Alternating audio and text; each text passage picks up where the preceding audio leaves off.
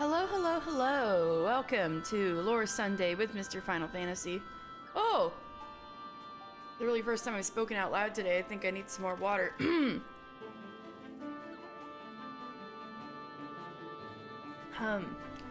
Hello! We are, for the first time in quite a while, going to do MSQ. Ooh, the Crystal Tower looks lovely this morning, doesn't it? So, let's go over...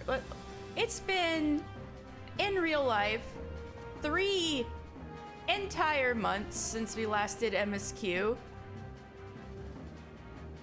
Due to, like, my own breaks and various, events in the game that PewDiePie, hello, that went on since July, as well as I figured, oh right, now's the time to do all the raids and the trial series, right?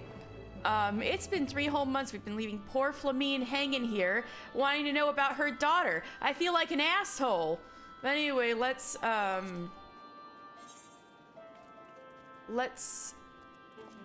catch ourselves up because it's been 3 months.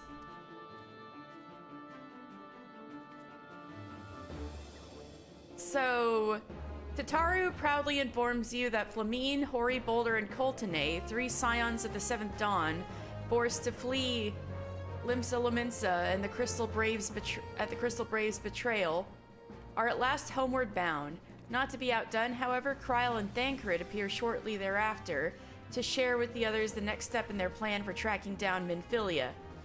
Theorizing that Heidelin's direct intercession must leave a measurable impact on the ambient ether, they intend to study the battlefield where you face the Ultima weapon, where she, Heidelin, shielded you with the Blessing of Light, as you would know if you do the Porta Decumana every time. Like, 3 freaking months, I know. Hello, Davey.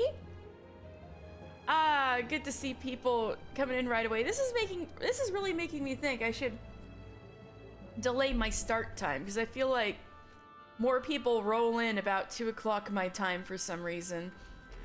2 o'clock used to be my original start time, like a year ago. Like a year and a half ago. But I think I was so eager to stream back then. Like, I'm still eager to stream, but you know, when you first start, you're like, whoa, I want to go. That it was like painful to wait for 2 o'clock, because I was like, I want to stream right now. But maybe this is more. Maybe this is ideal. I gotta think about this. Anyway. Yes, it's been 3 months. This poor woman has just been waiting out here for me for 3 months.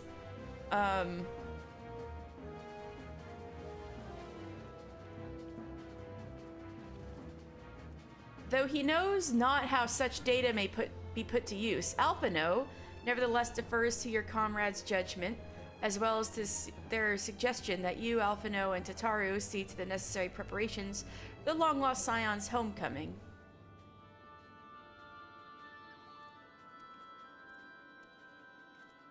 Alright, eager to speak to her daughter, Flamine asks after Minfilia, forcing you to divulge that she has yet to be found. Though clearly distraught, Flamine does her best to remain calm and trusts in the Scions to see her daughter safely home.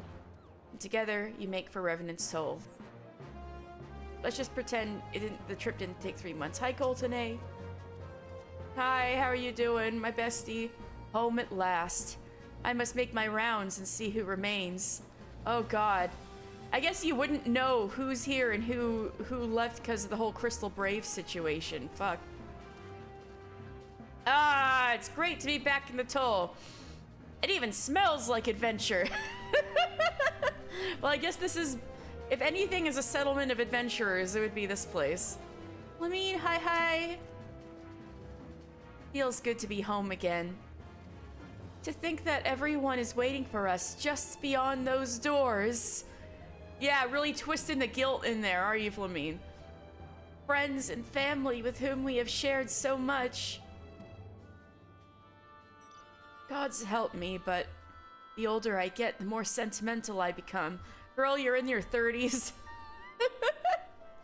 But to be fair, she has had a really fucking eventful life for somebody in her 30s.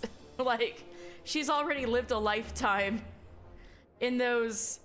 What is it? Actually, I should have the encyclopedia on hand. Oh no, where did I put it?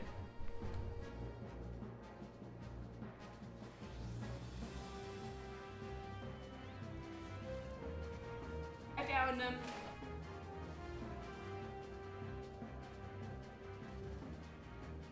Flamine is old in a fantasy world where people get eaten by gobus for breakfast. Oh no! I guess you're right. By gobus for breakfast. Ooh, that's probably a sore spot for her too, since she and her friends, it was their idea to release that gubu that ended up killing Minfilia's father, even though that part of it wasn't their fault, but still, okay.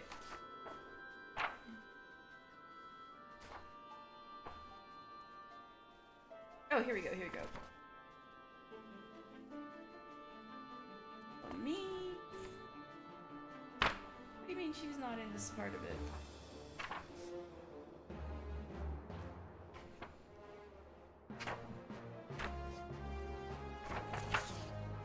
Almost got it, almost got it.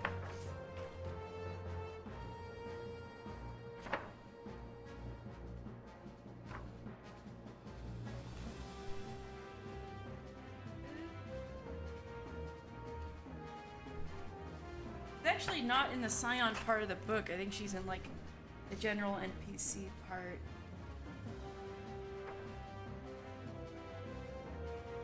Oh my god, Flamine, where are you?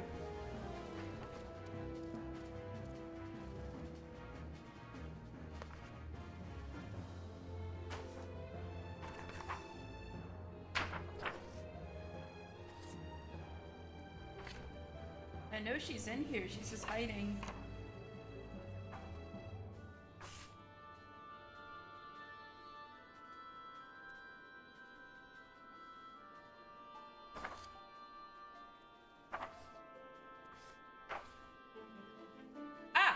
Got her. She's right under Minfilia in the book.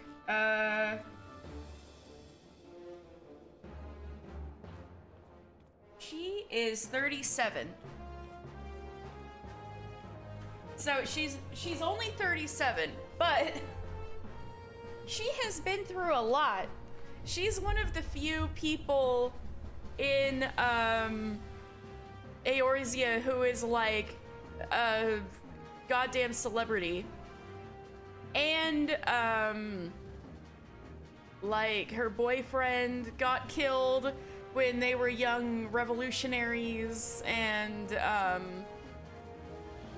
then an action by her little friend group of revolutionaries made them feel responsible for Minfilia's father's death, so she adopted her and was like, I'm a mother now. And then Minfilia's gone and she had to go into hiding. And even then she was like, had already had such a time that she was kind of living by herself, ever since the calamity, kind of like pretending she was dead to have some peace. And then we brought her back, only for everything to fall around her, and she went into hiding a second time. And now she's coming back and finding out we can't find her daughter. She's had a very stressful 37 years. Come, let us not keep them waiting.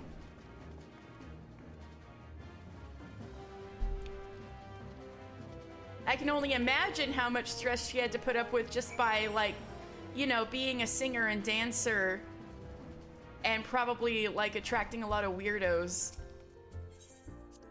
especially in Old Daw.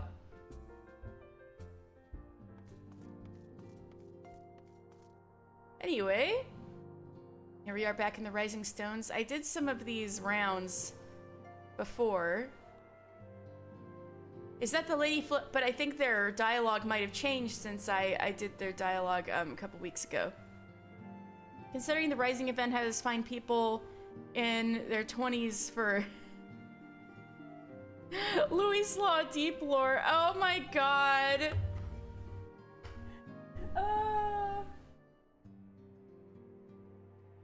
Hold on. Where? I think, Resh might be... Is Resh in the book? I don't know if those Grand Company guys are have ages put to them.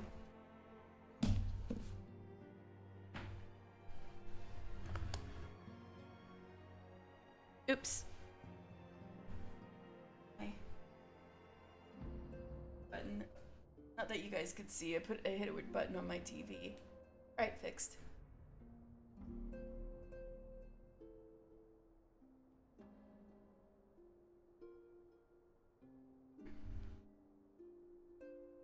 All right. Well, next, if I go by the Maelstrom and I see her, I'll look her up. I'm like forgetting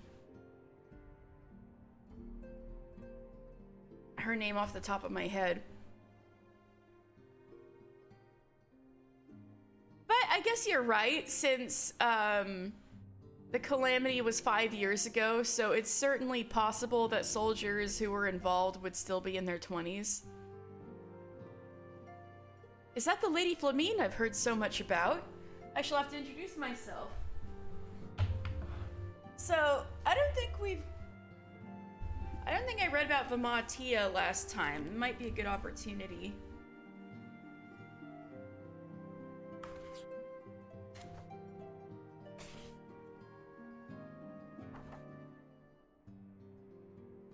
So, Vimatia...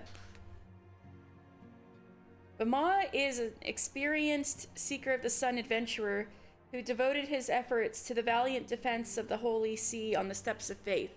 So in the Steps of Faith, when we fought the giant dragon Vishop, there were a bunch of adventurers who, you know, answered the call. And I guess that's how we first met Vimatia. He and his fellow survivors officially joined the Scions afterwards. Their resolve hardened in the battle. The 25-year-old presently divides his time between instructing newcomers and leading seasoned adventurers in investigating the activities of the Beastmen. So, that's Vimatia. That's how we first met him. So he joined the Scions, like, right before the Crystal Braves betrayal. So he's had an eventful first couple of months, weeks, however long it's been, of being a Scion, but he's a real one for sticking with us, I would say. I know, perfect timing! I know, right? Jesus Christ. I think he might be one of those Steps of Faith people, too. With the staff. I don't know his name, though. Here's some other friends. I think I've seen that guy before. Alpha No, or I'll talk to, yeah, Alpha No. And there they are at last. Thank the 12. Oh, Alpha No was worried about them. Nothing like a homecoming to lift everyone's spirits. Thanks for bringing them back, mister. You're very welcome. Here are some of the domins. That is Higiri. I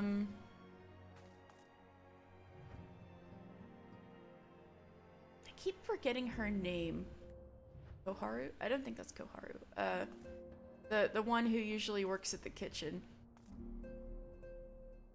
Ermgus is who... Oh, I'm gonna talk to everybody. Okay. So let's talk to Lomvida. I worry that Ermgus is getting a bit carried away, but I suppose I can overlook it on this occasion. So, when I came in here a couple weeks ago and talked to their, like, pre-Flamine, like, heard their pre-Flamine arrival dialogue, I was saying, I'm not gonna translate Blomvida's name. I know Vida means, like, willow. I'm not sure what Blom means, so I'm gonna translate her name real fast.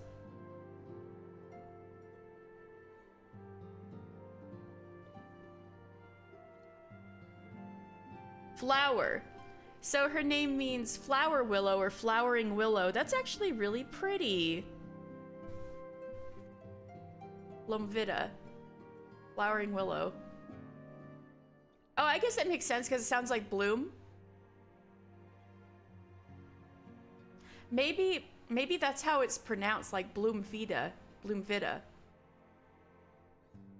Yeah, I think that's probably how it's pronounced, Bloomvida.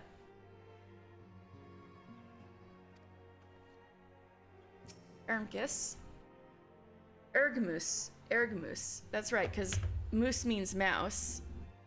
I think I translated his name before, but let's just do it again so I stop mispronouncing his name. Erg means ambitious, and moose means mouse. So his name is Ambitious Mouse. Ergmoose. Ah, we could do with more of that around here. Heartfelt reunions with stalwart companions brings a bloody tear to the eye. So, Ergmus, was one of the Crystal Braves, and so is, I think, extra guilty about, what happened to various scions. Once a man of the Maelstrom, Ergmus volunteered to join the Braves upon hearing rumors of Neorzian Grand Company. He performed well in the second unit until Ilbert's betrayal, at which time he was imprisoned within the Rising Stones. Even after the company's dissolution, Ergmus and a handful of his compatriots still pledge allegiance to Alphino. Poor Alphino, he's probably like, please don't pledge allegiance to me anymore, I'm begging you. Since joining the Scions, he has worked often alongside the adventurer, Bloomvida. Right there. Their relationship of late appearing to have deepened beyond mere leave companion. Oh, are you two an item? Ergmus loves his drink, and a few cups will have the 25-year-old sodded and sobbing into his wine, proclaiming his love for all mankind. I think that's what's happening to him right at this very moment. He's like, he just had one drink and now he's sobbing. And that he and Bloomvida may be becoming an item. Anyway, lore. What if he was like this the whole time?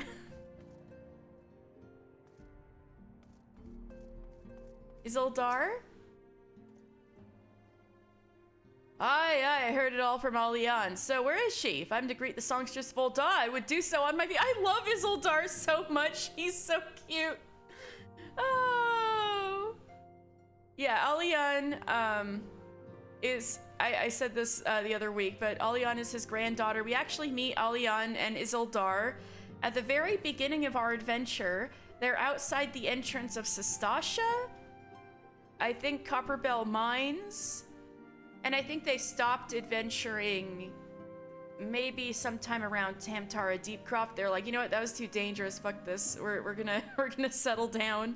Granddaughter and grandfather are like, you know what, our adventuring days are kind of maybe we should chill a little bit. So they ended up joining the Scions and with the Crystal Braves.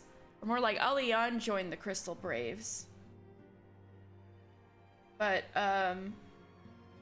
they're real ones, so you know, they didn't betray us. Not accumulating trauma and calamities like their Pokemon cards. I know, and now they have to deal with all this bullshit. Isildur, I'm so sorry. However, Grandpa has made friends with another Grandpa, Home, over there, who is the father of Hozan and the grandfather of Yozan. The kind of main, the father of the main Doman guy and the grandfather of the main Doman little kid. And Isildur and Home are like, oh, I feel like I've known him for years. And so they're like, you know, having those like grandpa-ly conversations and becoming best friends. They're so fucking cute.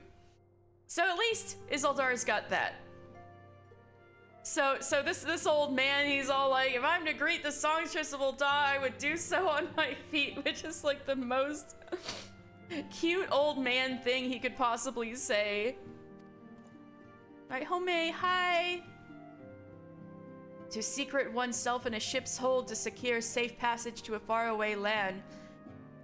This is a tale we know all too well. That is indeed what the Doman refugees had to do to make it to Eorzea. They were all cramped up on a little boat that swept up on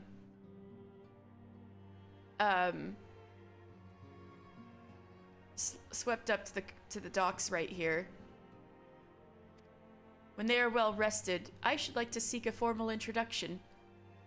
Why wait, my friend? Come, there's no need to be shy, Isildur. Pray grant me a moment longer, at least. Though I'm happy to oblige you, my legs are rather less accommodating. Oh my god, they're so cute. Isildur has the spirit of a man half his age. I imagine his granddaughter often struggled to keep up. Yeah, they were literally dungeon diving, so I would say that's accurate. Okay. Clemens is crying. Clemens? First Ochre and now Hori. A passing fancy I could suffer, but this, she's hopeless, utterly hopeless. She's crying about her sister Aenor. She's the little sister of Aenor over here who has it down bad for Ochre Boulder and I guess now Hori Boulder. Oh my, decisions, girl. Ochre Boulder. Younger brother of Hori Boulder over there. Huzzah! He is returned! Together, my brother and I shall serve the Scions till the breaking of an 8th dawn. Well, at least we have very loyal friends. Ochre! What in the 7 hells drove my little brother to come to Mordona? Oh, this is the first time he's seeing that his brother joined the Scions. Why you, brother? You and the Scions, of course. For 1,000 days I trained that I might grow as strong as you, that I might fight alongside you. Yet now that you are here, I sense that you have surpassed me once more. No, do not tell me. You trained with the Hanish, did you not? Oh, did you get some of that, radiant training, Hori Boulder? Your eyes do not deceive, brother. I have studied the trials of the braves and drunk deep of the souls of mine enemies. Oh, hey, that's a reference to the Zodiac Braves, whose weapons we were reforging with the ARR relic weapons under the guidance of Jalzahn and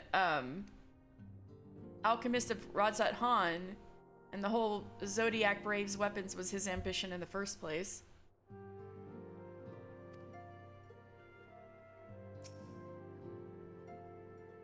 An unexpected but welcome reunion indeed, and a challenge besides. It would not do to be bested by my little brother, oh no, not after having come so far.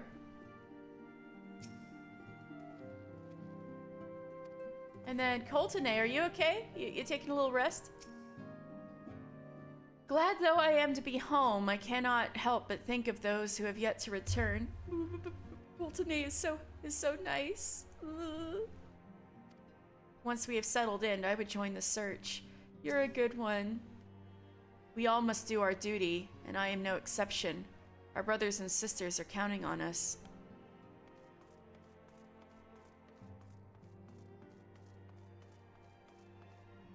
Your wizard hat's bigger than his, yeah. What the fuck's wrong with you, Coltonay? Alright, Flamine is talking to the, our two female Ellison, former Crystal Braves who are real ones and stuck with us. FME? We must tell the children at once. They've always been so fond of Hori.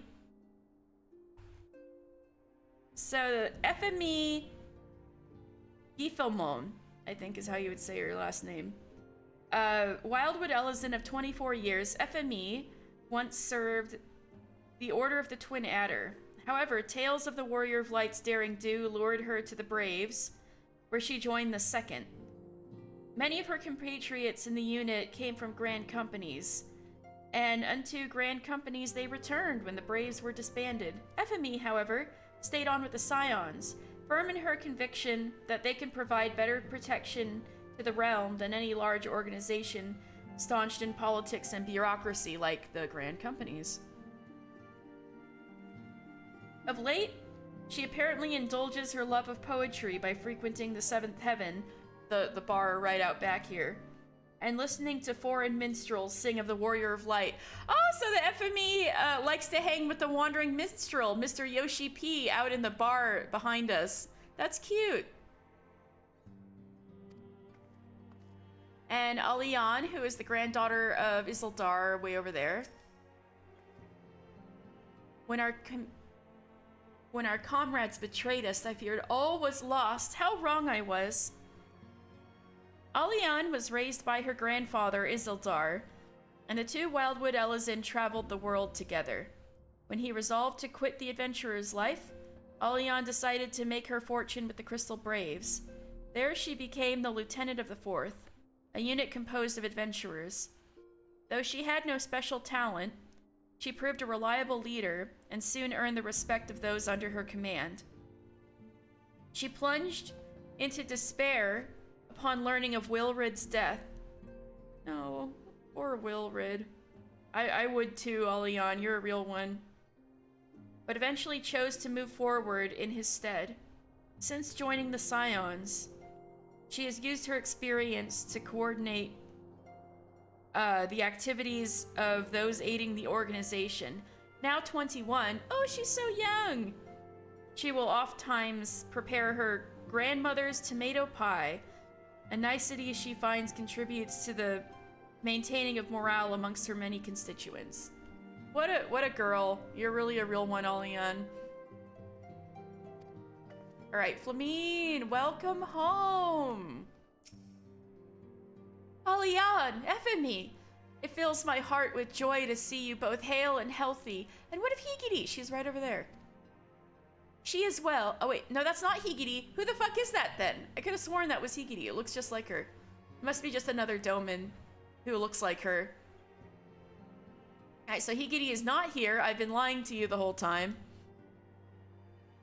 She is well, though abroad on a mission at present. It just wasn't the same without you. Welcome back, my lady. Aww.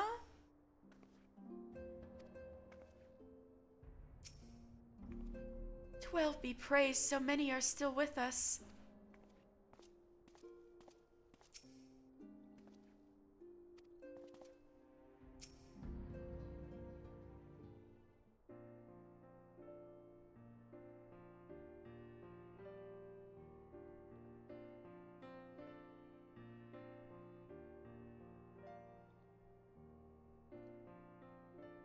It's been so long since I've seen them all like this.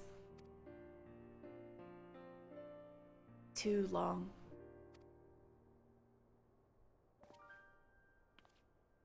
'Twas the chaos, born of my foolish ambition, which forced them to flee. Alphino, you're hardly the only one at fault. Ilberd could have always not done that, you know?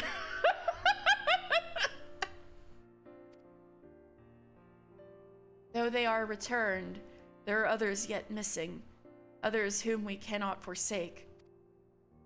We'll find them, Alphino. I know we will. Minfilia, Ida, Papalymo, every last one. And when they walk through those doors, we'll be here to welcome them home. With me at the head of the queue, of course.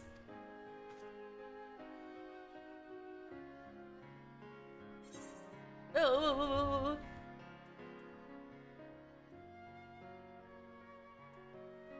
I'll take some steamed staff. Steaming of the staff being from a freshwater fish known as a retribution staff. That sounds very Ishgardian, probably something I'll have to do for the fishing log.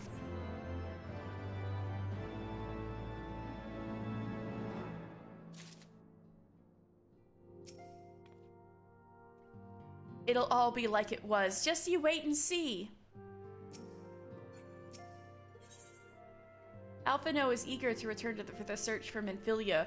Ooh, look at that picture! We may have a dungeon imminent! Bankrit and Kryl contacted us a short while ago. It would seem that their foray into Castra Meridianum bore fruit. They asked that we rendezvous with them in Y'shtola in Idleshire, where they will share their findings. Rude though it is to depart without speaking to the guest of honor, I expect she will forgive me if I return with her daughter. You can just say hi, Alphino. Just say hi. I thought your mother raised you better.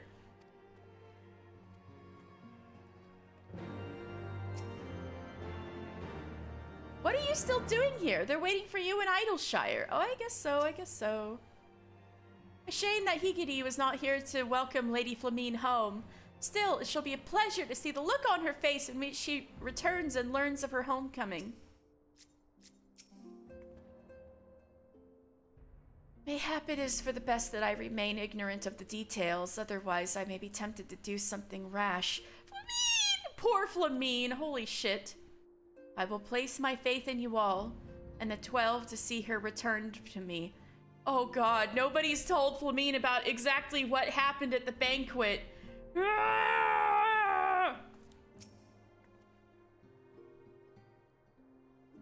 Flamine! Me too, Pukie Pie.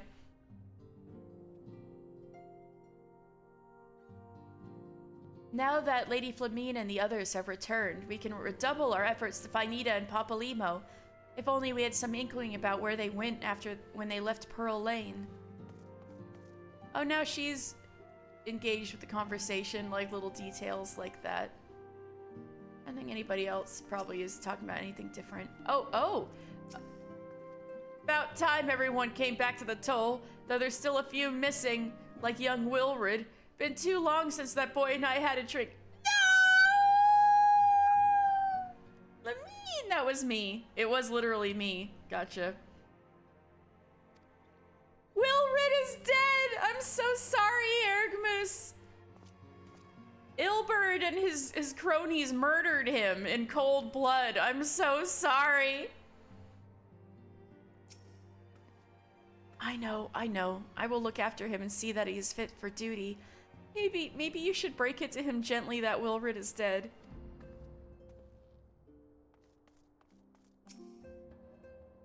But I don't understand.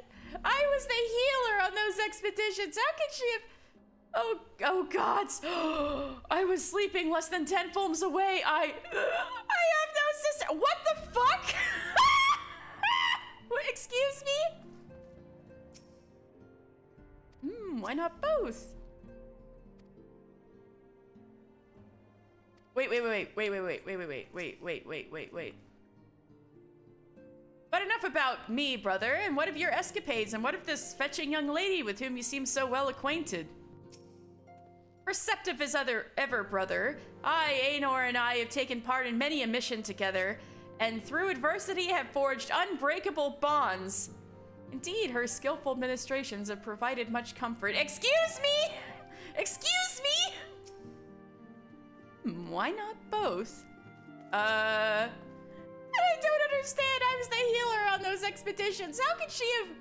Oh gods, I was sleeping less than 10 fulms away. I have no sister. I get it now. No! Aenor is so bad. Looks like Hori is off to a smashing start. Mayhap I should leave them to it and set about being sociable myself. You probably don't want to get into all that, Coltene, so you should, go have a drink with me. Besides, I'd rather not be around when those two rising stones begin to clash. Oh, because they're boulders? Because they're boulders? Unrelated, but we already know. Valerian, they're freaking G's, but even more so for adding crossplay to their plans. Oh! I didn't hear about that before. That's new to me. Holy shit, that's awesome. That means other people can play with me, if they don't have a PS5. Yay! I've like spent so much time in the game, but I've totally gone at it alone so far. Lately, I've been practicing calisthenics every morning to stay loose and limber. In fact, I think I may be fit to venture out into the field once more. Well, tell your granddaughter first. The warrior should not boast or brag of his accomplishments, so it was taught to me by my father and his father before him. Yet, I must admit that I delight in hearing the young ones tell of their adventures, their eagerness, their boldness. It is comforting and inspirational both. When the time comes to reclaim what was lost in Doma, I know they will rise to the challenge.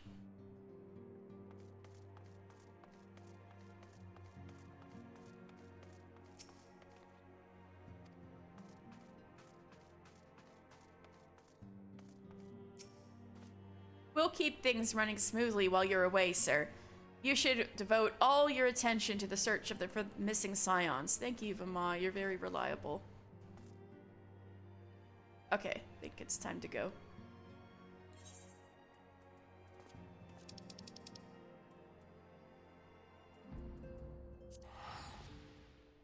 Just tidying up for the X-Bone because it doesn't like split screen mode. I did hear about that. So, it's more like that might be a feature that releases when they release it for Xbox next year or something like that. Bankred! How you doing? How is Flamine, by the way? Enchanting as ever, I trust. I shall have to pay my respects when the time allows. Yes, Flamine and Thancred have a long history. And Rowan has a theory that she may have used young Thancred as a rebound, which, like, girl, why did you do that? I know she was probably, like, having a real bad time, but that's a theory, a game theory, not, explicitly stated in canon, but...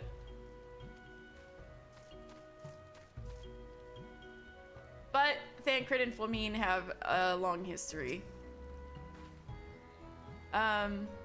'Twas rather less than I had hoped, though mayhaps I asked too much. What did you find then? My apologies. I see I am the last to arrive, so what news have you for us?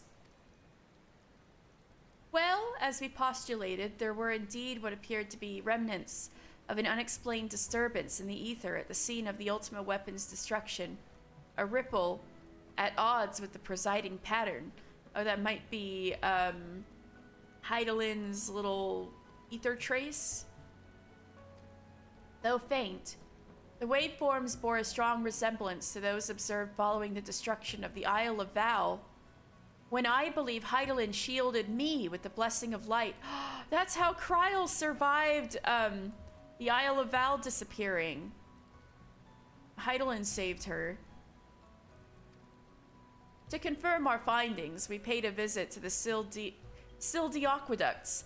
Ooh, ooh. If you guys are doing variant dungeons, you might know exactly what Thancred's talking about. But yeah, the Sildi Aqueducts were actually the way that we escaped after the banquet. Like Minfilia, Y'shtola, Thancred, and Mister were all running away through the Sildan Aqueducts. And yes, the Sildi education you did for us. Yes! Yay! I'm glad some of this is sticking with people. Yes, Sildi was Ulda's sister city, who they, like, killed with zombie powder, and then built the current Ulda on top of Sildi's freaking corpse. So, yeah. There we detected the same waveform, but of orders of magnitude larger, as one would expect of a more recent disturbance. And that's where Minfilia was last spotted, so maybe this implies that she was spirited away like Kryl was. Hydaelyn, there is no other explanation. But there is more. When I studied the site where Y'shtola used flow, also in the Sildi aqueducts, it appeared that not 2, but 3 beings had been affected. Huh? Yet, unlike Y'shtola and Thancred, there was no trail to follow. Our unknown third party was simply there, and then not there. So after Minfilia was hearing Hydaelyn's voice and ditched us, I mean, not that she wanted to ditch us, she was just like, I have to follow, I have to go. She just vanished. Now, recall your visions of a vast crystal floating in a sea of ether. Though this too is but a theory, studies of gifted subjects suggest that, when communing with Hydaelyn, we briefly leave our bodies behind. Well, that would make sense. That's why we're kind of floating around in the crystal space. So let us consider the facts. 1. Hydaelyn interceded. 2. A third being was caught in Y'shtola's flow and vanished without a trace. And 3.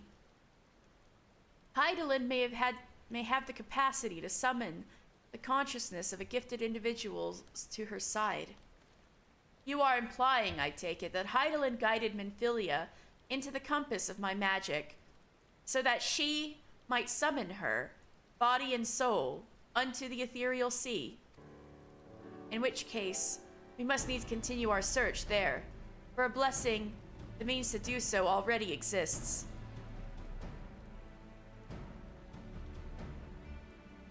You're just trying to buy Mog Tomes, and this guy has done like 30 front flips right next to me. Oh, a ninja. Ninja going crazy with the jump button. Yeah.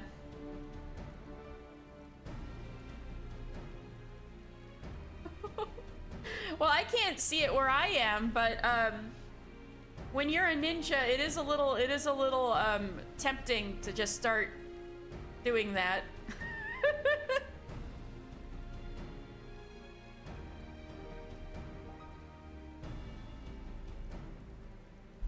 Like, once you know you can flip and Naruto run, it's just a little too tempting to just go a little wild.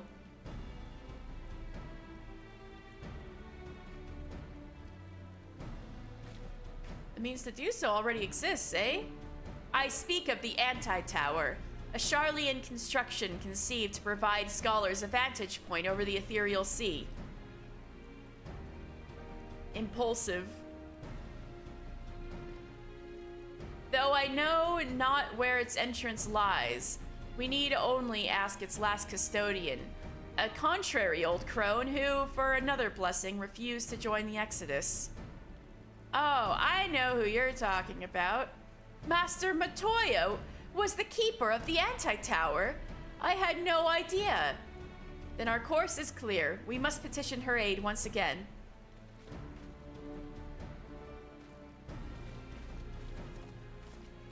I don't know, PewDiePie, if you try ninja, you might see where they're coming from. Let's go see Grandma in her cave, absolutely.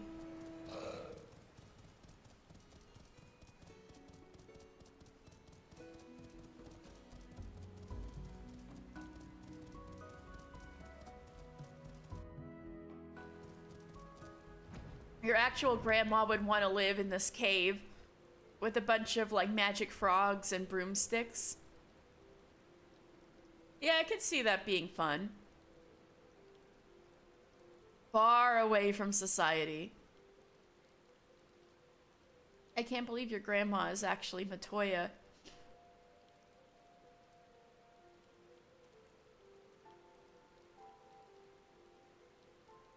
I can't believe Matoya had actual children and grandchildren.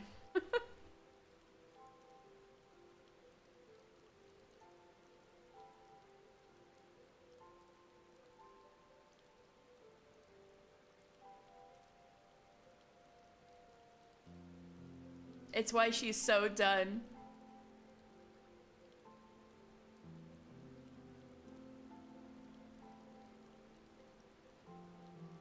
I go fly down through the crack here? Yeah.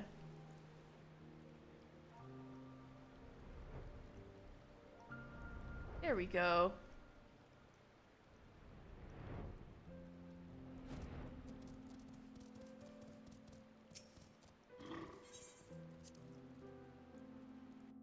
Grandma just wants to relax now. Yep. They probably have some great magic for back pain, too. Oh, yeah, I bet.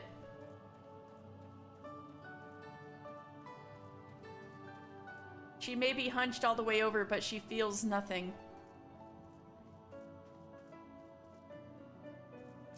Hello. Greetings and welcome to my mistress's abode. How may I serve you, Ribbit? Okay, probably the usual stuff.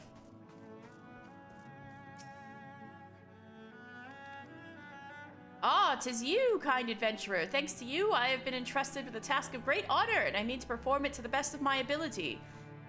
With my mistress yet hale and hearty, for now I continue serving her tea 7 times daily. But I stand ready to spring to my task at the first sign of her expiration. Ribbit? Oh. You have a task in case she dies, huh?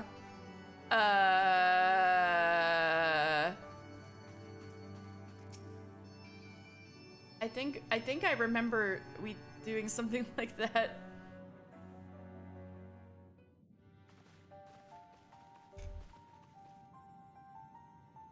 Oh, what a surprise. Well, what secrets have you come to extract from me this time? Ah, though it pains me to admit it, your works strike close to the mark. You know, we never go visit Matoya just to say hi. We always want something from her.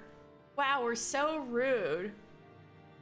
We humbly ask that you grant us entry to the Anti-Tower, that we might use it to seek a friend who we believe has been transported to the Ethereal Sea. And who told you I could do such a thing, I wonder? Guilty as charged. The tower was abandoned to its magical keepers 15 years ago. They have run of the place now. If that is no deterrent to you, then by all means. Oh, so much like the library, huh? Is that all?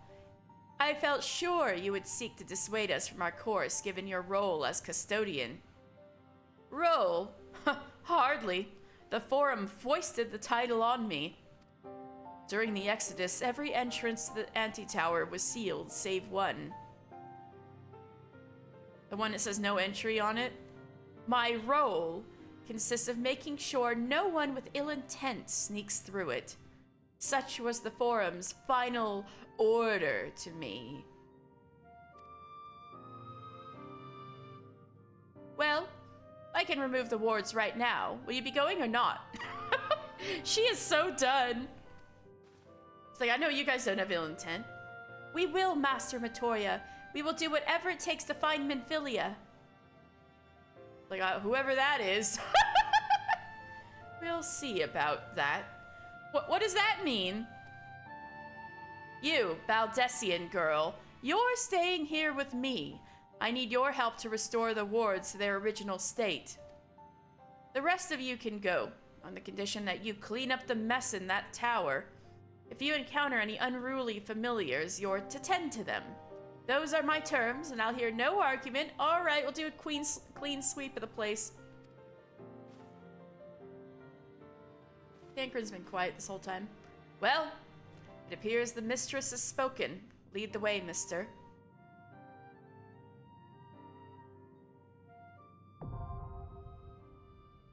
He's grouchy, but not equitable. Yeah. Grouchy, but fair. Not equitable. Yes.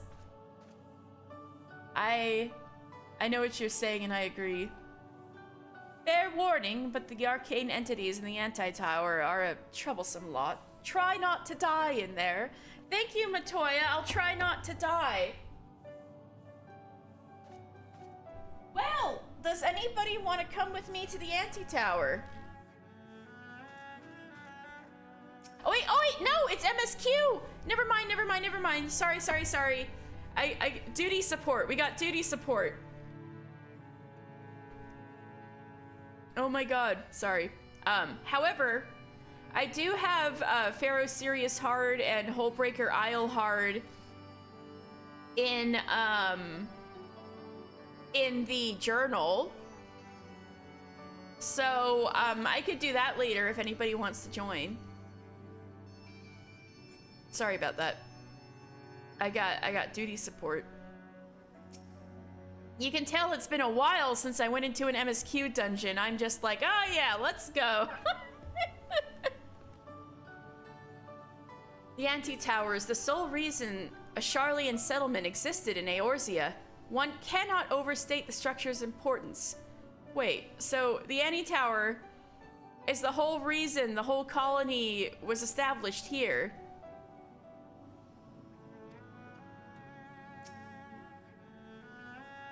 Long did I wonder what awaited beyond that door. Several times in my youth, I even tried to open it, but the wards were beyond my ability to dispel. Yes, exactly. Oh god. Y'shtola, naughty. She's like, I tried to undo the wards. I wanted it that I lived here 10 years and that door always said no entry. And I'm like, I cannot stand this. I need to know what's there. Very Y'shtola. All I earned for my efforts was a mountain of menial chores, and I had given up on ever satisfying my curiosity. Think that I'm about to step through the threshold after all these years. Whatever it takes, we will find Minfilia. Whatever it takes. Tancred.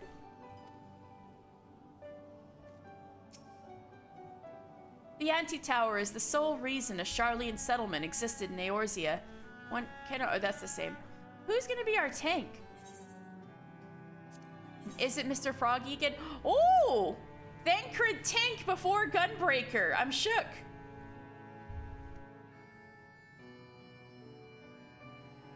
I think it's really fucking funny how even though Y'shtola is technically a conjurer and Alphino is technically an arcanist, which is like technically a healer for Y'shtola and technically a DPS for Alphino. Alphino just still defaults as the healer. He's just I'm a healer boy 100% 7 days a week, 365 days a year. That's so funny. All right, we're gonna have a proto tank Tancred. Does not look right. I know, right?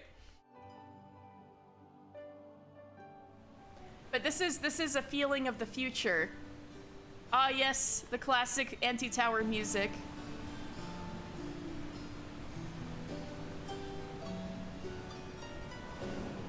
We are actually upside down. We're going to an upside down tower, tapping into the ethereal sea.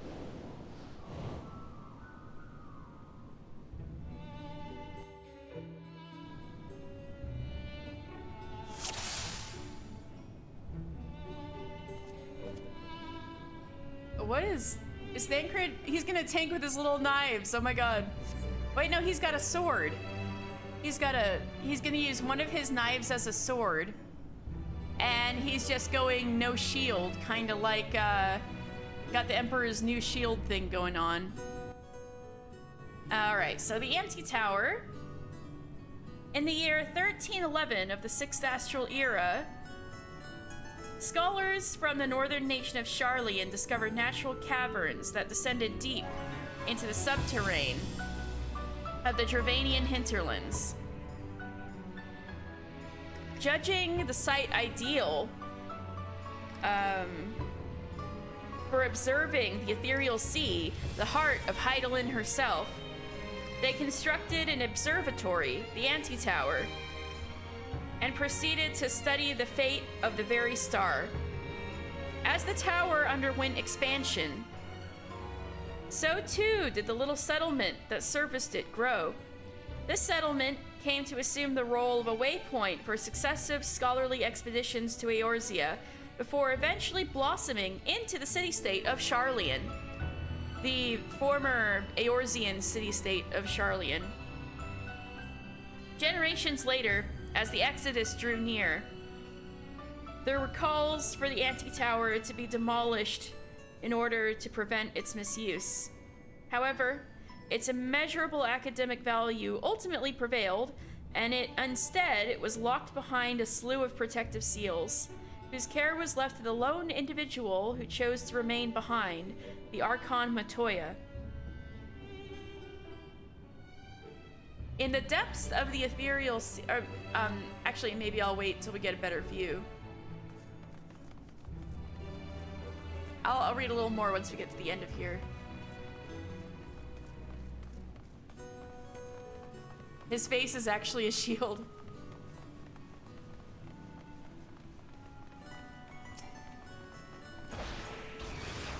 Ribbit! Intruders!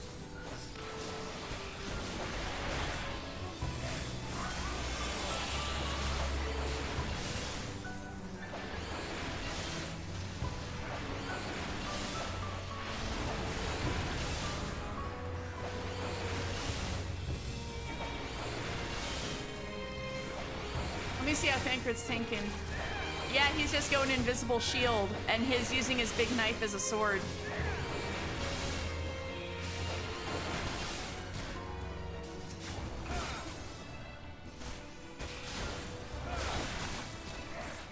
Yeah. An ethereal path, no simple thing to create. Let's keep moving. Oh no, Thancred is so depressed. Whee! So, in the depths near the ethereal sea, the laws of nature are in disarray, and the hold of gravity weakened. To facilitate movement in such an environment, the Sharlayans employed arcane platforms and teleportation devices, which we're using right now. Also, where's my little notebook?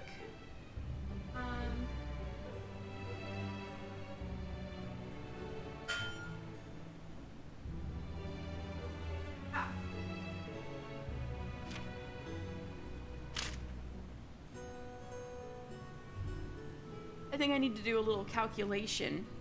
The anti-tower has been in the works for a very long time. I actually need to take out a calculator.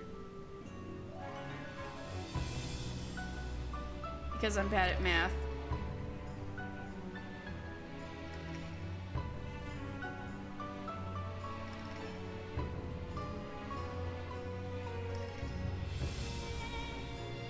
"266 years ago is when the Sharlayans discovered this enormous underground cavern.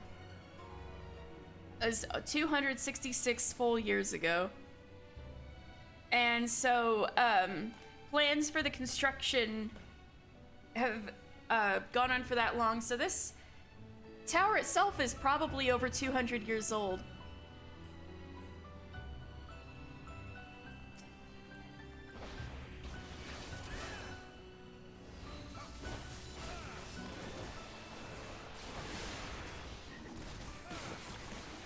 Tamed Hropkin.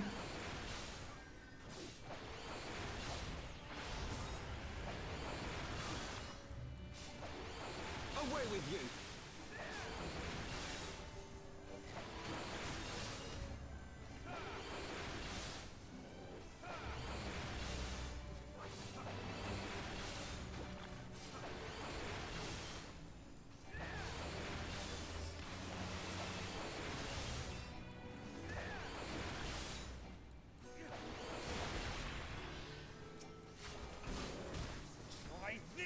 Try this. All right. Also, I think I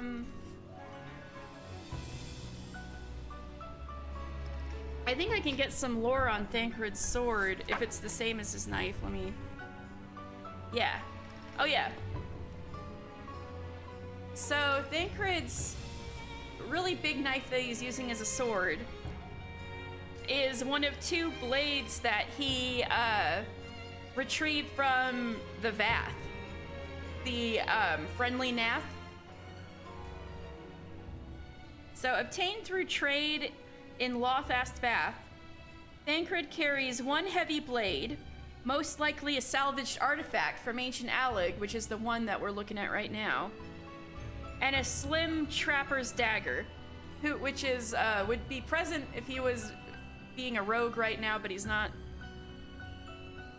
Despite being products of necessity rather than choice, the Archon has grown quite fond of the odd pair. So the big sword that he uses as a knife, which I guess is really training his forearm muscles, is probably an artifact of Ancient Alleg. And now he's using it as a little gladiator sword. By the 12, it's literally upside down. The ether is so dense as to be blinding. Right? Get it? Because Y'shtola is seeing ether because she's blind, so she uses magic to see the ether in the things around her. So it's like almost blinding here for her.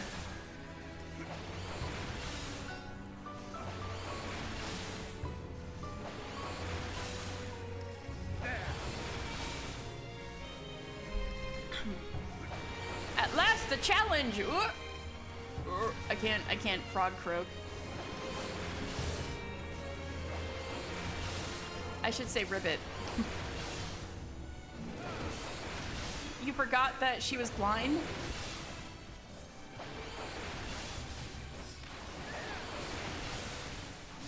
I guess she does hide it very well.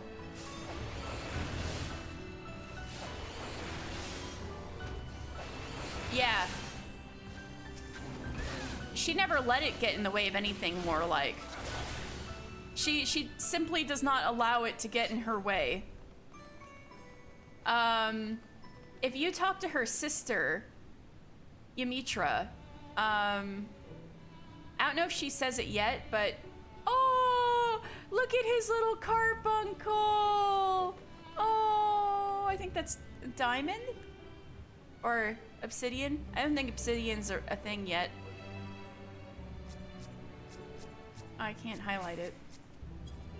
But Ymitra says or will say at one point that it takes a big toll on Y'shtola. I think Matoya says this too and is worried about her, that they're kind of mad that Y'shtola like overuses the whole ether sight thing because it takes a lot of energy and is probably unhealthy for her to keep using. But of course, Y'shtola being Y'shtola, she's gonna keep using it anyway. Good gods, what an enormous pirogo! They must provide excellent board here. They must feed it a lot. Who dares approach the tower? One with ears to listen? How wonderful!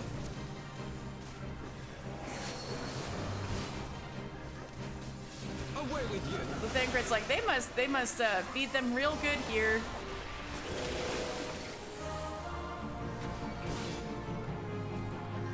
I haven't turned into a frog yet. This is good.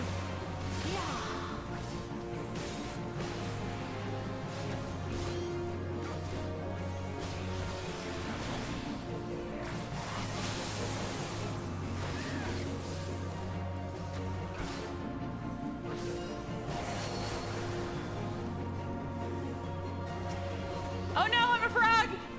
The frogos join each other in song. Oh no. Y'shtola's a frog too.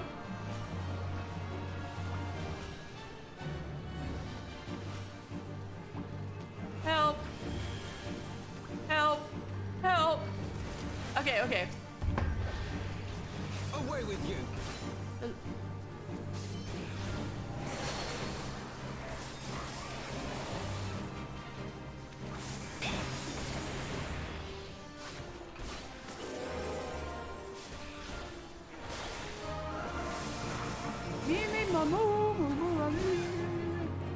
A little quirky frog song.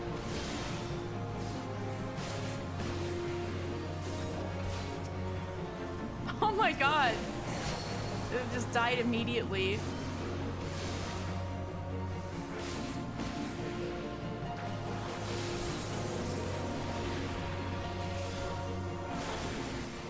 It's not easy being... I pray we never hear that song again. Thancred, who is on all business, right into the ether we go.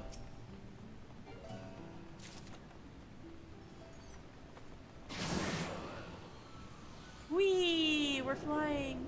You travel down the up staircase. I love that. That's my favorite little travel little bit of text. Down the up staircase. I think that's the name of the song too. Is this it then? The ethereal sea? This is the shore, you might say. The shore of the ethereal sea.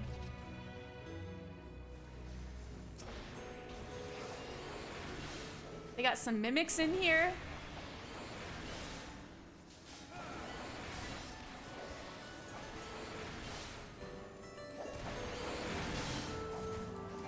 Away with you.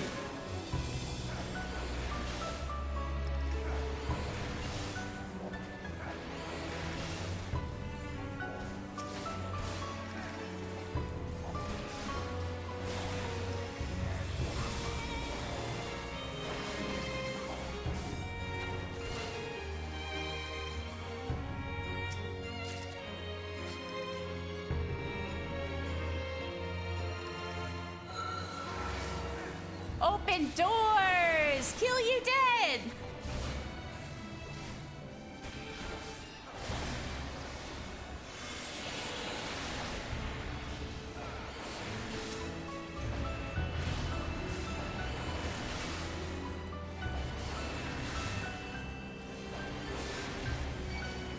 Go away, far away!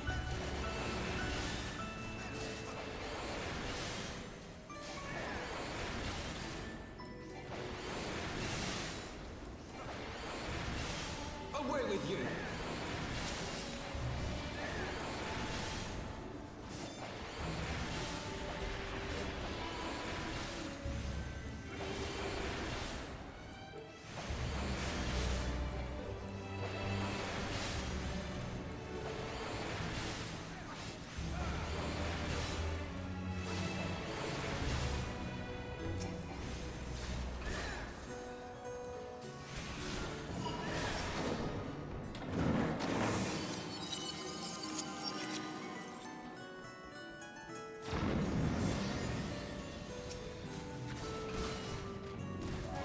Big rock guys.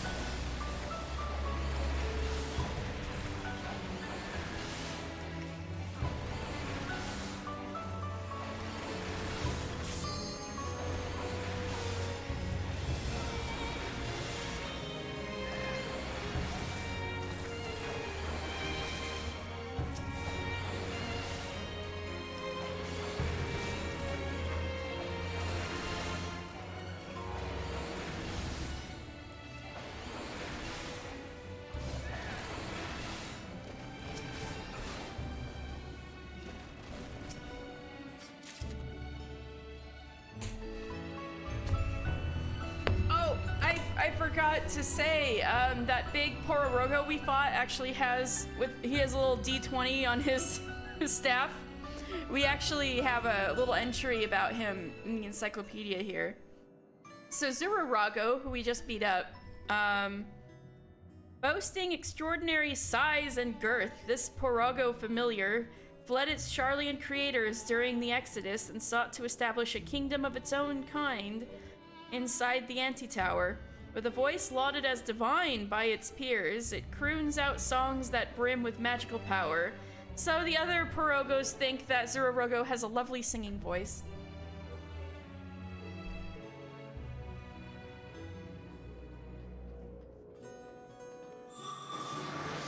Ooh.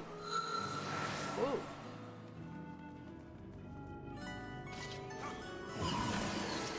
Not shiny, not pretty, do not want, do not need. We'll deal with them like the rest. More homunculi. We'll deal with them like the rest. Yeah, Thancred is not doing so hot, is he?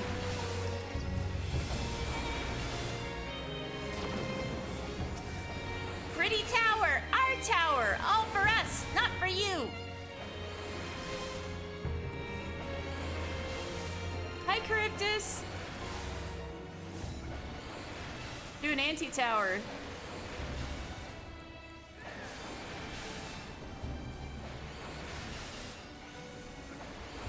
Away with you. Thancred is being a rogue tank. He just got rid of one knife and has an invisible shield. And Y'shtola and Alphino are a sign of things to come with, despite being an Arcanist, Alphino is healing, and despite being a Conjurer, Y'shtola is DPS, so she's just throwing rocks at everybody.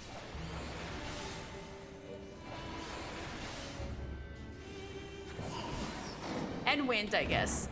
Wind, actually she seems to be throwing more wind than rocks at people. You know what, good for her. Ziggy! All these Spriggans here. I imagine they were withdrawn to the crystals.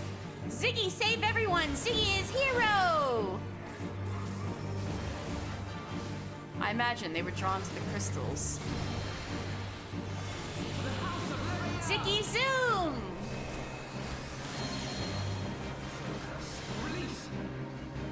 I'm gonna, woo!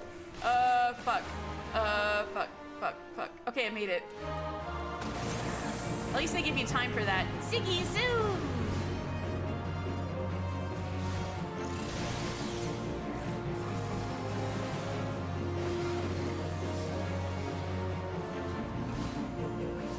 I missed that one.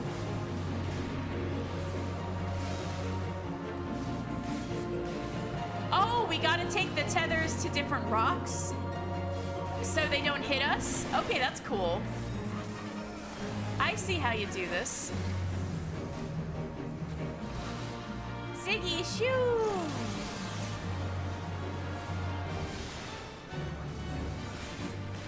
Ziggy, doom!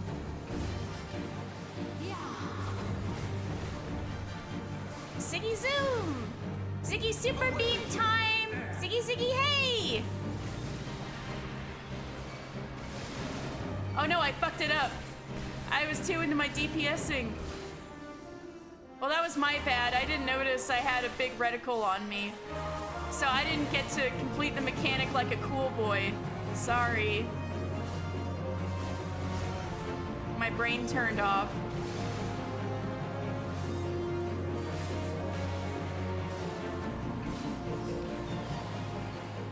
That was tougher than I expected.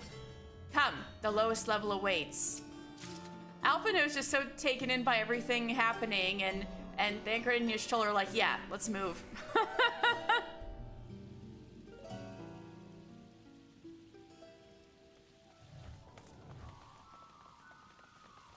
Look at, I love this. Even the candles burn upside down.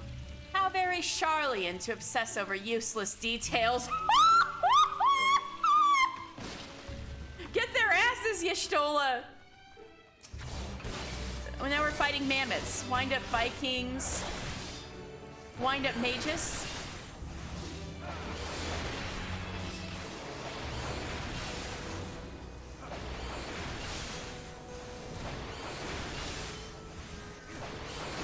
Oh my god.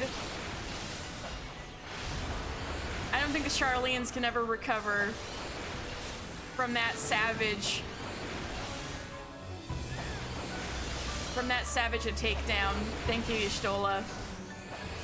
I have my pride. But anyway, I love this part. It's so cool. Everything's upside down, like that one bit in Castlevania or whatever.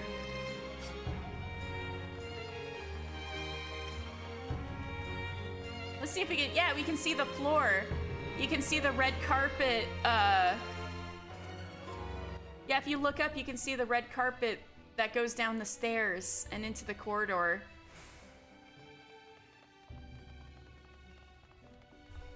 Oh, that's a little too low. Okay, there we go. Or Mind's Toil. Defenses for the innermost sector, eh? Can't lower our guard even for a moment.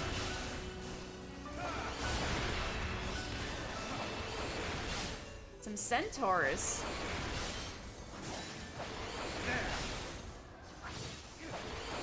Away with you!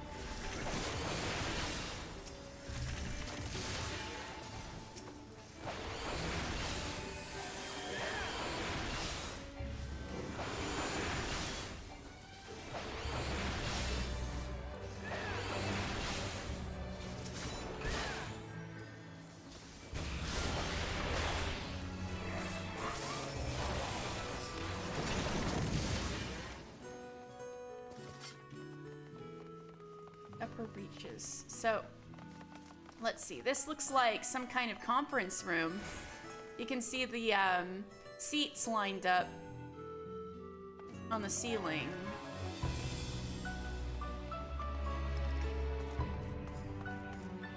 But I don't really see any central point where they're talking to anybody. I don't know, maybe it's just a waiting area. You could just like sit there. Well, probably there didn't even need to be seats there in the first place because that's not the purpose of this tower. They're probably just Charlians being useless details.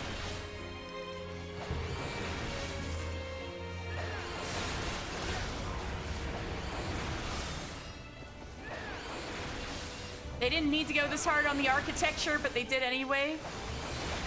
Because that's what they're like.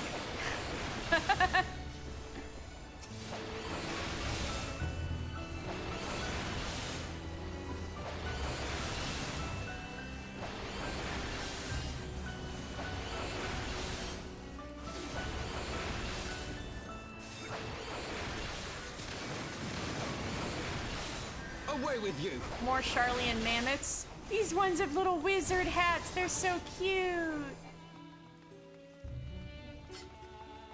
Where souls rest. You can see some, whoa! Oh! The mammoths are statues on little statue stands, and then they drop to fight us. That's such a cool idea. See, they're little statues up there. I wonder if, and that one's got an axe. The rest are probably gonna drop on us. Let's see if we can see him drop.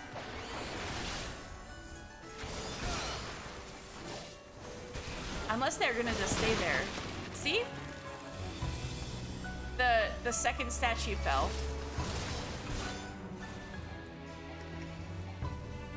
So probably when we're done with these two, then the last two are gonna drop.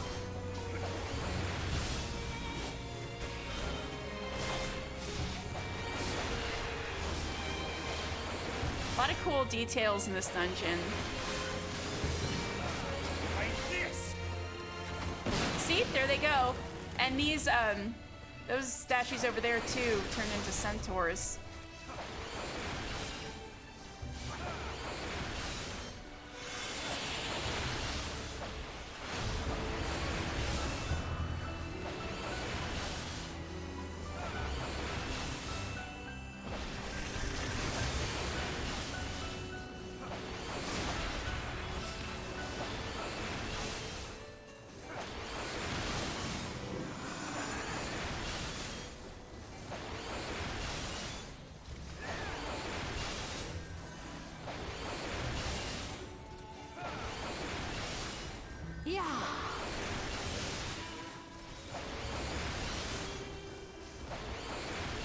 Away with you!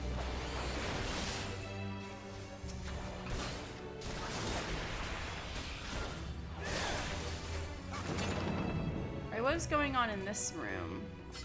Maybe this is more like a ballroom. It's just kind of open.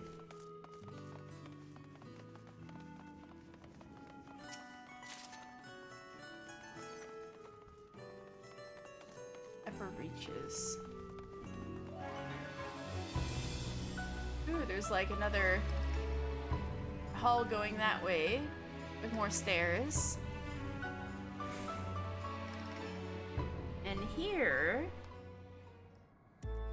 We are Calcabrina, adorable dolls, terrible dolls, yip-ho-ho!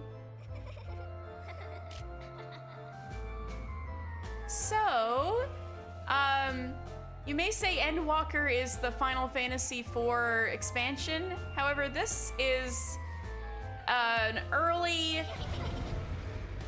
Final Fantasy IV reference in Final Fantasy XIV. Calcabrina is Final Fantasy.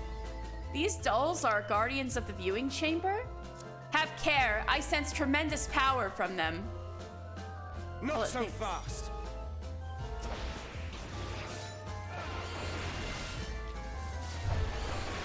So this is indeed the music that plays charging into unknown halls. Where, like, if you dance, there's like a lot of people who dance in Final Fantasy IV, and this music happens. We'll cut your strings, but also probably most iconically, it's like the Calcabrina doll form music. So yeah, there's these 6 dolls, and then when you beat them to a certain point, they'll gather and turn into this fucked up monstrosity.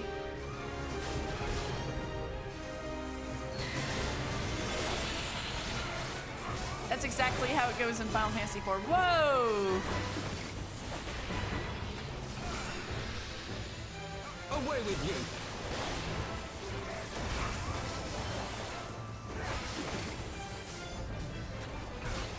Like the Zim episode with the babies? Oh no, not directional parry. My positionals. I keep forgetting that True North is a thing.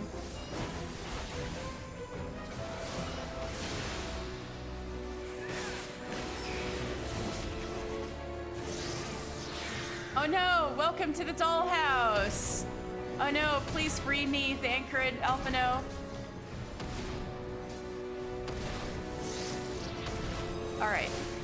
Oh no, I got into the free Ishtola. Like this. I have my prize. We're getting slapsticked. I was never able to catch that many Invader Zim episodes. I definitely had a lot of classmates who were really into it, but I could never catch that many. So now I'm tempted to see it.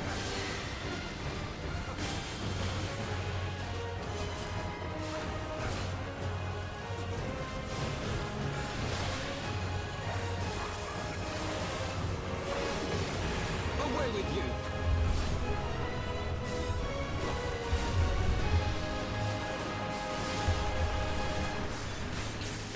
Oh, fuck.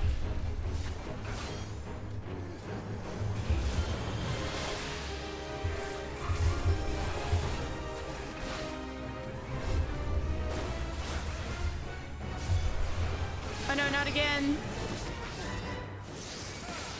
Alright, we gotta save Alphino and Thancred this time.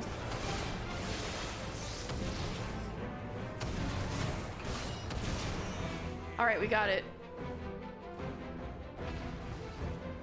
The babies that combine to a big one. Oh.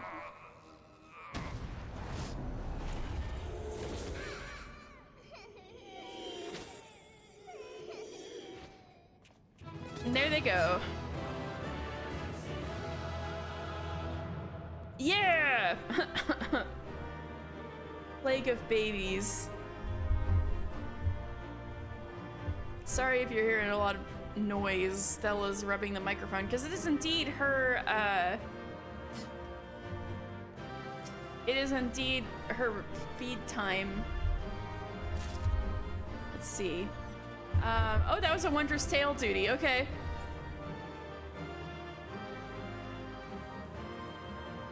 So, Calcabrina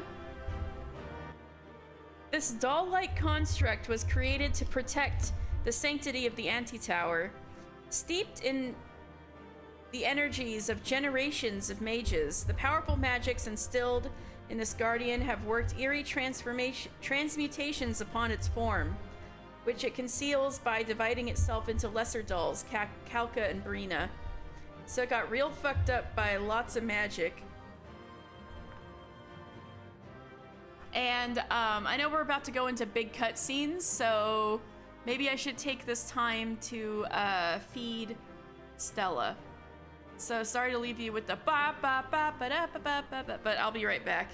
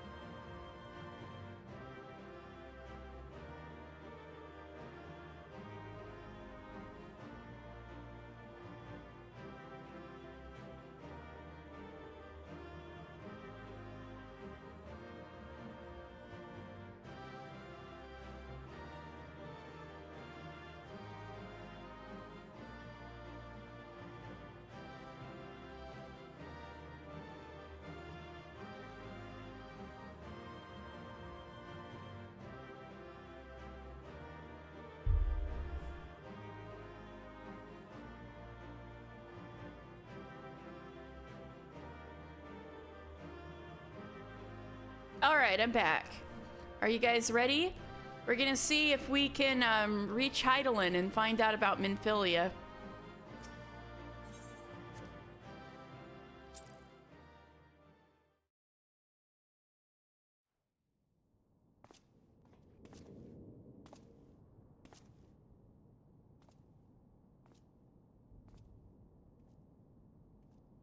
You can see the swirl in the center there, the Charlian Nautilus shell. Yep, something... Crystal of Light is going crazy. Hear, feel, think. I'm here, feel thinking.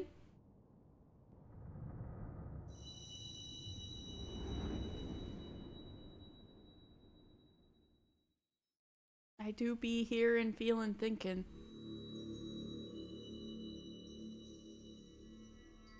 Mama, it's been a hot minute. Through time and space hast thou journeyed unto me, as I knew thou wouldst.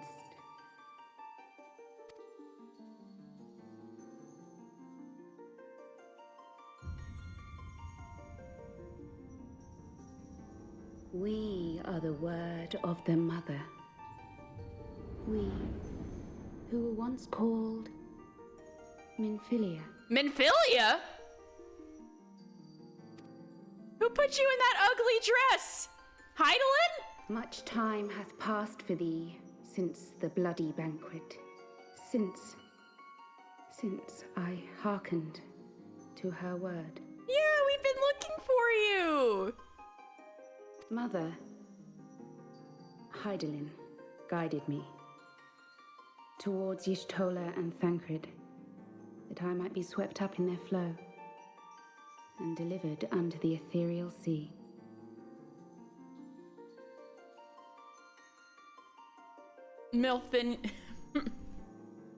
Minfilia, Milfinia. You think she looks fine? I don't know. The apron dress never did it for me, or like what Hyland did to her hair. But lore moment, yeah.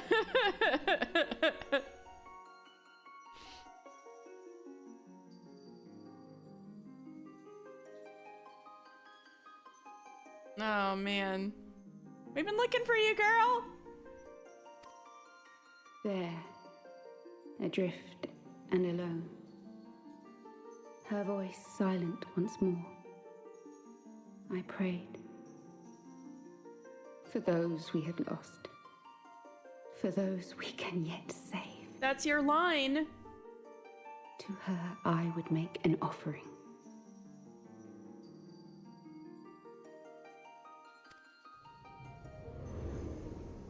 We speak now with one voice, one will, one word. So you combined, I Unto guess. thee we bequeath the most precious of gifts, the truth which lieth at the heart of this world. Oh? I guess that's important, but you should come back with me. Thus do we beseech thee once more. Hear, feel, think.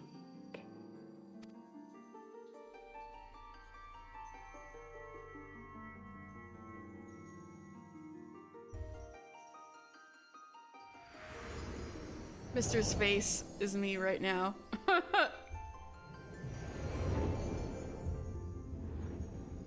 Before there was life, in the depths of the ethereal sea, light and dark did once dwell as one. But the darkness coveted power, and the balance was broken. Thus was I forced to banish him unto the distant heavens, to forever remain apart, a moon bound. That's an interesting explanation for what actually happened. But hey, there's our first real confirmation that Zodiark is in the moon. Not Dalamud, but the moon. In sundering the star did we cry out, and the barriers twixt planes chanced to falter. Sundering the star. We're getting our first glimpses into the big lore. Across 10 and 3 were we then divided. Reflections of the source, each possessed of a shard. The world was split into 14 pieces, the source and 13 shards. Zodiark longeth to be made whole. For his restoration, for his resurrection, his servants labor without cease. So that's what the rejoinings or the ardor is about for the Ascians. They set off the calamities in order to put the pieces that were broken back together, to put things the way they used to be. And doing so would indeed resurrect Zodiark. They seek to tear down the barriers which surround the source. Thus do they rejoice in their ardor, in your calamities, for each marks a rejoining. What I was just saying, maybe I should shut up and let Minfilia spill the lore.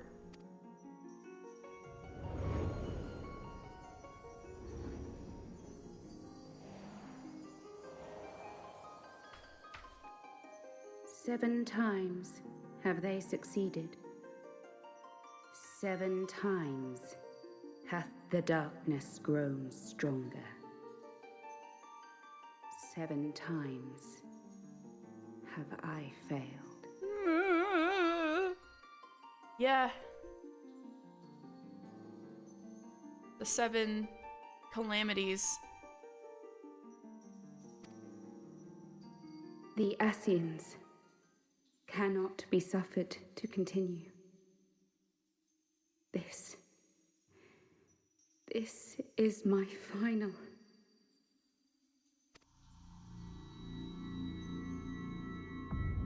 You okay? Minfilia, Heidelin? The crystal's power is all but spent. With what remains, Oh no. I will return you to the shore of the ethereal sea. What about you?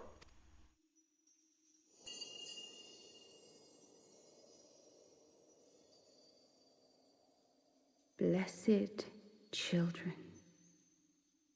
go forth and seek.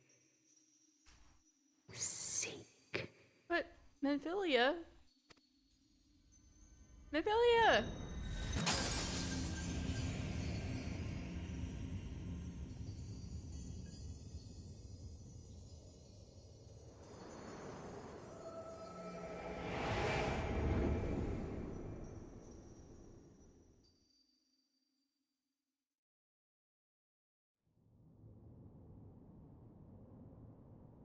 You've had another vision, haven't you? A real fuck of a vision, Alphino. Let us return to Master Matoya's cave. Everyone will wish to hear what you saw. Damn, I'm gonna stew on this for a good 30 minutes, aren't I? Before I can tell everybody.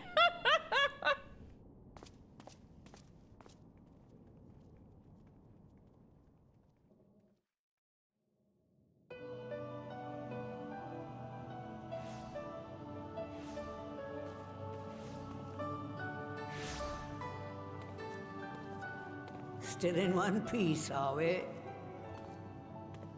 Well, yeah, did you learn anything? a lot, actually.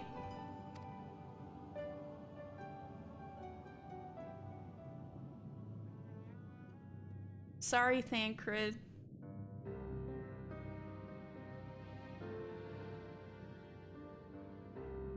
The word of the mother? I'm not sure I understand. I don't know if I do either. Nor am I. Cryle?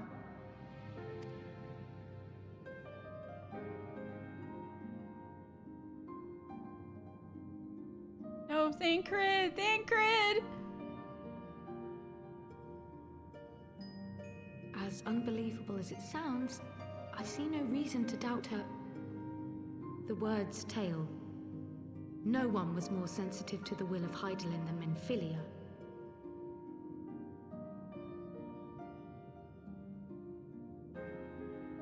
According to how it's described in the encyclopedia,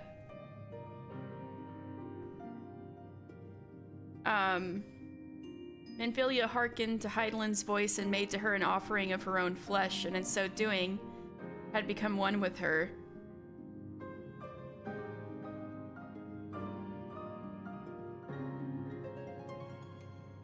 And if Hydaelyn has grown so weak that she can barely make herself heard, it is not hard to see why Minfilia, having joined with her, might struggle to maintain her own form. And maybe that's why Minfilia decided to do this, because Hydaelyn was so weak.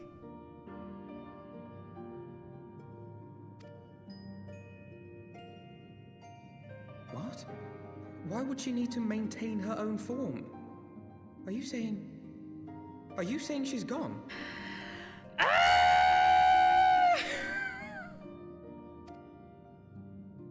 Thancred! Flamine!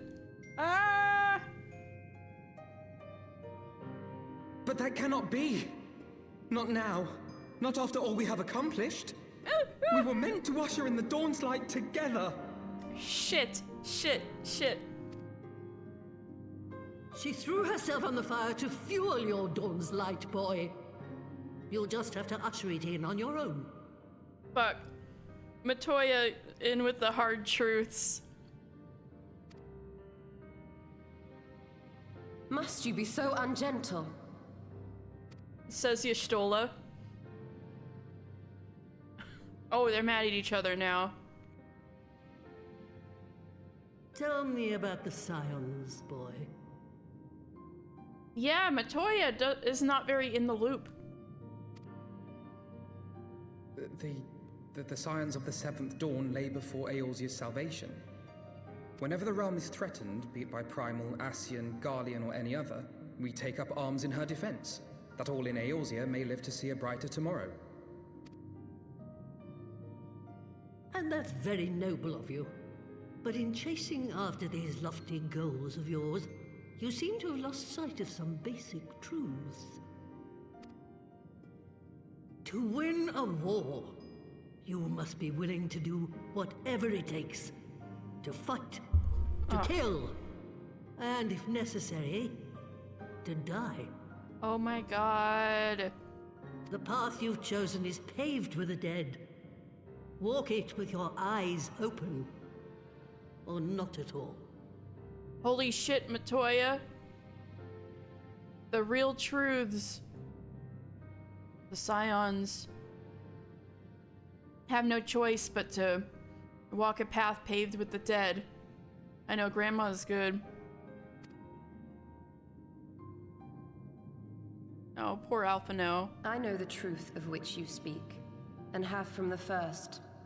If the Ascians will go to any length to resurrect their god, then we must needs be as committed to our cause, to unmask them and their schemes, and to crush them both utterly. Yeah.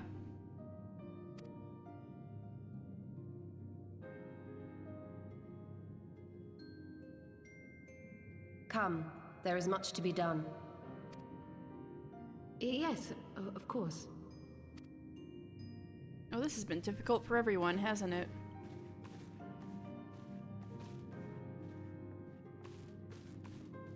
Thancred hasn't spoken a word! Ah! Thancred, wait! Thancred! Oh! No. Imagine her in her No, prime, the this form is would be all lost all the time. wrong. I wish I could see some of the epic arguments she got into with like old people on the forum. I bet it would have been so fun. Oh, poor Alphino though. And Thancred doesn't say a single word. That's the most painful part.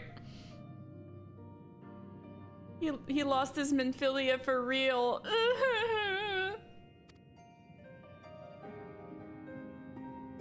Poor Alphino, he's like, but. That's not how this is supposed to go.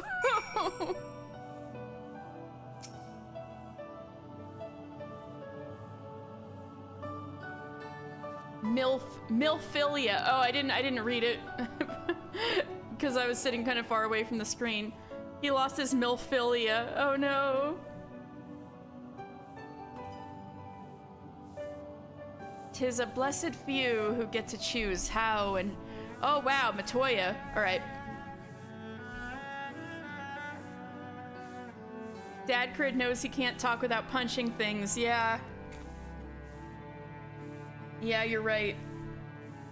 'Tis a blessed few who get to choose how and when and for what they die. Not that you need reminding, I suppose, but that boy... For all the suffering he has known, he still clings to the notion that there is a cosmic justice, a morality by which we are saved or condemned, and there isn't. Holy shit, Matoya. Ooh! This is the patch where things start going places. And I think this is the patch where, like,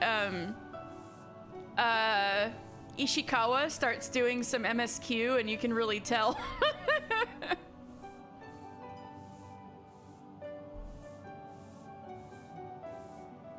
That's Sweeping Loves with Swisharoo. Anyway. Well, the little quirky frogs and brooms go about their business, but we're all depressed AF. Yeah, Ishikawa did everything except the MSQ until right now. Yeah, she did all the raids in A Realm Reborn. And now putting her... Oh, I should tell you guys. So July was FanFest, right? And I didn't get to speak to Ishikawa in person, but I got to see her present a bunch of times. But we had kind of one indirect... We had a couple of indirect... Yeah, they made her cry so many times, guys. Because we were so sweet. So, the first one was... So, about 9 people from my FC managed to get tickets and make it. It was like a miracle. And, but... So in order to get, like, autographs, how it worked was there would be, special... Yeah, no, it was insane. We were insanely lucky. We got special, random tickets just put in people's goodie bags. So everybody who got a ticket would get a goodie bag. And then in some lucky goodie bags, there's like, oh, you look in here? Oh, what's this? A special golden ticket? Yeah, so if you got the golden ticket, they would give you, like a photo op or autograph signing with this group of people on this day at this time slot. And it's up to you if you want to go there. And so of course people were like trading and stuff. But this, apparently it's about 1 in 10, because out of everybody in our group, only our FC leader got a ticket. Nobody else got anything. So he got a ticket for a photo op with Ishikawa and Kate, the current lead of localization.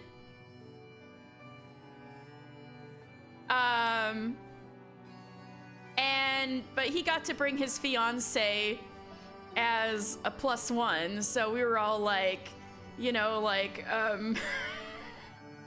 jokingly wishing ill upon him and stuff like that.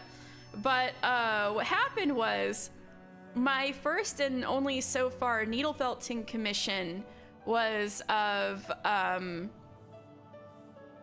a little minion version of the FC leader's Warrior of Light, who's like a Hrothgar with a gunblade. And so that, I think, was like one of the projects I put the most work into, but also I was taking forever on it, and a kind of years had passed before I was ready to send it off. So so I had the idea that, you know what? If we're all coming together for FanFest, both the person who commissioned it and the person who it's intended for will both be here in Vegas, and so they can both see it in person. Because otherwise, they live at completely different ends of the country, and both of them would probably not be able to see the thing they asked of me anytime soon, right? So since we were all together, I presented him with his little boy, right? And he loved it, and so he brought it around with him everywhere in FanFest. So when he went to the photo op, apparently like Ishikawa and Kate loved it, and so they got a photo together where Ishikawa and Kate are like, or no, Ishikawa is like, look at the boy. She's like posing at the needle felt that I made. I agree. I was like so touched. I'm like still not over it that they like love the thing that I made. And Ishikawa was like, oh, look at the boy, you know, like in the picture. And then at the symphony, because there's like the Eorzean Symphony, I managed to get a really good seat, like down below, like on the ground level, so pretty close up. And as we were getting up to leave, there was a bunch of like, woo, clap, clap, clap, clap, clap, and I'm like, I need to go to FanFest in like 5 years. Same. I'm like, I want to go again. What do you mean it's in 2 years? I have to wait 2 years to go again. Because I'm not gonna, obviously I'm not gonna go to like Europe or Japan FanFest, but the one for the next expansion, I'm like, I want to go now. It's gonna be in 2 years. So now all commissions will be so boring in comparison. Oh, I don't know about that. But certainly it was amazing.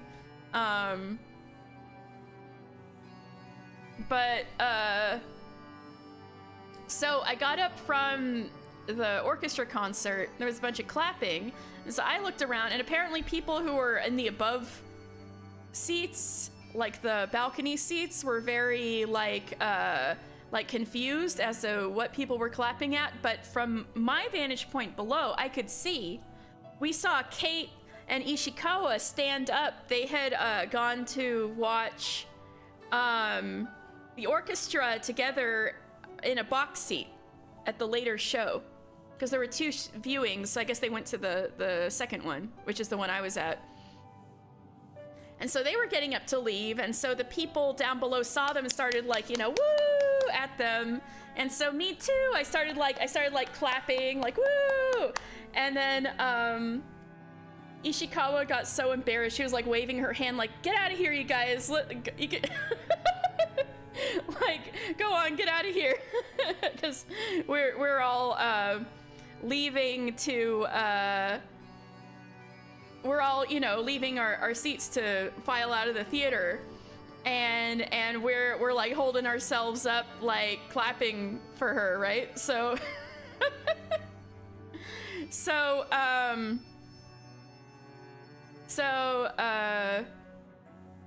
we started yelling stuff up to her, like me and another girl who studied Japanese were like, "Otsukare-sama desu," which is like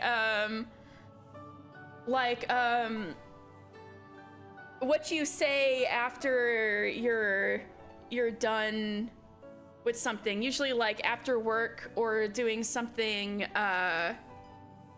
really yeah, same. It must be amazing being a writer and having to see that much appreciation. I'm sure it's hard for her to cope with. For sure. It was amazing. So I'm making this a little overlong. People started throwing heart signs up at her, like with their hands, you know?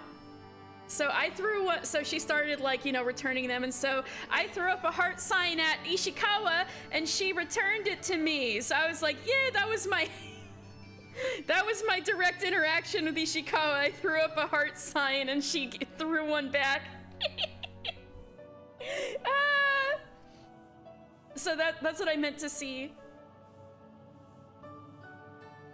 When you have seen a writer only burst into tears at such a large event by so many passionate people, amazing stuff. I agree. So that's my story. Ishikawa definitely received people's appreciation at FanFest.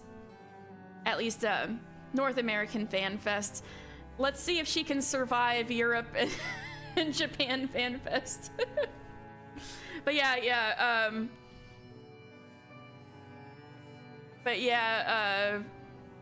Yoshi P was definitely like, you keep making Nachan cry. You guys need to stop making her cry. It was funny.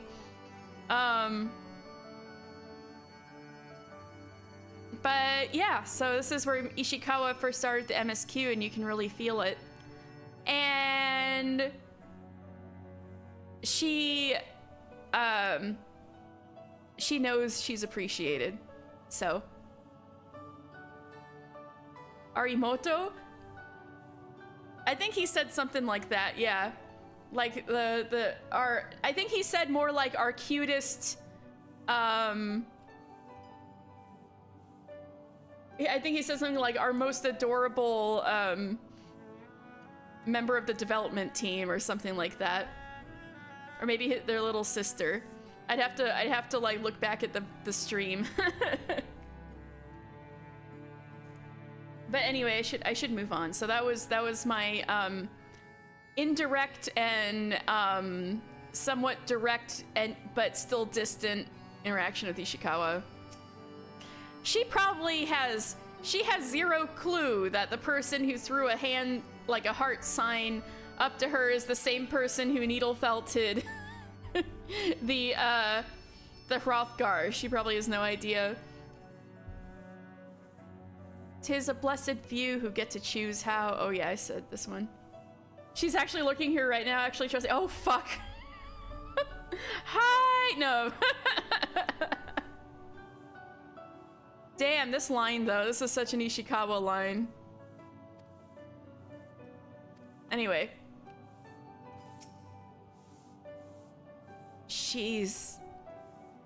Wait. Matoya made me think of a line from another scene. See if you can guess who said it.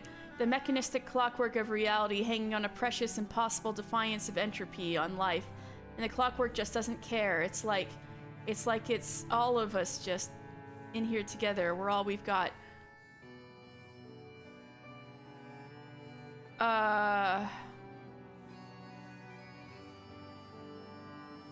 Wait, that does kind of sound like Alexander. I just did that the other week.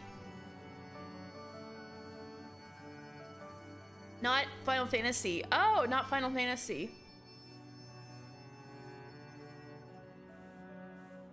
It's ringing a bell.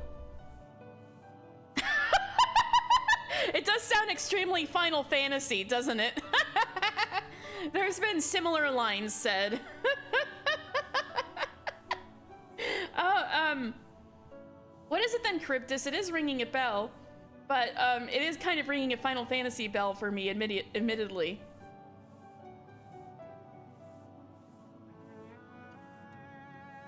She's not coming back, is she?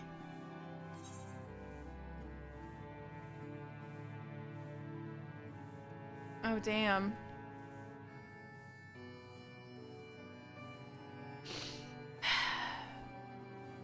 She did what she thought was best.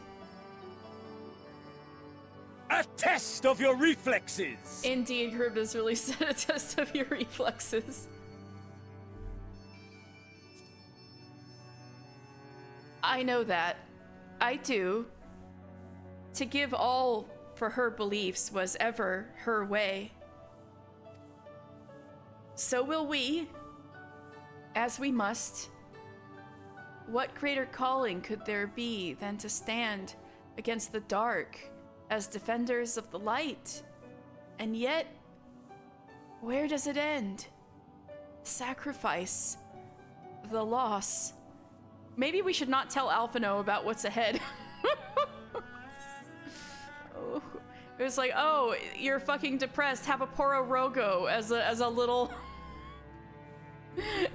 as a little consolation prize. Don't you feel so much better?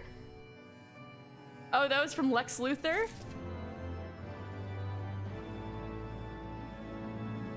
Oh. Must have been from a very specific Superman. That's a pretty cool line.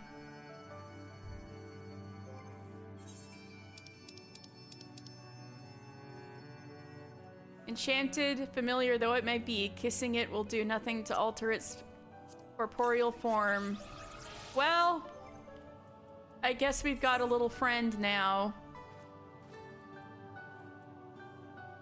A product of Matoya's mind-altering magics, this particular familiar served the mistress for almost 50 summers before becoming struck with a sense of wanderlust, following several fetch quests into the wild. Matoya allowed it to accompany you on your journey. Unable to summon Minion here? Damn it, I'll summon you outside. We're gonna have our emotional support Poro Rogo for the rest of the stream once we step outside. Everybody else is... Did everybody else really just leave? Thancred's not sulking somewhere? Poor guy.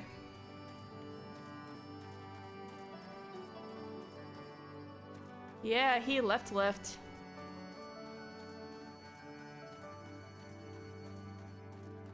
You'll never forgive them for Moonbrita, doubly so because you glammed the dual Hawken before even meeting her. So you're like, that's my ex! Oh, yeah, Moonbrita was bad. I mean, no, of course she wasn't bad. She was amazing, but they didn't need to do her like that. That's your ex, and now she's my ex! Moonbrita was painful. We miss Moonbrita here.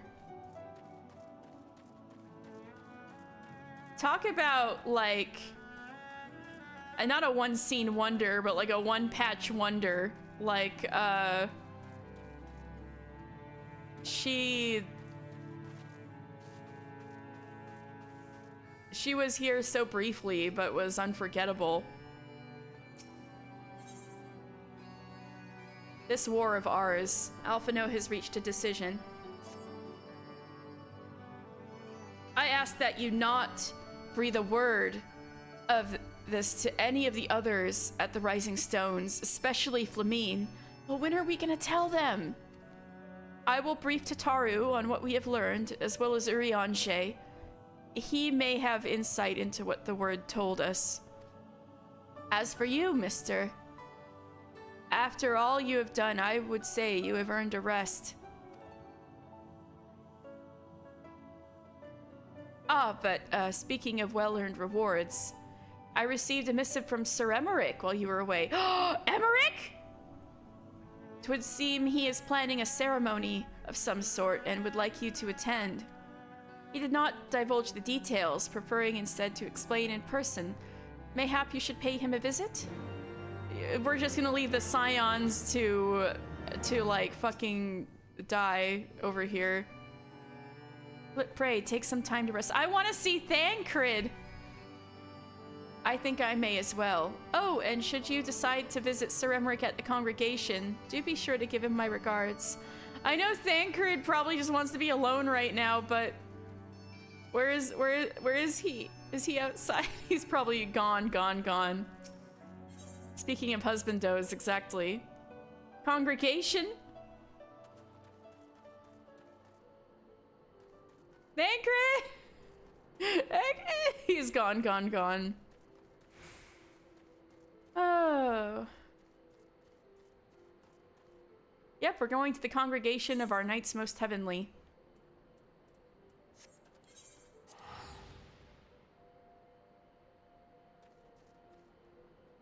I'm curious if anybody's at the stones, though.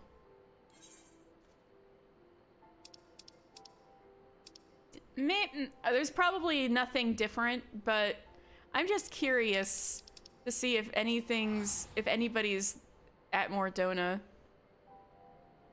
Geometry Dash has a level named Congregation where the meme is making another level turn into its gameplay like a jump scare. Oh.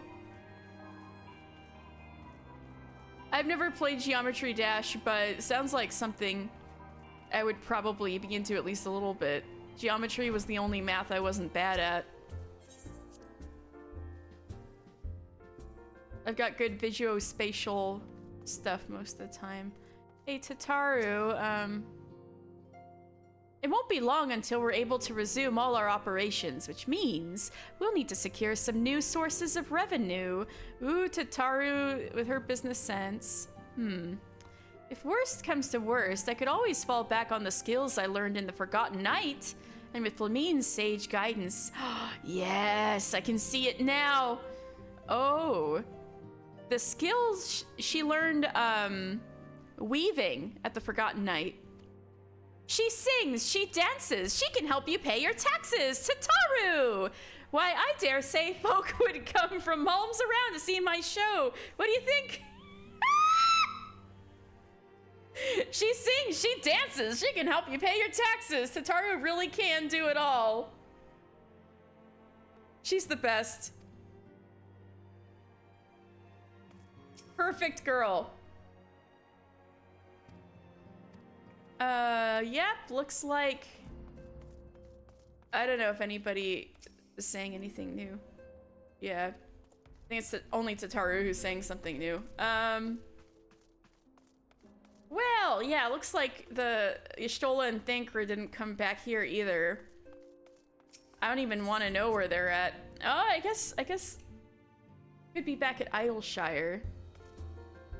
Yeah, I think I'll look to see if anybody's in Idleshire. No, they probably all fucked off to their own little spots to be alone, but I'm still like, I want to see you. So I just wanted to check. Probably not.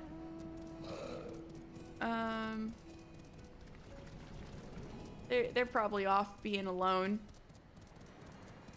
But Y'shtola was out here before. Nope.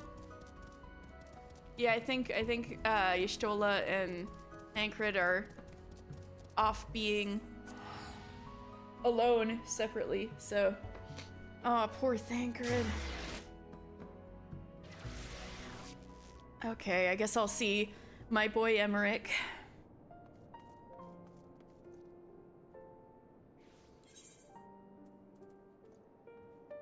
Oh, oops, wrong.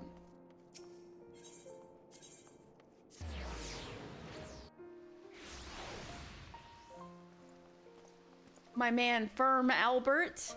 Firm Albert. Hello, sir. Andalou, how are you doing today?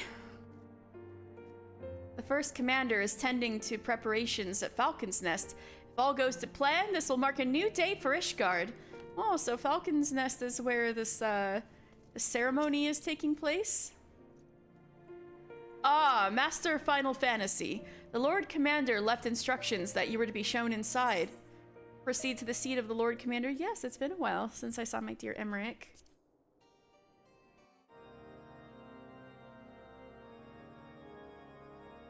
Master Final Fantasy goes hard. It does. Yeah, Pleasure to see you again, my friend. I take it you received our invitation. He gets Master Mister a lot, but Master Final Fantasy sounds real good.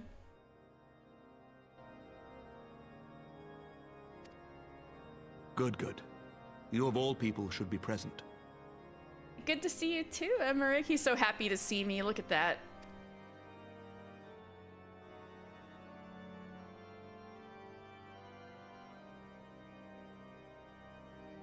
When the true brothers of the faith seized control of the vault, I feared the worst.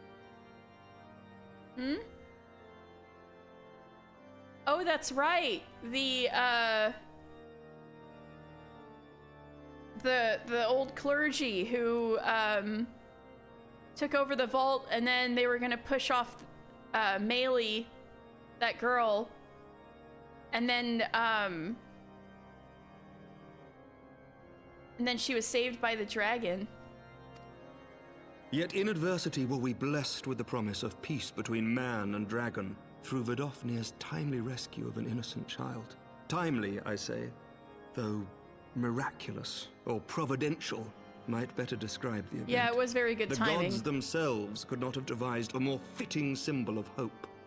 Needless to say, we could scarce let such an opportunity pass us by. Which is why I set about making formal arrangements for a peace conference between our peoples. Ooh, you think that'll fly? No pun intended. Emmerich VA hits. Yeah, he's got a great voice actor. And it's so distinctly Emmerich. You and yours have done more to bring us together than any, and it is only right that you attend. Of course. But I confess that is not the only reason I would be glad to have you there. Given Nidhogg's implacable opposition to the peace, it is possible that he and his followers may attempt to disrupt proceedings. Nidhogg, who has taken Estinian.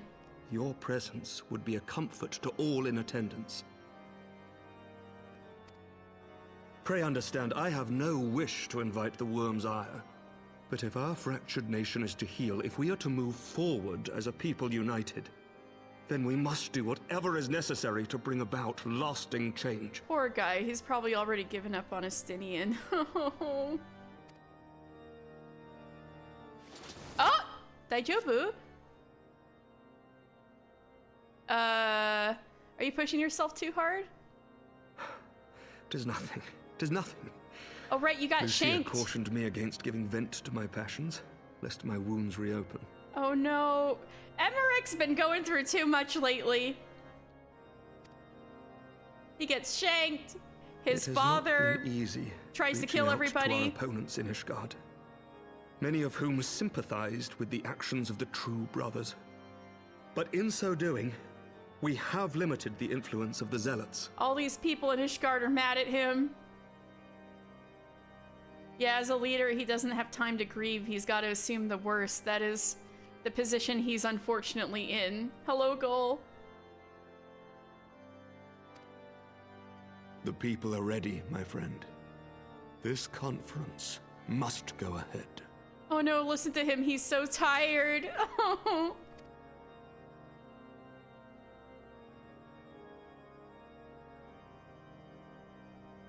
For you, Emmerich, I'll do you'd it. Understand. The conference will take place on the border of Ishgardian and Dravanian territory in Falcon's Nest. Lucia is there seeing to the final preparations even as we speak. Pray join her at your earliest convenience. 'Twould not do for the guest of honor to arrive late, after all.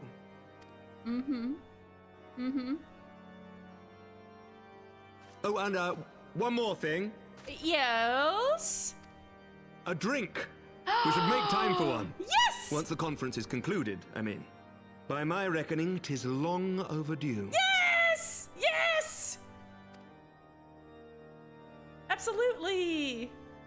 Mister, why do you look sad? Just say yes. You have a lot on your mind right now. I know, yes, let's go, let's go. That was interesting. He looked kind of, probably Minfilia and all the other shit going on was weighing him for a moment. He's like, yes, let's go. Yeah, Heavensward being invited for food and drink goes the other, like, milk and lemons. Oh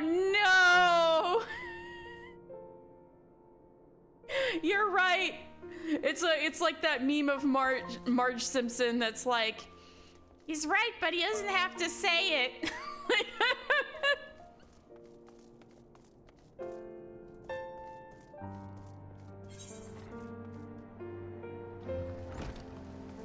Anyway, yeah, looks like daybreak is pretty soon. What's this over here? For machinist. I think this guy might be at the same part of the MSQ as me. I've seen him a couple of times, unless that was a different Hrothgar earlier. Anyway, let's go to...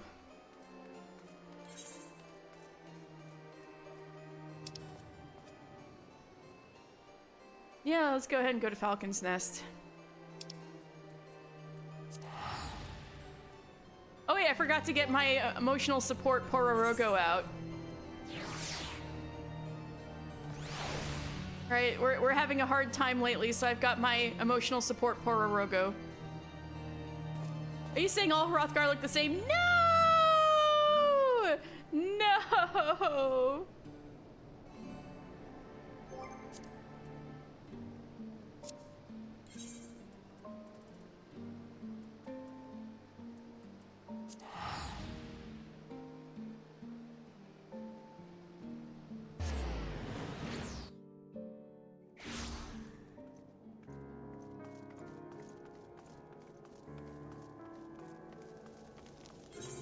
Yeah, we still don't. I did all of the.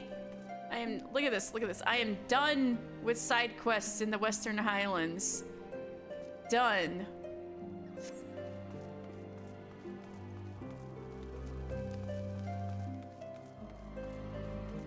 Lucia.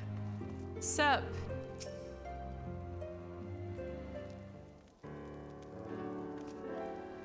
The Lord Commander said you would come, mister.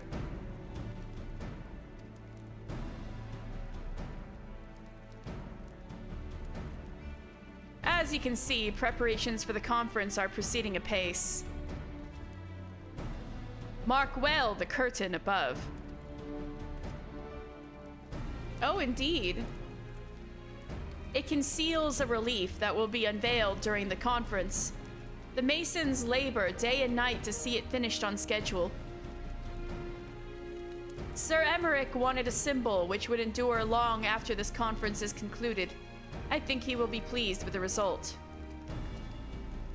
'Twas not my war, but I made it mine. And to see it draw closer to a resolution fills me with a strange hope. His faith is infectious, is it not? His certainty that we can be better than we are. So I think I described this before, but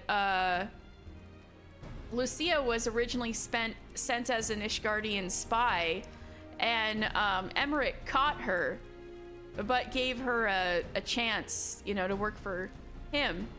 And just his whole personality, his faith, right, ended up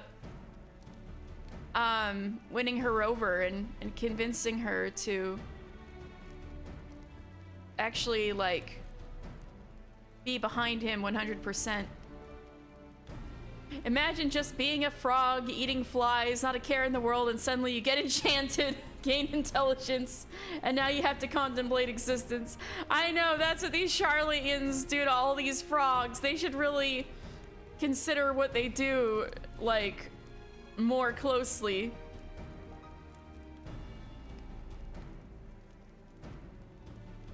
Forgive me, I am rambling. You must be tired from your journey. Go, rest. I will not keep you.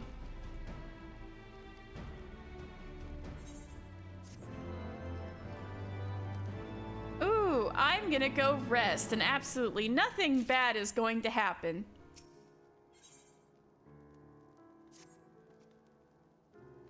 If you would rather not take a rest, then why not take a walk around Falcon's Nest? Make your presence known to the people and so forth. In addition to those who have come from far and wide to attend this ceremony, you may meet Lords Autoirel and Manalon, who have graciously volunteered their services. Ah, my boys! They should be glad to see you. Now, if you would excuse me, I must needs return to my duties.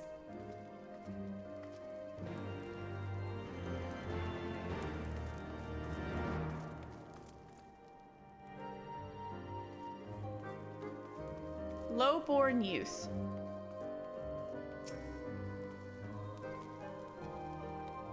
Do you know when everything's set to begin? I wasn't sure how many might come, so I thought it best to come early and find a spot with a great view. When I heard that Sir Emmerich was planning to make a speech, I knew I couldn't miss it. I mean, the man risked his own neck to rescue those hostages. How often do we get heroes like that in this day and age? Oh, some people out there do admire Emmerich. Oh. He's more than a fighter, too. He's a thinker, he is. He's got plans to better our lives, to change things. And he'll do it, by the Fury. Me and my friends and family, we all believe he can do it. Emmerich, you have fans! Where's everybody else? Don't they know what they're missing? Rothe, like a cow in like Baldur's Gate 3? Or probably Roth. Bloody exciting, isn't it? Not just Peace of the Dragons, but all them heretics besides. Don't misunderstand, we've all got a healthy fear of being bathed in dragon fire. That being said, the heretics did far more to hinder our efforts here in the past, so hearing that we're close to a reconciliation comes as a great relief. There's like 3 whole people out here who are like, yay, peace! But everybody else is like, oh no, 2, Redwall doesn't count. 2 whole people out here who are like, yay, peace. And that's it. Oh wait, no, there are more people out here. Highborn merchant. I suppose, but what if the baby comes early? I suppose we came a bit early, didn't we? Nevertheless, better early than late. All right, some more people, some more people. Artwarel, hello. Yeah, I know, what's with that lady? I don't know. Taking a stroll around the hamlet? Very good, very good. We shall speak anon. Okay, Arturel. Calling it a hamlet is probably an overstatement. It's the village. What used to be a hamlet is all covered in snow. The only thing that's left is the military fortress. But Amenelon, hi. Still here, old boy? This really isn't the time. What the fuck is going on, Onowa? What is he talking about? I will do my utmost to keep him out of trouble, but I may require your assistance later. Oh, yeah?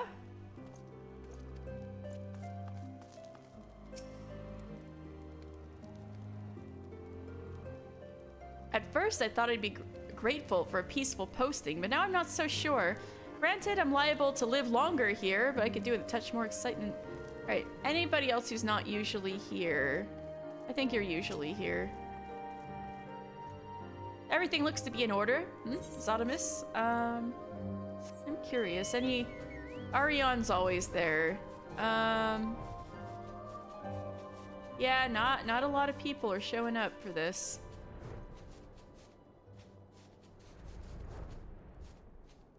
You work here. I think you're usually here too.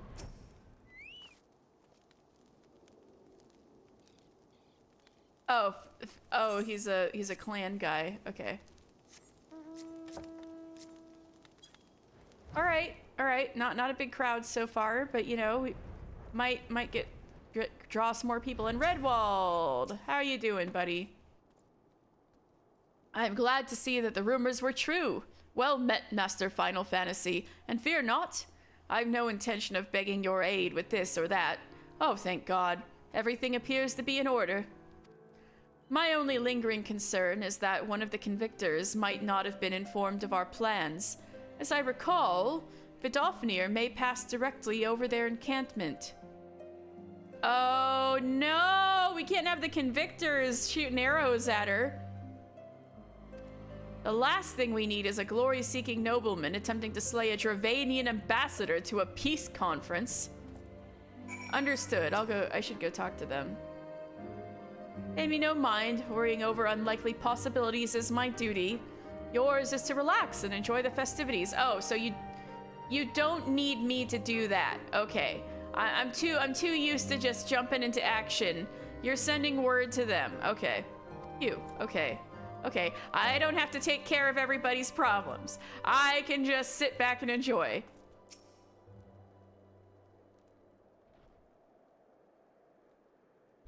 How much has changed since we fought alongside each other in the vault? If you had told me that we would soon be hosting a peace conference, I would have thought you a naive fool. Yet here we are, preparing to make that fantasy a reality. And here I am, laboring to make it so.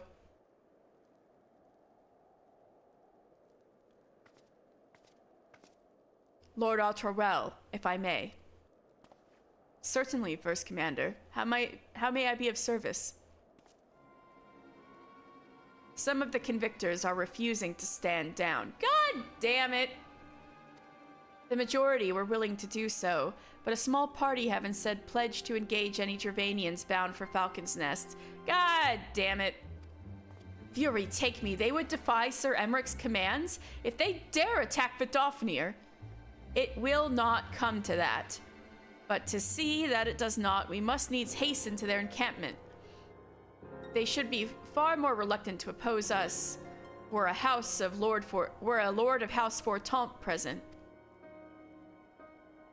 I understand completely. Let us depart at once. What's with Arturel and me, like, going into the frozen tundra of the Western Highlands together? That's become our thing. This is our bonding activity.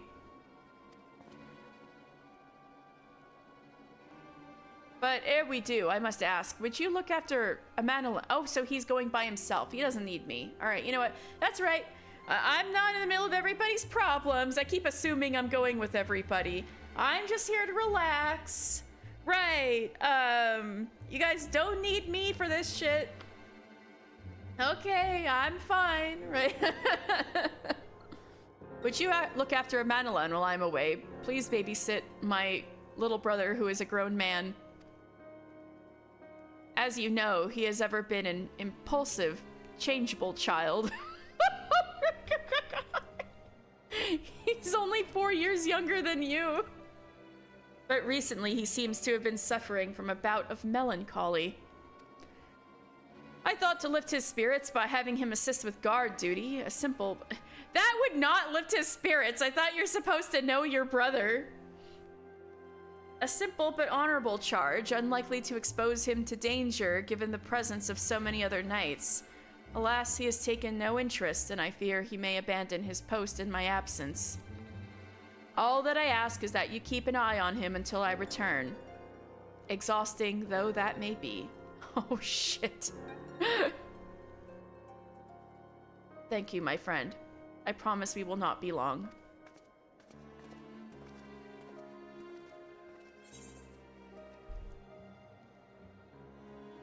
Amanalon is the single greatest Ishgardian since Orshifon has left us. I know.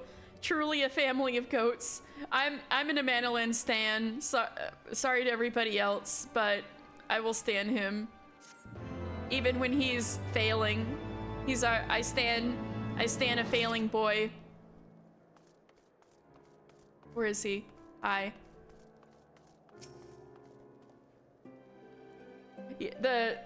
The resident Heaven's Word hater has entered the chat.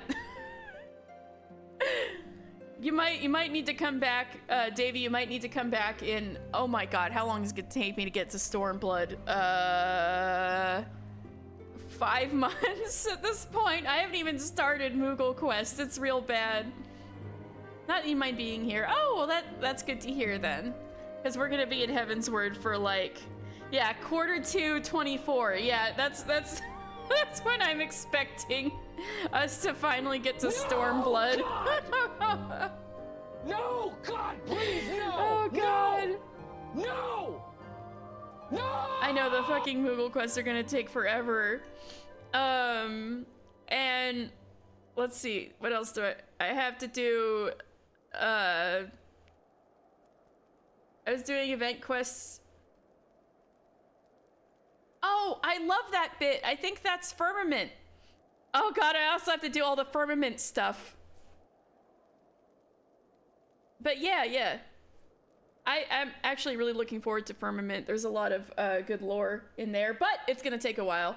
Yep, the Firmament, the Moogle quests, yeah, all the tribe quests. I'm only halfway through the relic weapon. We're on 3.2, so we still have to do the MSQ for 3.3, 3.4, and 3.5. Yeah, and all the side quests. And finish Hildebrand. And, yeah, we have... Unfortunately, it's gonna take us a while to get to Stormblood.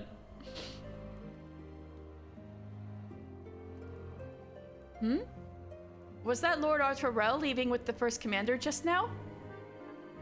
Yes, Hildebrand is the actual main quest. I could do a bit today. Maybe when we're done with the 3.2 bit, I can, You're alive! You're just in time to see, the big conference with, the peace conference where nothing bad is going to happen with Emmerich and Vidofnir.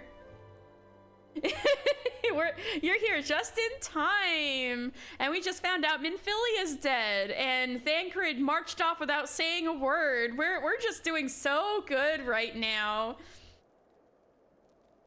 The very peaceful peace conference that is very peaceful. That's us today. Was that Lord Arturel leaving with the first commander just now? Oh my god, this is giving me so many, we're so depressed today that we have our emotional support Pororogo, who is a very good boy, and we'll need to squeeze his little clammy body in a hug next time we feel very sad, which is probably gonna be soon. Anyway, Manolin. Manolin is less than his usual effervescent self. I'm rather busy at the moment, old boy, guarding this tavern, as it were. Oh, I see now. Arturel thought I might be derelict in my duties, eh? The nerve of my brother to question my dedication. But since you are here, mayhap I can put you to proper use. Manolin is about to have such a special experience.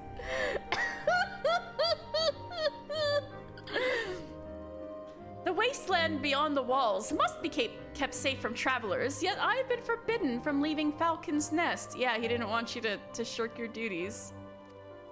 It wouldn't do for our esteemed guest to be devoured by wolves, oh no! Yet that is precisely what will happen if we do not cull the roaming packs. Your map, if I may? Right. There. Those are the points our scouts marked for patrol. I'll leave you to it, old boy. Come on, Owa. I must return to my rounds. Wait, but I was supposed to babysit you. This isn't babysitting you. You don't like it phrased that way.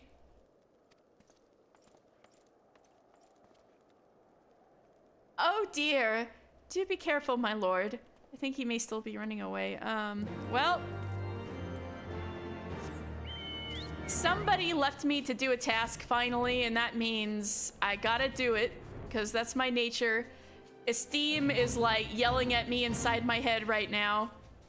Like, god damn it, don't fall for this shit. Sorry, Esteem. I'm just, I just move on automatic. Someone tells me to do a thing, I just do it.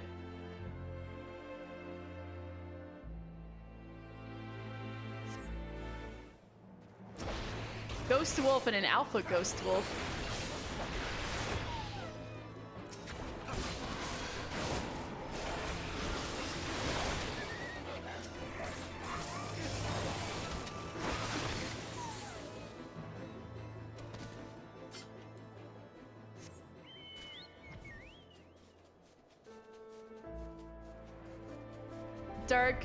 Dark Knight just gets a JoJo stand. Oh, I gotta wait for years before I get my JoJo stand. I gotta wait till I'm like, in Shadowbringers. Level 80.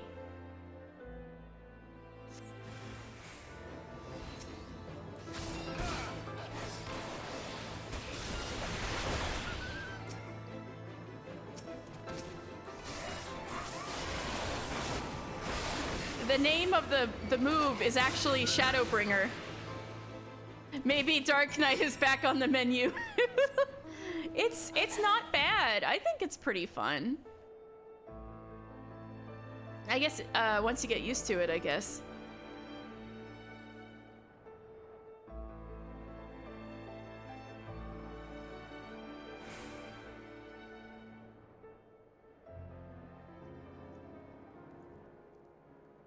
Okay, phew, he's still here. He didn't run. Mr. Final Fantasy Wolf's Bane. It pleases me to inform you that I have completed my rounds and that all is well in Falcon's Nest. Oh, and there was a grizzled fellow looking for you. You know, the one who made that arsonist confess. Clever, that. Oh, I remember that. Thancred, was it? He was asking after you. Oh yeah, that's right. Oh, how's Thancred doing? He just had a real bad revelation. He just found out that his kind of sister, kind of daughter is dead. Anyway, once I noticed the garish weapon he was sporting, I deemed it a waste to leave him be. The garish weapons, I guess they do kind of stand out. I mean, one of those knives is so big, he just used it as a sword in the anti-tower.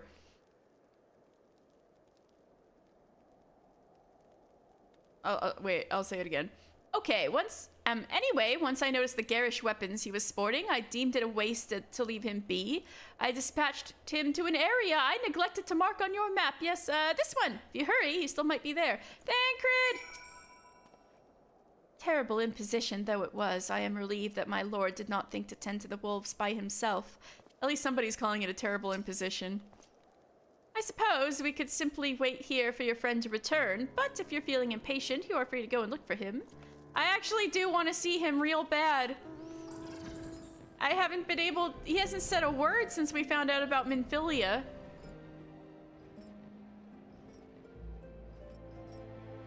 You can see the little dragoon armor tail just hanging down.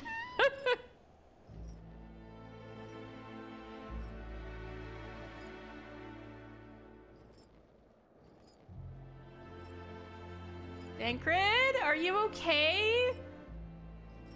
I haven't been able to talk to you since I told you. I gave you the most horrible news.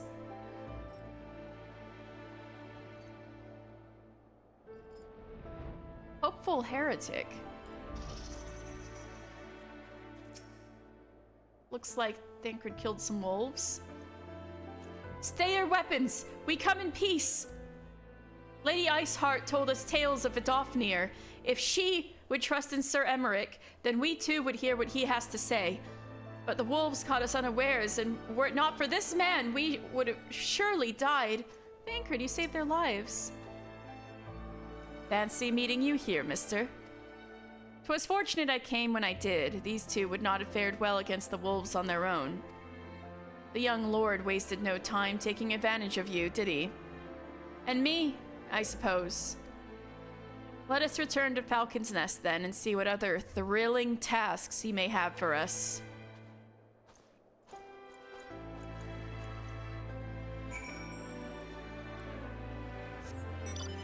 Well, hey, at least we managed to accompany some people bound for the peace conference.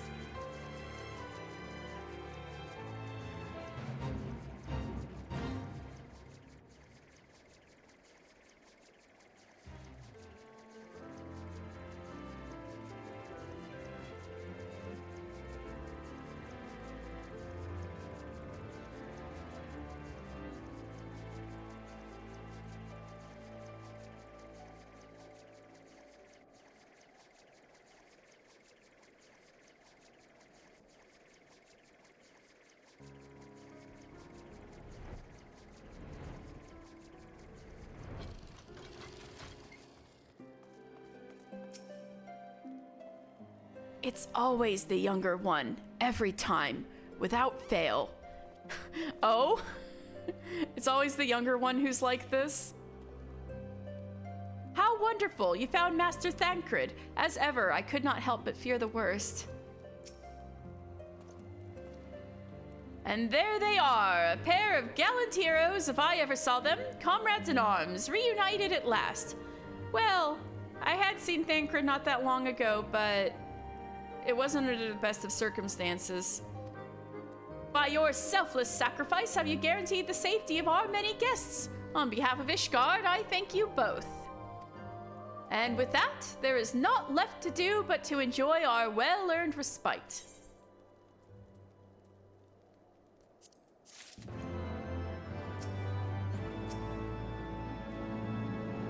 Selfless sacrifice indeed. I am sorry, my lord. Truly I am. This is how you can tell Ishikawa wrote this. For those we have lost, they're putting the Minfilia lines on us. Amanalan seems rather pleased with himself. This is the most ominous... Replaying this game, this has got to be the most ominous picture for a quest I've ever seen. Now that I've already played this once. Oh, and this should of course go without saying, but fuck your whole life, the title. Yes, we're going. Just looks like dinner. Yeah, nothing weird going on here. Oh, and this should of course go without saying, but let's keep those last few favors between us, yes? Artorel wouldn't understand. Right then, the first floor of those barracks has been converted into a tavern for the duration of the conference. Why don't you go and have something to eat?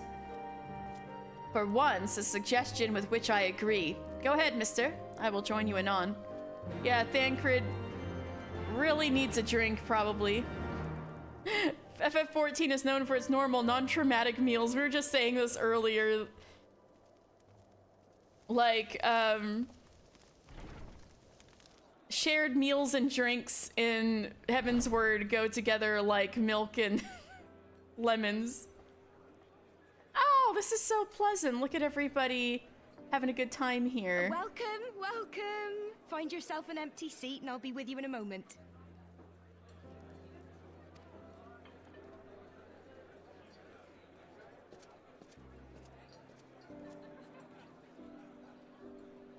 Interesting place to put their voice acting budget. Cold out, isn't it? Here, a mug on the house. Let's get some color back in them cheeks.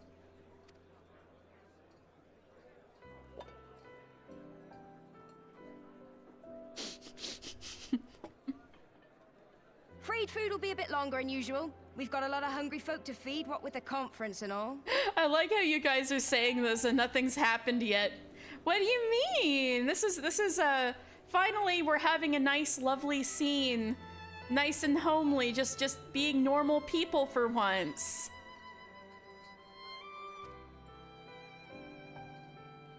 Oh, so many people with cause to celebrate. To think there could be peace in our time, after all them years of fighting. When I heard about the conference, I knew I had to come. I knew I had to be here, to do my bit.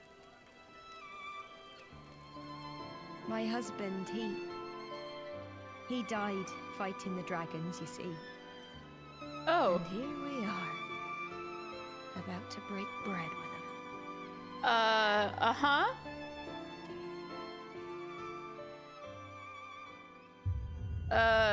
Oh no,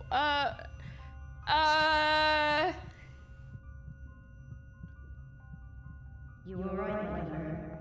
You look tired. Reckon you could do with a good long rest? You roofied my mug? After all you've done, I say you've earned it. No!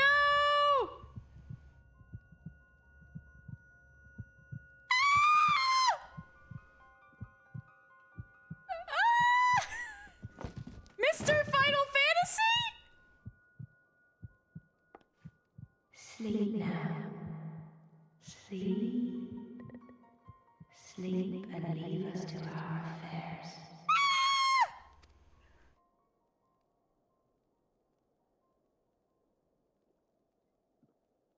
This was never your fight.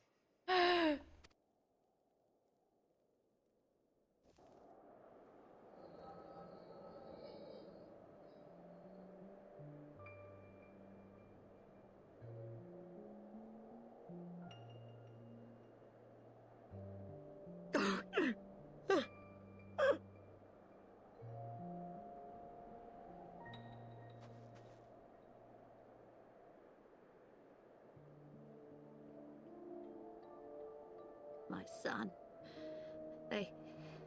They told me he walks in Halone's halls.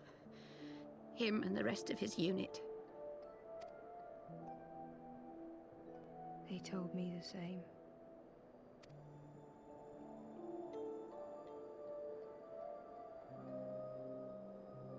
I expect they think it's comforting.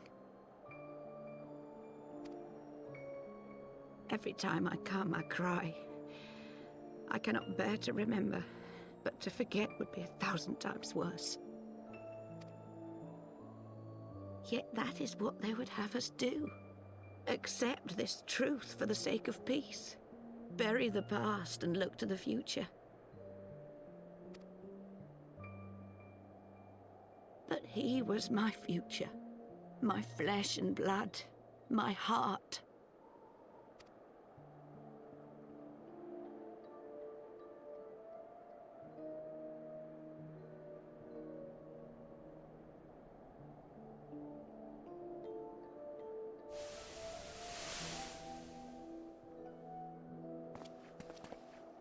Is this it?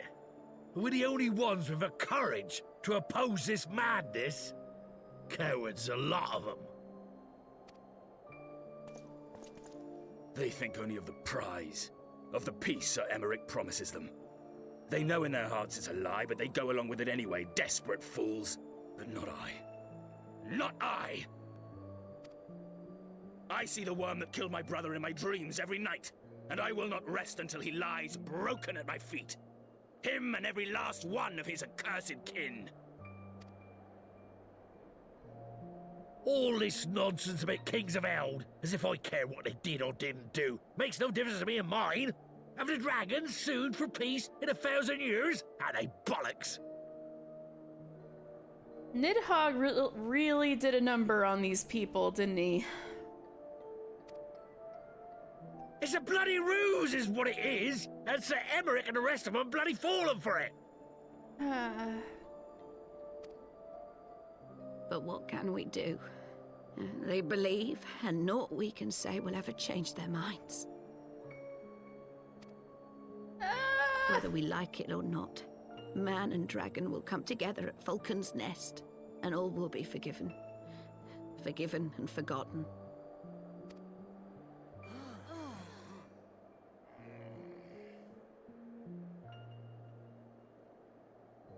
No. I will not let that happen.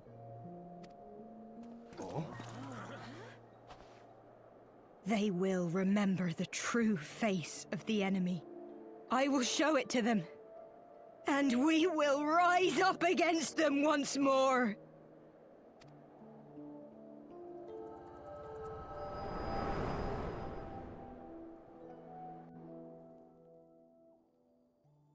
Hey! Hey! This is no time for napping. Oh my god, Thancred's like waking me up at the beginning of an RPG. Wake up, Chrono. Hey, you're awake. Do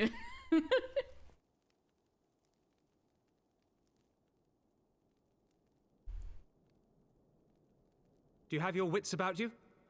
Good. Come with me. We have a crisis on our hands. Oh, great.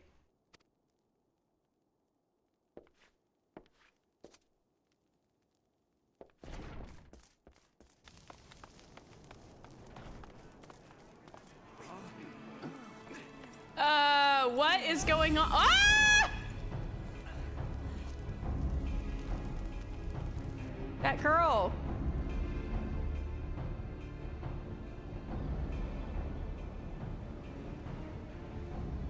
Hear me, brothers and sisters. Do not be fooled by the honeyed words of the Dravarnians. The peace they promise is but a prelude to slaughter. Remember your husbands and wives never returned from war. Your children torn apart by fang and claw. All your loved ones shown no mercy. Does not your heart cry out for vengeance? your blood boil at the injustice. Remember the face of your enemy, brothers and sisters. Remember it, and strike back!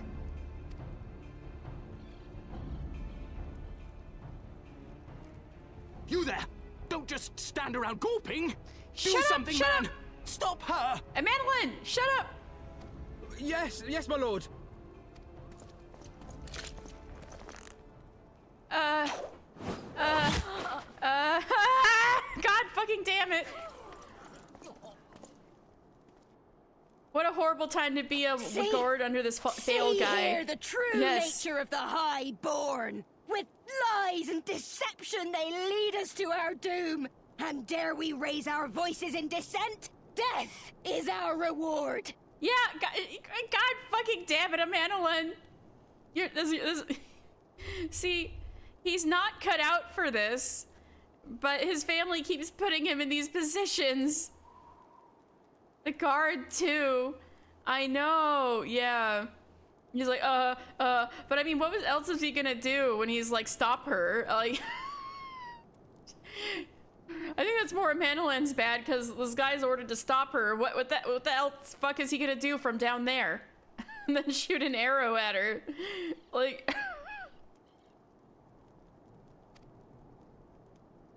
This is the choice they have given us, brothers and sisters. Death by dragon's fang, or death by nobleman's command. Death to all we hold dear. I spit on your choices, noblemen! You will take no more from me! No more! No more! Stop that! Stop that! Stop that!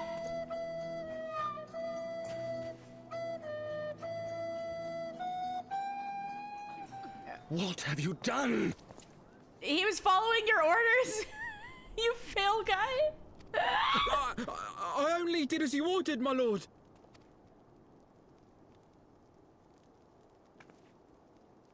The horror is dawning on him.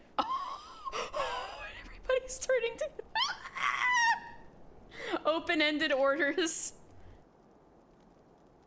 I gave no such order. I did not. I never meant for anyone to... The worst moment of Amanolin's life happening right now.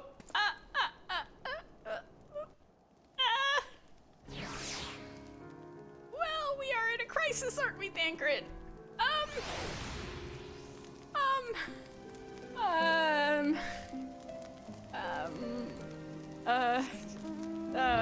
Anybody,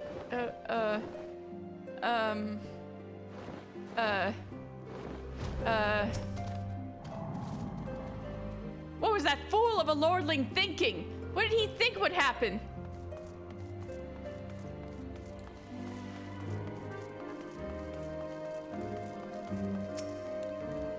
Gods, how could I have been so foolish? She was right. No, you had your heart in the right place. 7 L's. The least he could have done is stop the bloody fool before he shot the second arrow.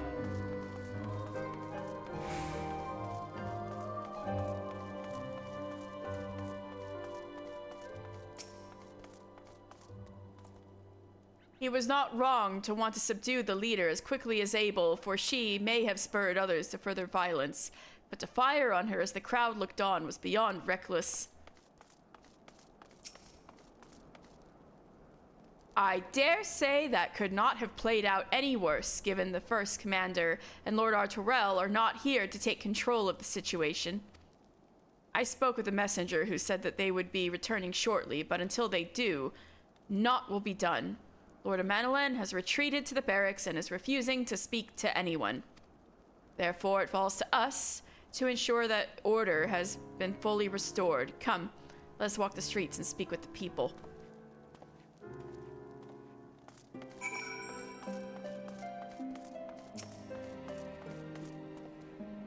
My wife and I fell while fleeing with the others at first. The Kyurgians tended to our bruises afterwards. Those mad fools have ruined everything. And for what?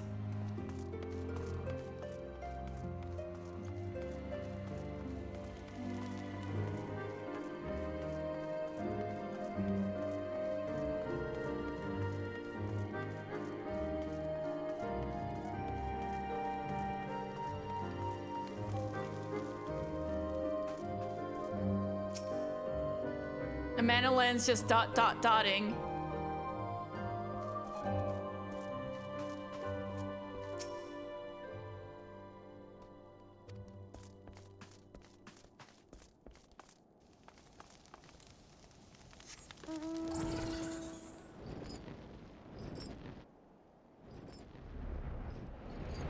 Joselu?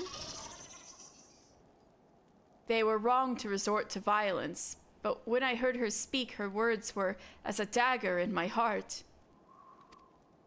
Who are we to decide that enough is enough? That their calls for justice can never be answered? Will this be the end of it, or will there be others like them and the true brothers? I do not want to bear any steel against my kinsmen ever again. I do not know if I even can.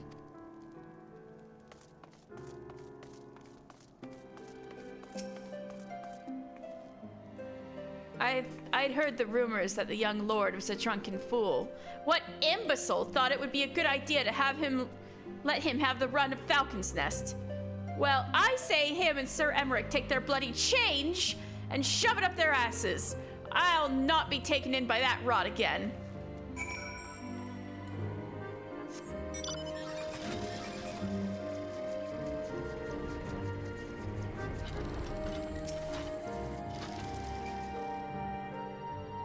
Well, what say you?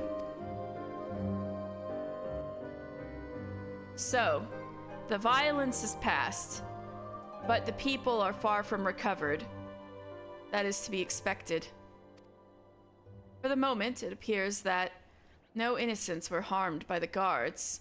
The blame for all casualties can be placed squarely upon the protesters, except for the thing Amanelin did.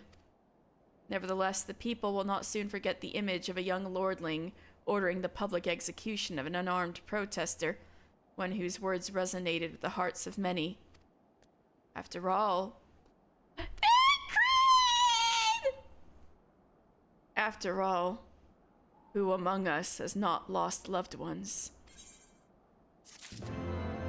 Yeah, we haven't quite talked about that yet, have we? Among us? Lord Otterwell and the first commander should have returned by now. To the tavern, then. Their first order of business will be to speak with Lord Amanelin, and I somehow doubt that he has moved in Ilm since last we saw him.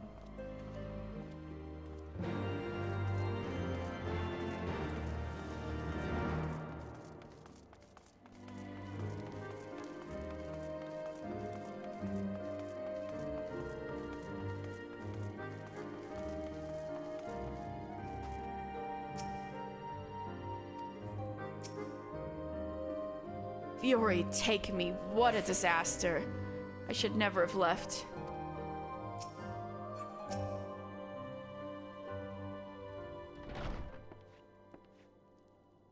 My apologies, mister. I bear full responsibility for this debacle. There will be time for that later. I, for one, am more concerned about picking up the pieces. What do we do? What do we know?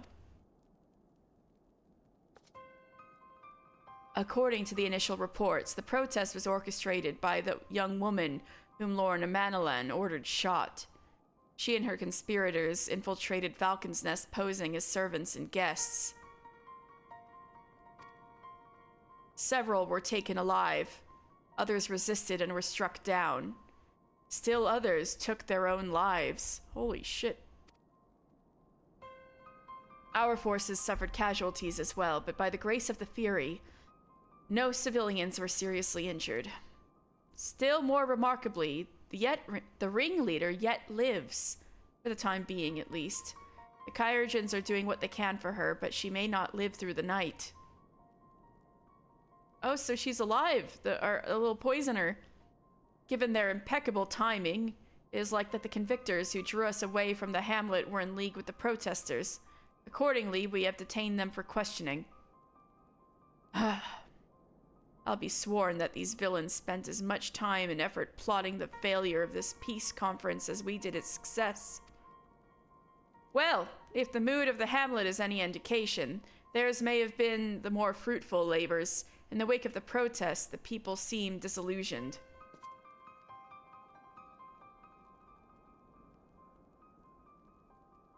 You spoke with them then? I see. Sir Emmerich placed his trust in me. It will be difficult to explain what has happened here. Poor Lucia. Remember how far we have come, First Commander. The people's faith may be shaken, but we convinced them before, and will do so again. If we can but find a means to remind them, to show them once more the promise that change holds for all, then this tragedy too shall pass into the past. We must pray that you are right. Nevertheless, for the time being, I have no choice but to suspend the peace conference, pending Sir Emmerich's final decision. Under the circumstances, I cannot leave Falcon's Nest. Mister, will you deliver my report to the Lord Commander in my stead? Of course, I'm sorry I have to give him bad news, though. Get up, Amanelin.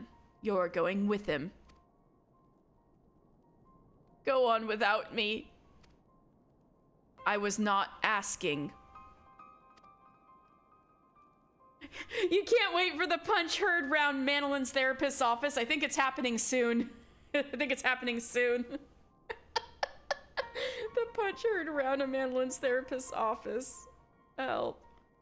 You will answer for your actions in person. Is that clear? Yes, my lord. Come, Onoa. Your manservant is not here. In fact, I've not seen him for some time. Oh no! He just said, come Onoa. He just assumes he's in the room. Onoa?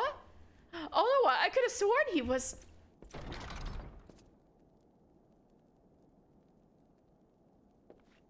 Oh, Once I've determined that my presence is no longer required, I will return to the capital as well. Pray give my regards to the Lord Commander. I too had best remain here for a time. I should hope that the worst is past, but it is too early to say for certain.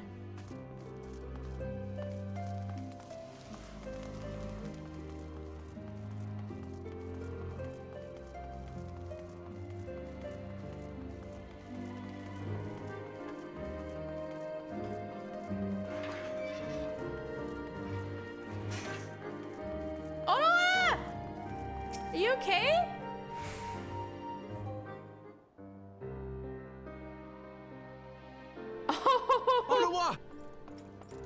The poor, damn, you really got him there, Davy. No, no. What have they done to you? Onoa! Onoa!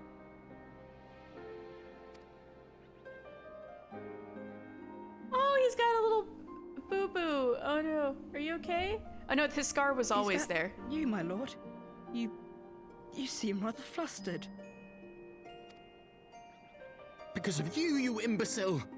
What in the seven hells happened to you? I love Onoa. I can't wait for his crazy memoirs. Same. I need his books, like, in actuality.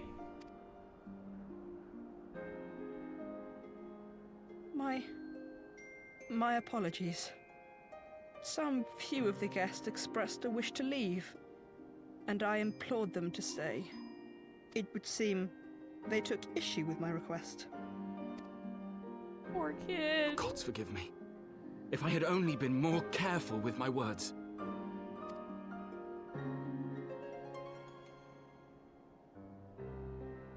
Do not blame yourself, my lord.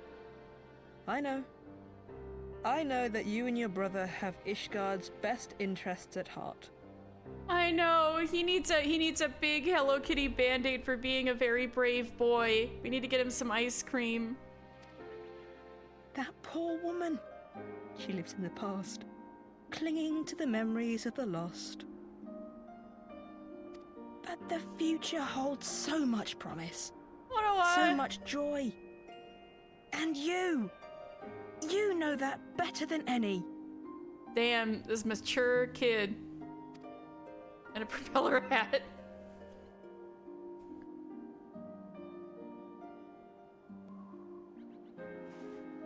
Oh no, kiddo. On what?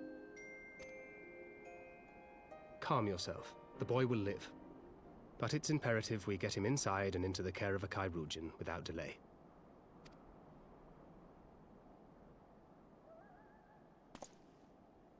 Oh, we were so close! Why does it all have to fall to pieces? Don't they want to live in peace? Don't they want to be happy? We all want the same thing! And still it falls to pieces! Tell me, what was I supposed to do? Someone, anyone, tell me, what was I supposed to do?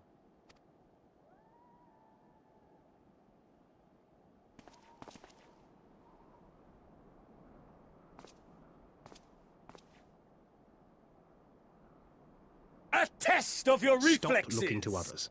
Yeah, Thancred You just make now. your choice and you live with the consequences. Thancred. You make your choice and you live with the consequences. Oh, such a Thancred line. All right, stretch time. While this traumatic sequence happens.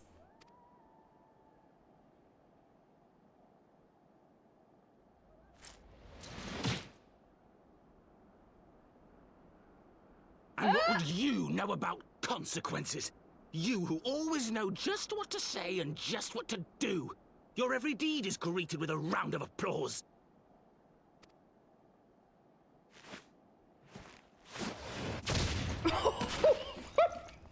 Oh, God. You know nothing about me. I have fought tooth and nail for the people I hold dear. Done everything in my power to save them. And I have failed. Thancred's saying that after coping with Minfilia's choice, killing her ass based. He's working on it. Yeah, same. Ah! I'm trying to stretch while this is happening. Yeah, it's true. If Emanuelan knew anything substantial about Thancred, he wouldn't have said that. Learn to live with it. I have. Thancred, Jesus Christ. Oh.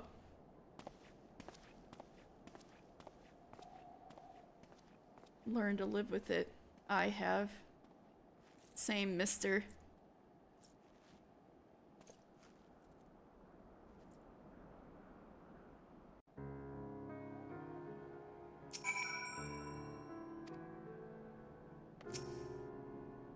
I will take him to the Chirurgeons. It is the least I can do.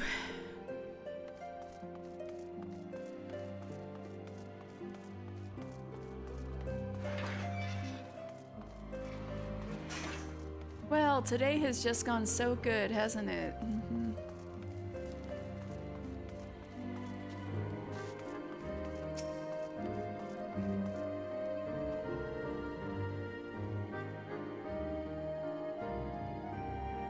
I may have overreacted, but it needed to be done. He was becoming hysterical. I understand the desire to look for reasons, for excuses, to convince yourself you had no choice.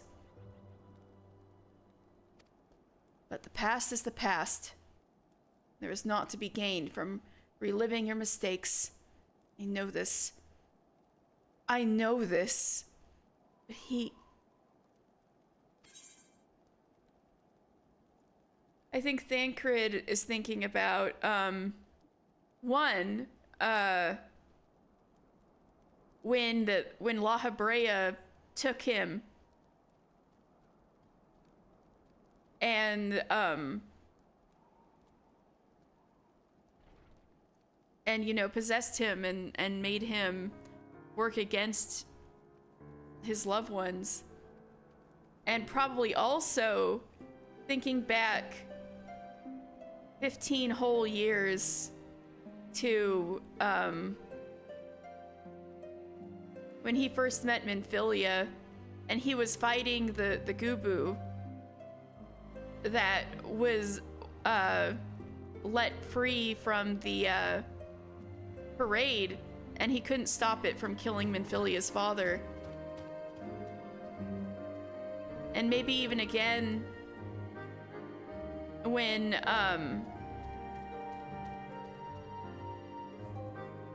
they were running from the banquet and he couldn't do anything, even though he had no idea at the time, he couldn't do anything to stop Minfilia from making that sacrifice.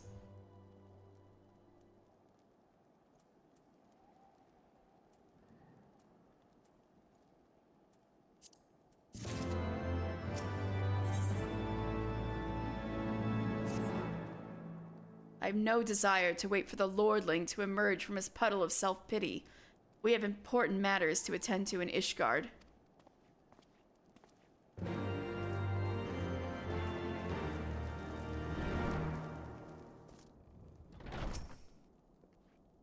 I heard what happened. You need not wait for Menelan and Onoa.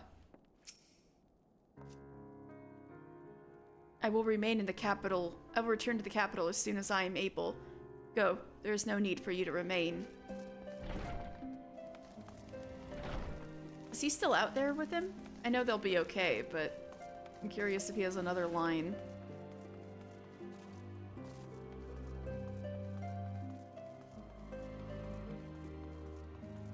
Okay, no, he took Onoa in to get looked at, so that's good at least.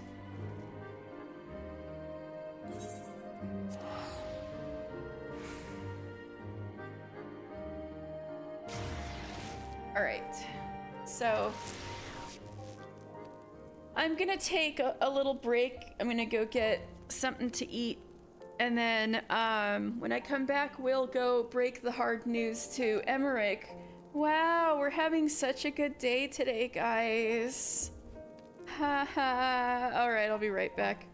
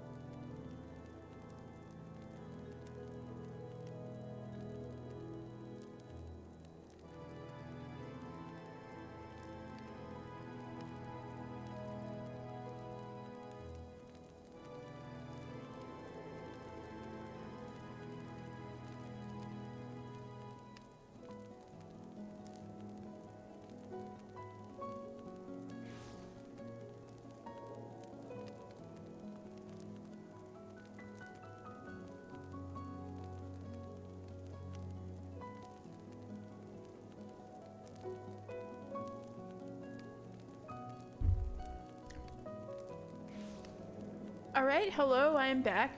I got myself some tea. And toast. An afternoon thing. No. I usually don't have that in the afternoon. Just cause, I didn't stream yesterday because I felt like I was on the cusp of coming down with something. Toast. Indeed. Cause, and I was feeling my voice get scratchy, so I thought it might do my voice a little good to go get a nice warm cup of tea, so I did. Although the scratchiness might actually be helping with, like, how emotional this patch is.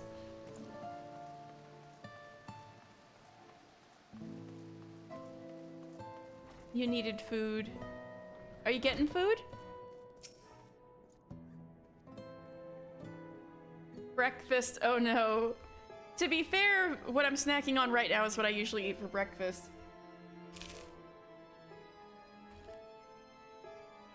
Okay, good. I'm glad you acquired your late breakfast.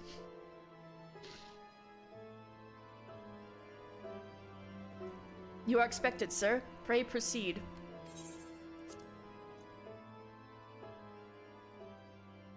Edmund! Edmund, sorry, your son, I know you're very not proud of him right now, but...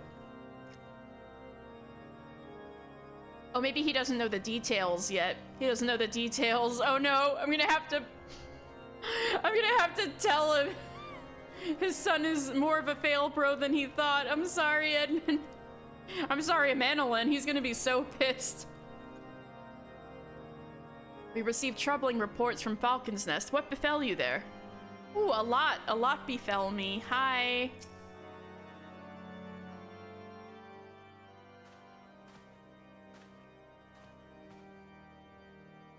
Word of the demonstration and its resolution outstripped you, mister. Every man, woman, and child of Ishgard has heard the tale. 'Tis rumored that my youngest's lack of judgment was to blame, of course. Such stories are prone to exaggeration. What exactly came to pass? I'm looking over at Thancred. No hose befell him for sure, that is true. Poor guy. No hose befall him for sure. That hit me twice. Anyway. I see. So that is the truth of it. I'm sorry, Edvin. Oh my god. Regardless of his intent, the result is undeniable.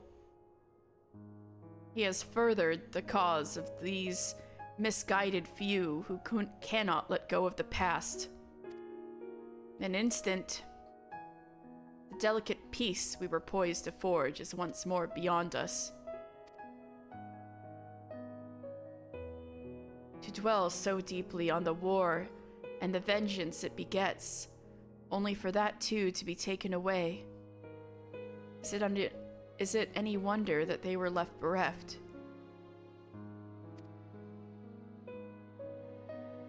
Oh, he's thinking from their side. Man, Emmerich's too good. For what was this sacrifice? Have we naught to show for our suffering? I thought peace a sufficient salve, but mayhap I was mistaken. We are warriors, Lord Edmund, and ours is a nation built on centuries of warfare. Right or wrong, this is who we are, and we deny it at our peril. To hold on to the past without being beholden to it, we must needs find a way to honor the sacrifice of our forefathers without glorying in their excesses. A difficult path, to be sure. We dare not deny the scars which mar our nation's soul, lest we spur other disillusioned souls to retrace them. But, as you say, we dare not revel in past glories either, for they are tainted, all. A clear, unambiguous enemy, and an undeniably righteous cause. 'Tis a bitter reflection, but lies though they were, they did long serve to unite us.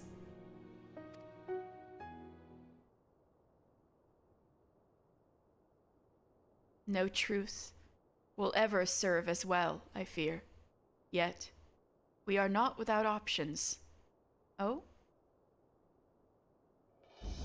At our last meeting, a proposal was tabled by other members of the Eorzean Alliance for joint military exercises to strengthen the ties between our nations and test our readiness to meet with a common threat.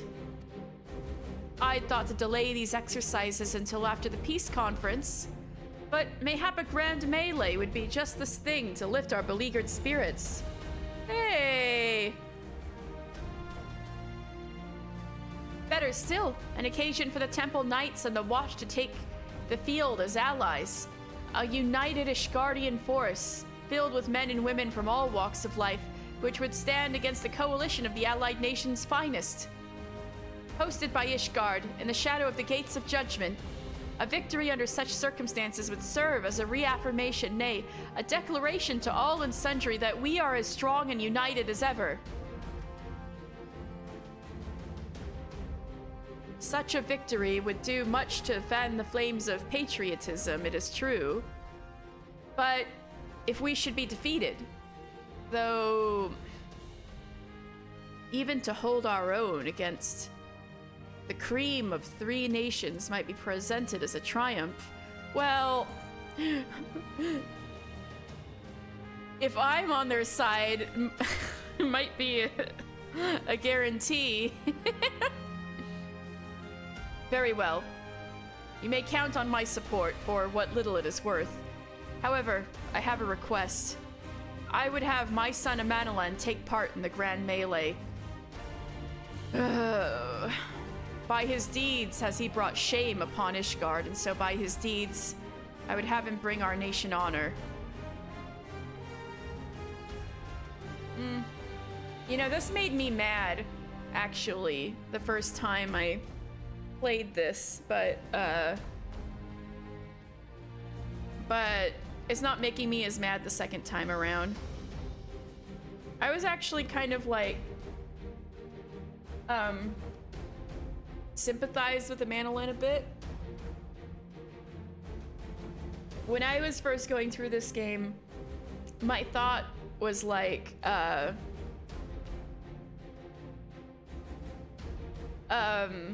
his family is never puts him in a position he's suited to. Like, he's obviously not suited to the military leader thing.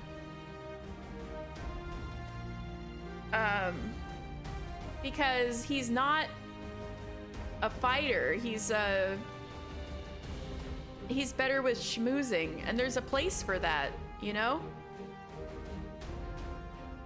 Like diplomacy and, well, maybe foreign diplomacy and stuff like that. He's emo. He's gonna be emo when they do this to him, that's for sure. So like, I feel like because this is what was expected of him, this is the position that like both his father and his older brother put him into, that was why he was put in the position to make that mistake in the first place.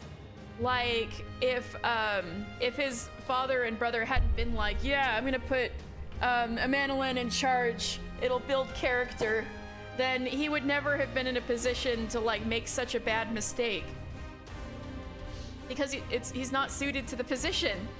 So, that the dad's reaction to that was to just do the same thing to him again, and maybe he'll shape up this time. Made me mad the first time around, but I'm not as mad the second time around. It's like there's only one way to earn glory in Ishgard, and if you can't do that, you're worthless as a nobleman. Yeah. Same thing as like Stefanivian, yeah.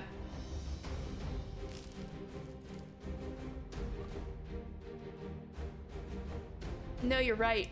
He kind of had, he had to put in a lot of effort to convince his father that his path was worthwhile and to get his dad off his back. And he had to prove its worthwhileness as to how it would benefit Ishgard against the dragons, so there you go.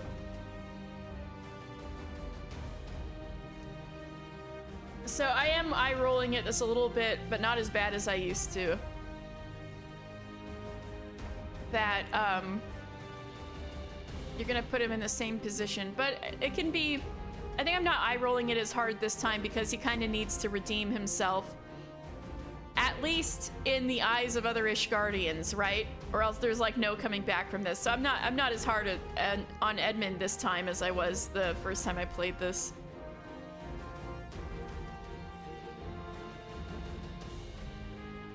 Yeah. True. I won't go into details. But on the other hand, like being vague, later on he does kind of like, it is a little bit of like, his family shoved the square peg into the round hole so many times that the edges kind of smoothed. And it kind of worked eventually, but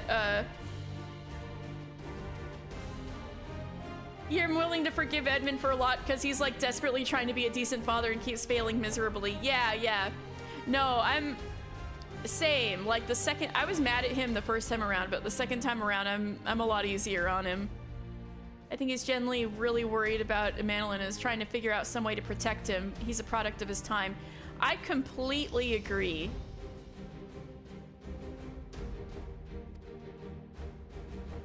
As you wish, my lord.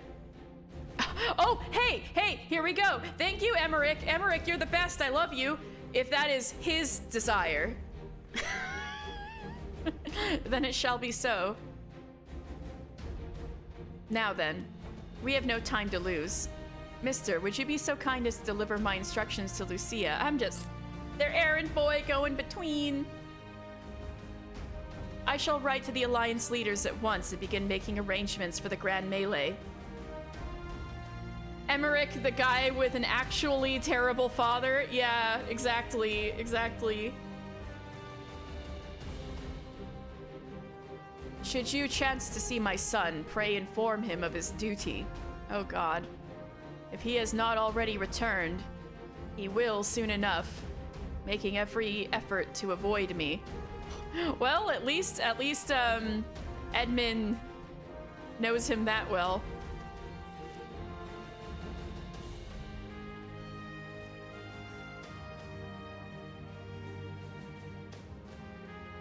Alright, Thancred's like, alright, I'm done here.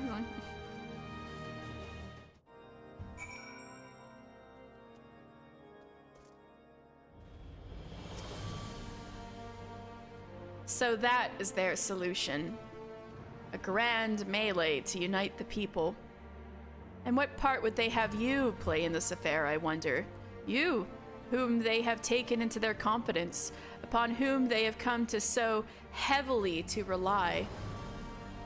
And will you oblige them when the proposition is made? Will you stand for Ishgard once more?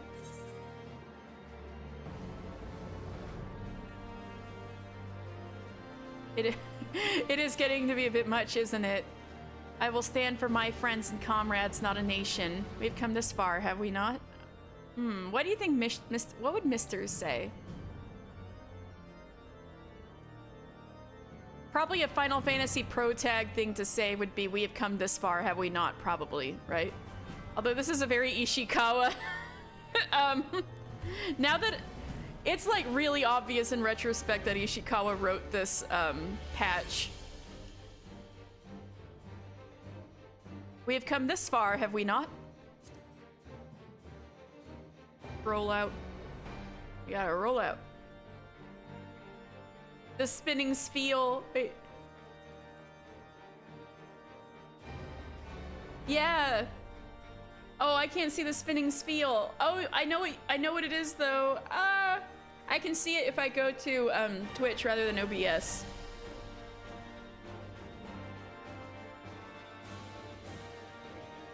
There it goes. I see it rolling.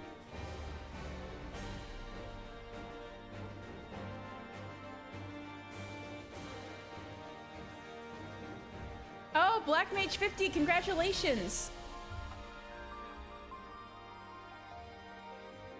Well, when you put it like that, I suppose it would be a shame not to see it through to the bitter end. So, for this grand melee of his, Sir Emmerich wishes to field a force comprising both his Temple Knights and Hilda's Watch, yes? I can only imagine what she will have to say about that. In fact, curiosity compels me to go and see for myself. Oh yeah, I think they met briefly, that's right.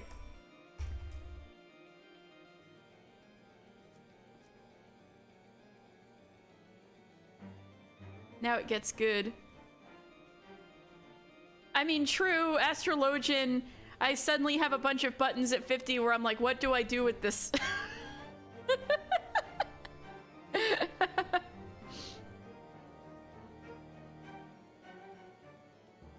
Oh, for jobs with you. Yeah, like, from your perspective, yeah. Oh! Not they get better at 50, but you have everything at level 50 or above. Oh, congratulations then. That's just one more. I'm surprised you haven't done more Ast quests yet.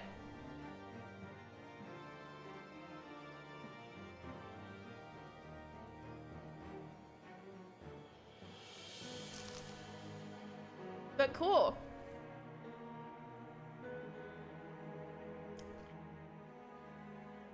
That's why you gotta put it Astrologian in frontline roulette.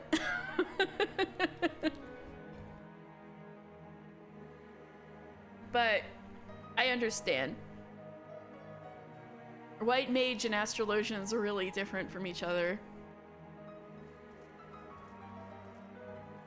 At least I feel like it is. I know they're both like the pure healers, quote unquote, but then there's the cards and the this and the that. Andalou, how we doing? Oh, Lucia's back. Okay, that's good.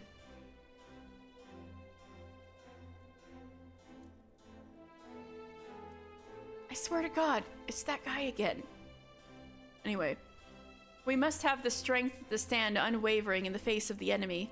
It is the only way we will weather the storm and deliver our people into a new era.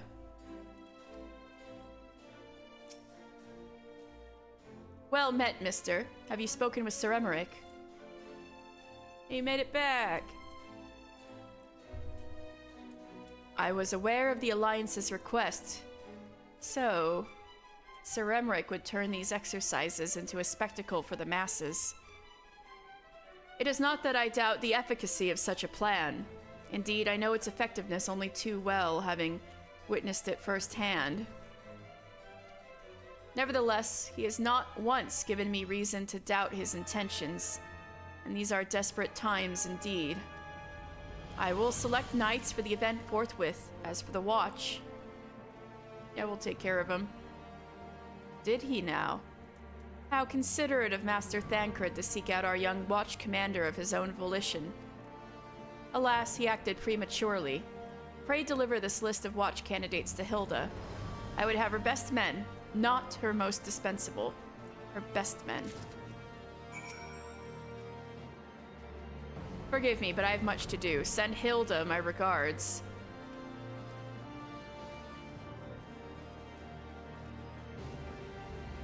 There you go, Lucia and Hilda shippers. You get a small crumb.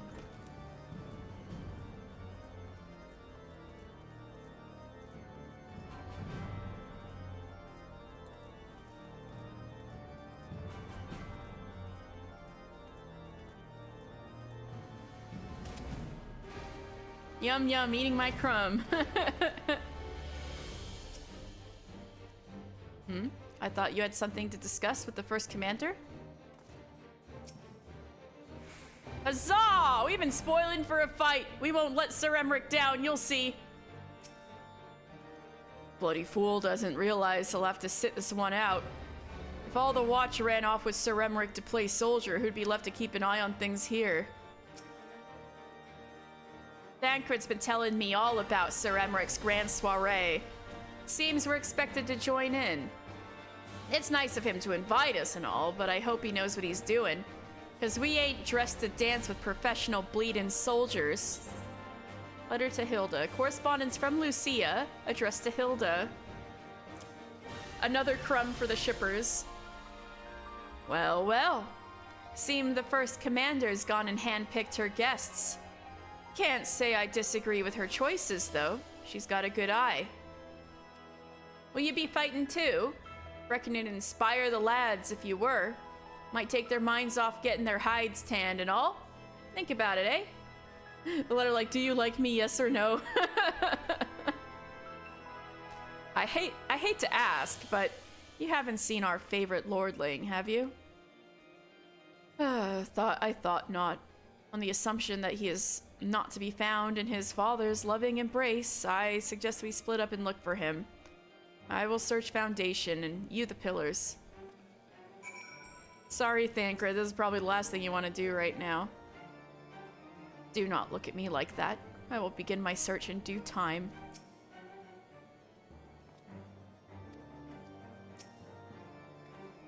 Still can't believe he actually hit the daft bastard.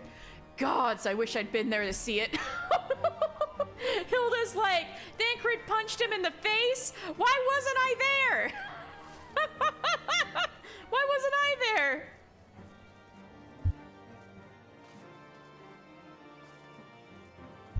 Whoopsie. Whoopsie, whoopsie. I didn't run the right way. My sprint, my sprint.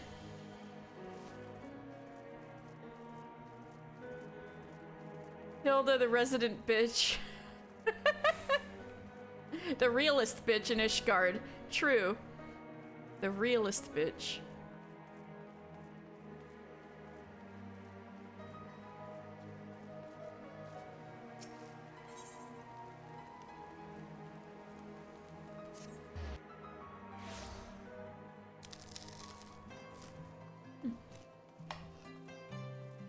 That's his usual spot. You just went to your usual spot. I guess you weren't looking to hide that much.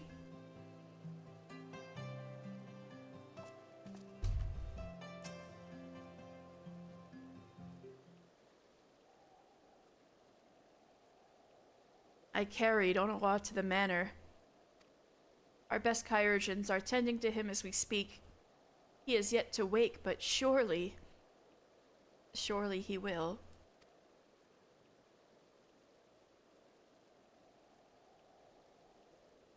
So Father has volunteered me for this grand melee of theirs.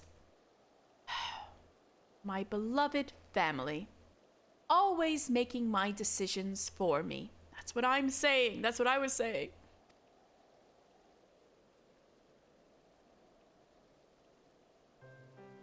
No, it's not like that. It's just...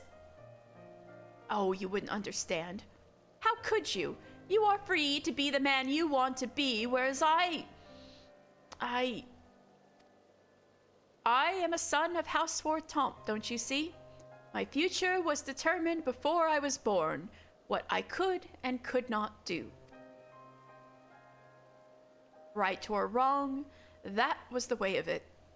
Until the old order began to crumble. Now we wander amidst the rubble, searching for a purpose, for a place. All around me, brave men and women rise to the occasion. With faith and conviction, they dedicate themselves to their causes. But not I. I was terrified of making the wrong choice, which is why I let better men make them for me. Do this, do that, take this duty, guard this conference. See, I kind of relate to him probably a little too much. I'm like, damn, this is hitting.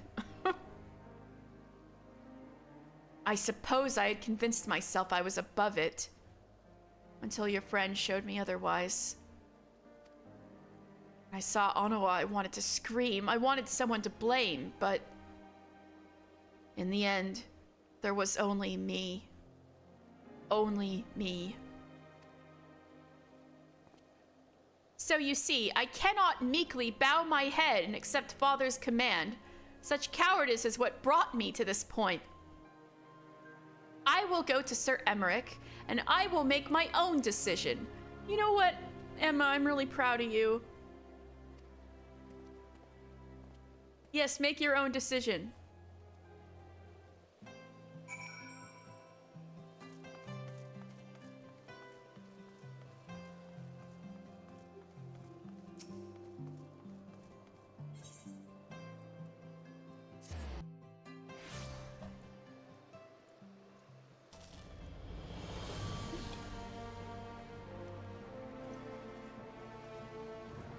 Sorry, those bites of toast are really loud.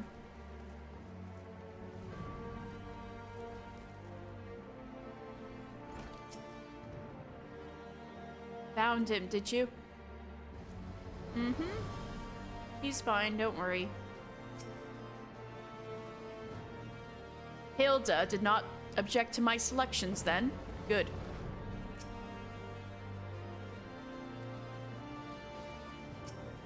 Oh wait, Amanilin's right there. The Lord Commander is not to be disturbed. May I ask what demands his personal attention?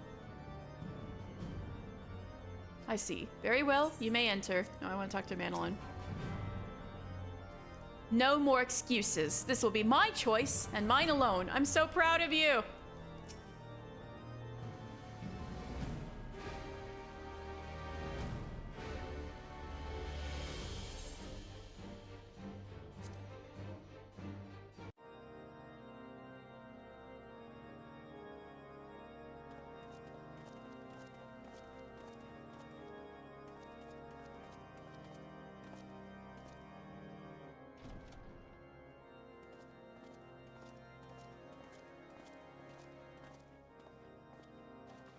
First time he's seeing his son since the incident. Commander, if I may? Oh. I wish to speak with you before the Grand Melee.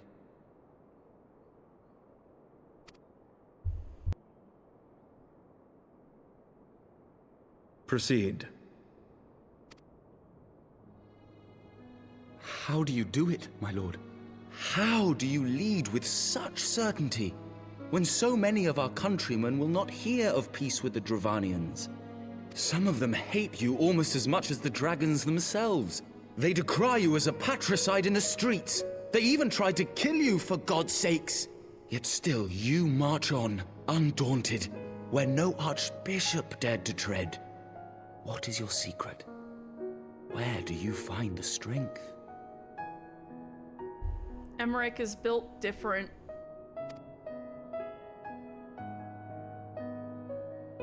For centuries, our nation has been punished for the sins of our forefathers. If our punishment is to end, I believe we must right the wrongs of antiquity and move forward as a nation united. Needless to say, my father did not share this opinion. Sins of the father.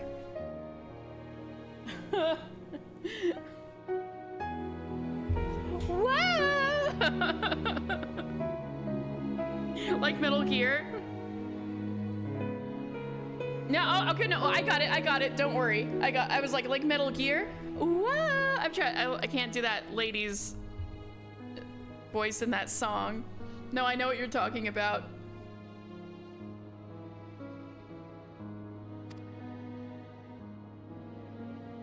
He did not believe the people strong enough to bring about their own deliverance, trusting only in himself. Tyranny seemed to him the only solution. But I have faith in the people, Lord Amanalain. I have faith that they will weather this storm and overcome every trial we set before them. Many have fought and died to see this blight upon our nation's history cleansed, and I would not let their sacrifices be in vain. Though we invite reprisals, the risk is worth the reward. Emmerich, you're so strong.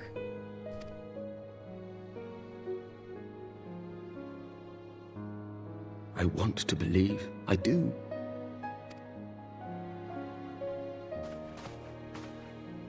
Lord Commander, through my careless orders, a pall has been cast over these proceedings, and I beg the opportunity to make amends. I, Amanalain de Forton, do hereby request leave to take part in the Grand Melee. His own decision.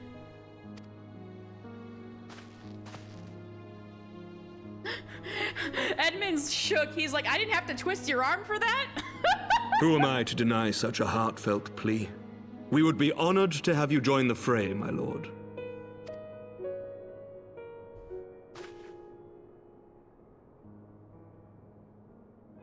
You'll take charge of the Ishgardian forces? For all my other responsibilities, I am still Lord Commander of the Temple Knights, and I would not soon yield this duty to another. The esteemed Sir Emeric leading the Temple Knights and the Watch into battle along with my youngest. I could wish for no more.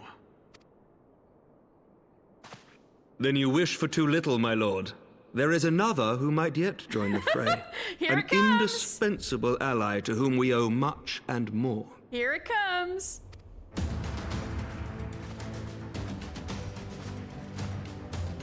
An adventurer beholden to none, who nevertheless chose to champion our cause, who has shared in our suffering and in our glory. A warrior without equal, who I am privileged to call a friend. There is no one I would rather have fighting by my side. How can I say no to that, honestly? Only a monster could say no to Emeric. He wants you so bad, dude. I ask this in full knowledge of your obligations, Honestly. and will not think less of you should you refuse. But if your conscience will allow it, might you oblige me, my friend? One more time. Ooh, he wants me to oblige him.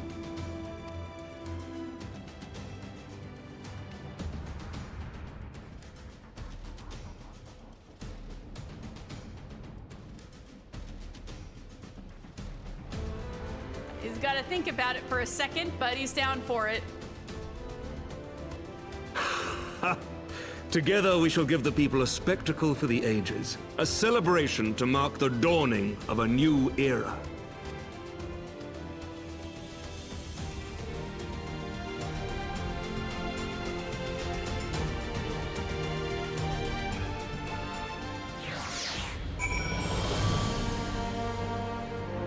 All right.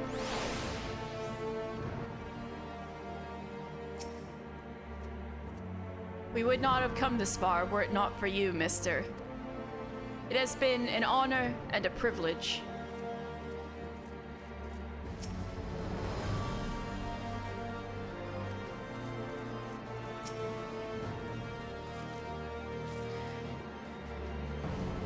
Thancred?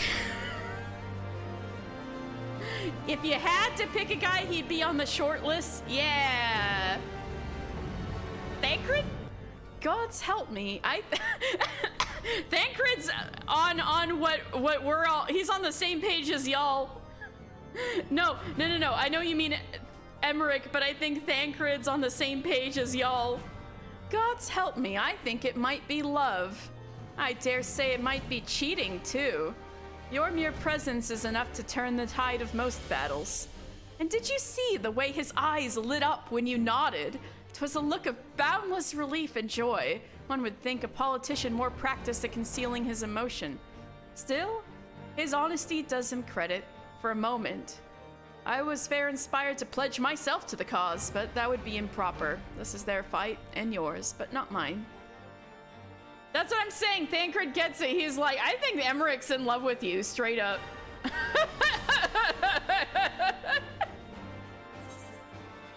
Emmerich straight up like, damn, I think he's in love with you. I don't have good claws yet.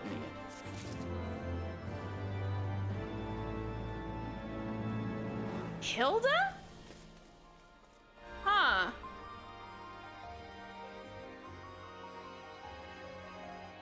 They'd certainly have fun. Maybe at this point in the game, they'd have some fun. Doesn't she call him an old man?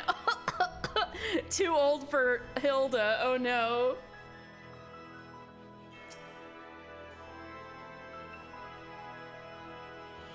Mayhap I ought to fight for the other side. You know, even the odds, because he knows that I'm just gonna steamroll them. Thancred.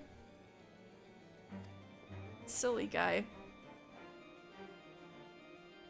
Remind him of his roots. Yeah, that's what I mean by I think they'd certainly have fun because, yeah. Remind him of his roots, that's a good way to put it. The grand melee is posed to begin, and Lucia would not be late. A spectacle for the ages. Sir Emeric informs me that the Alliance leaders have agreed to his proposal. The grand melee will be held here, in the shadow of the Gates of Judgment, and in sight of the capital. An announcement has been made and allied forces are currently en route. The eyes of Ishgard are upon us, mister. We must not fail. A rare opportunity to see you pitch yourself against allied forces outside of Cartano, perhaps? He's like, PvP exists, by the way. I would not miss this for the world.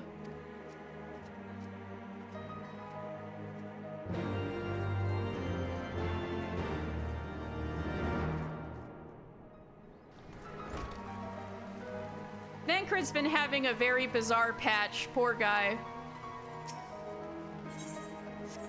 There's the other guy! I keep seeing these two Hrothgar all day. Two of them, it's two of them. I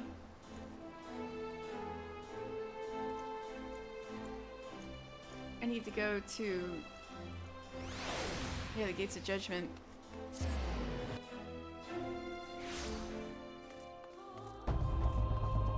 Ooh, we got a lot of people here. From the Immortal Flames, Lieutenant Final Fantasy, because I'm technically an Immortal Flame. You honor us with your presence. There is a scurrilous rumor going around that you will be taking the field at the with the Ishgardians. It isn't true, is it? Oh no! Oh no! I'm an Immortal Flame. The flame is like,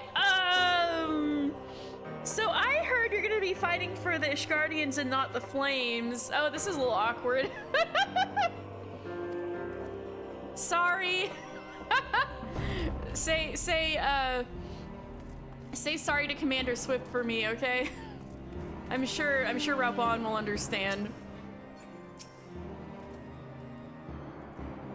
The second commander and Hilda's lieutenants shall see to the security of the city in my absence. So Andalou is in charge, the second commander. The melee demands my undivided attention. Hilda! It ain't often highborn dandies deign to fight alongside us hoi polloi. Like all our name days rolled into one, it is. Then again, it's our national pride that's at stake. National and personal. I ain't about to let a snotty-nosed lordling show me up.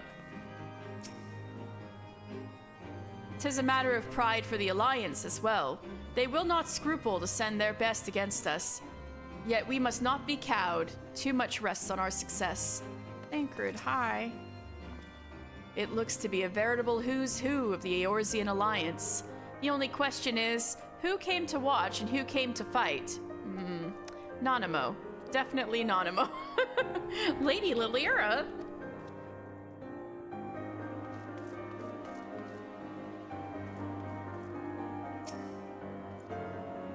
There he is!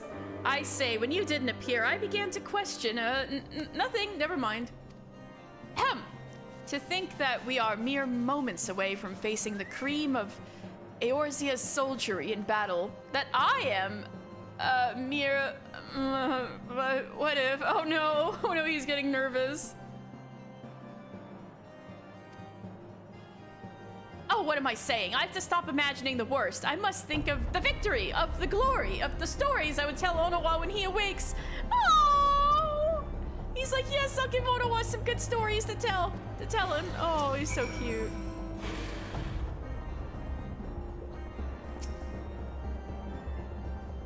All right, let's go. I'm ready, old boy. Are you? Funny. By the Fury, how could I forget? Father bid me present this to you. I know it is sudden. Infernal. I've been playing too much Baldur's Gate 3, I'm sorry. Intentional noob, hello. I know it is sudden, but we believe the men would find it inspiring were you to if you bore the colors of House Fort Tom into battle. Actually, yes, I would. You guys are family. Infernal might need a name change now. Only if you want.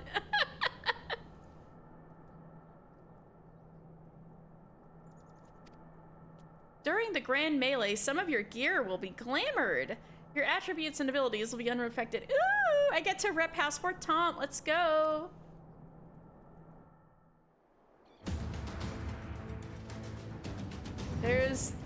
The Grand Company's. Hey, look!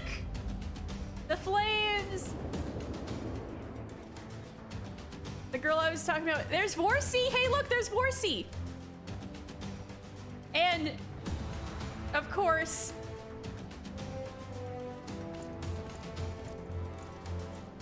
our boy, and a Manolin.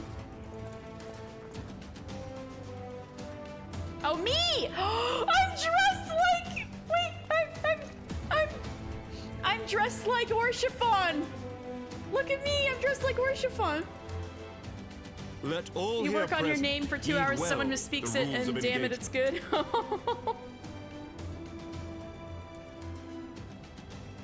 I need a drink of water. Hold on.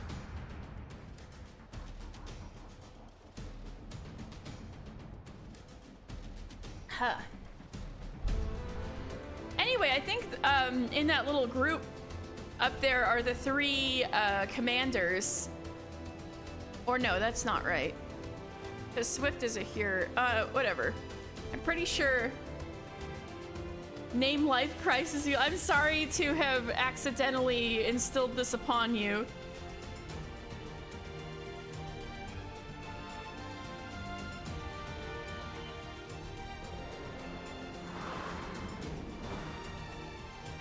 The Grand Melee is a large-scale battle in which an allied company of Uldan, Gridanian, and Lominsan forces will be pitted against a company of Ishgardian forces.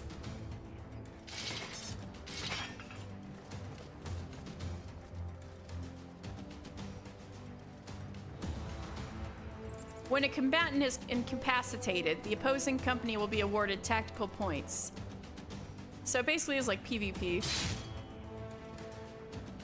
The first company to attain the designated tactical rating of 100 points is declared the victor. So we just need to beat the shit out of people. Okay.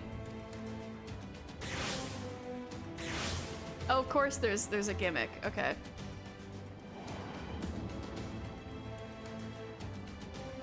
During the Grand Melee, officiants may mark certain combatants with the Fury's Gaze, which will be indicated by an ethereal tether linking them to their company's flag. While defeating most combatants will award your company 1 tactical point, defeating marked combatants will award your company 10 tactical points. So when they get tethered, it's like beat the shit out of this person for extra points. Marked combatants will also possess enhanced attributes, rendering them more powerful and more difficult to defeat. Defending and defeating these combatants is the key to victory.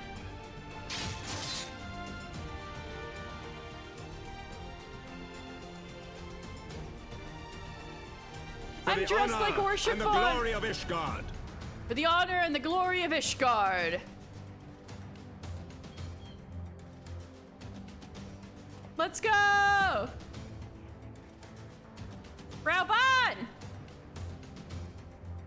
Oh, is Nanamo up there? Oh yeah, our girls! Look at our girls!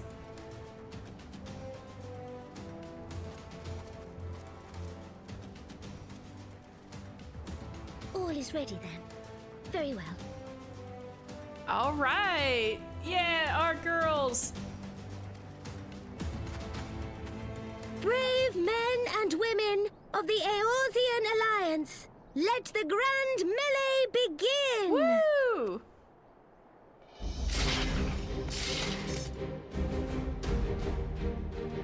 Let's go!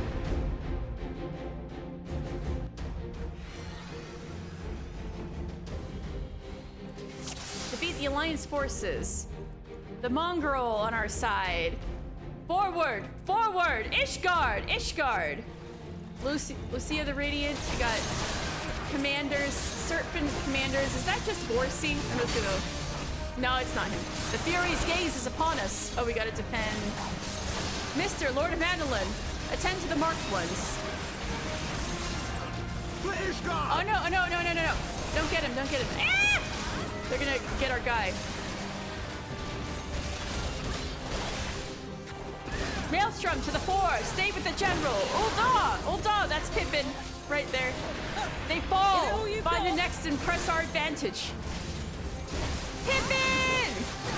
I don't want to beat you up. There's Riki.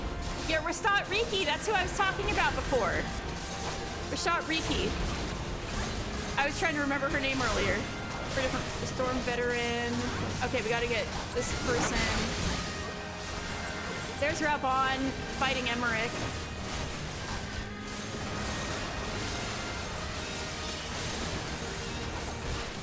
Yeah, it is Vorsi. Look, Serpent Commander Ulua. Vorsi is here.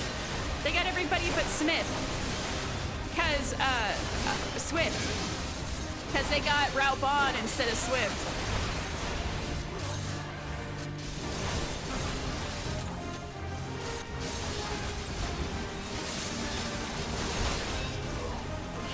Oh, I gotta get this guy.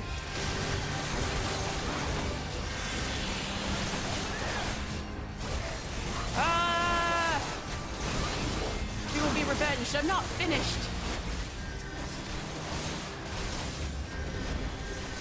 I know. Pippin, come, Guardians. Show us your mettle. Oh no, I gotta beat up Vorsi! Oh no! My boy, I don't want to beat up Vorsi!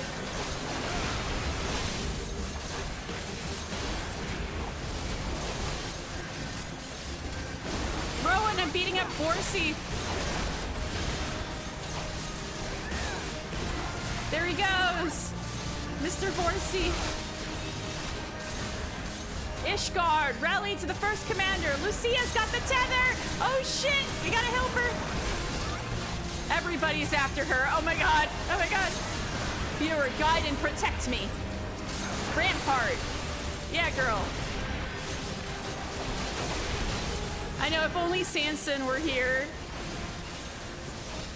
And more like Gidolo. Gidolo would make make fun of Vorsi for falling in the snow. My thanks to you.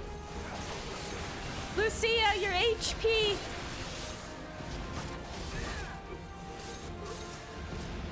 Vorsi's back up! They threw him back in there.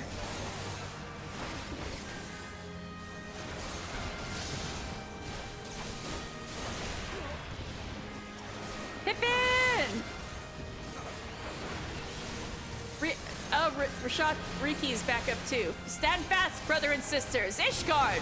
Ishgard!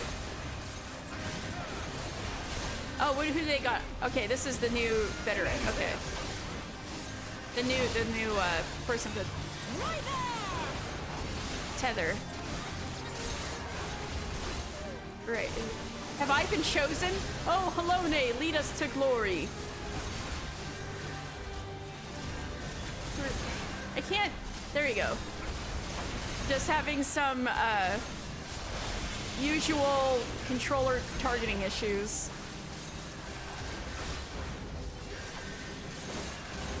They threw Vorsi back in there. Mark well my strength.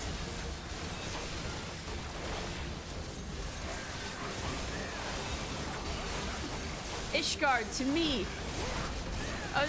Oh, it's me! Oh shit, the Fury's gaze have fallen upon General Raubon and... Uh-oh, Raubon and me have the tethers. Uh-oh.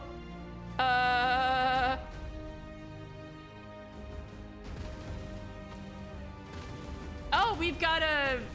This guy wants to join the party. Cyclops! Cyclops! Everyone on your guard! All forces, fall back! Oh, he just saw there was a little party over here and wanted to join in. Oh? Thancred?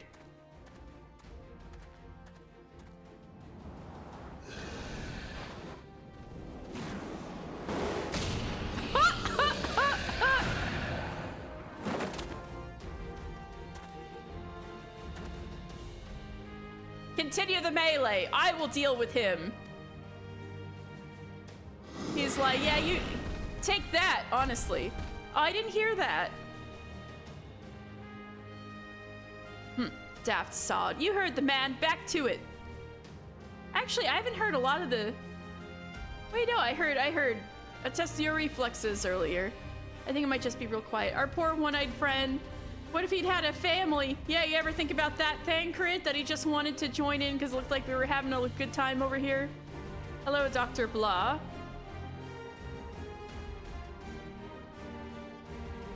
I need to mess with my audio levels with that take that.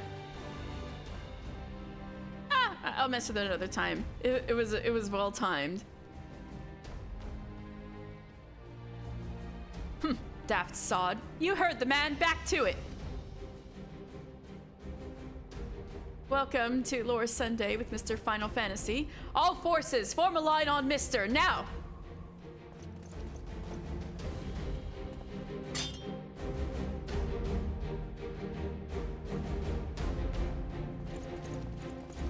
Ooh, Raubon. This is his first time really going with one arm. Woo! This is his first time really having a big fight since he lost his arm. Let's go. He still got it. Oh no! He beat Emmerich's ass. Woo!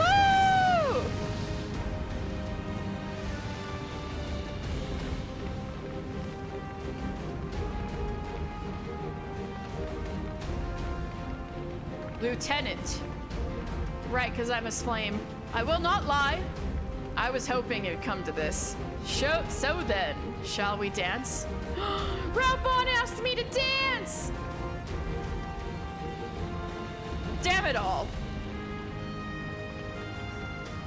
No, this is cool. I get to fight Raubon. See if he's still got it.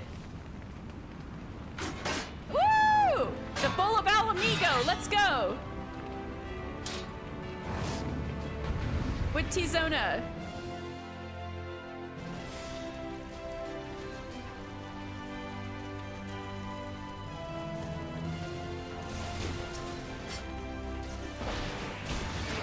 By the Fury, it's just the two of them in there.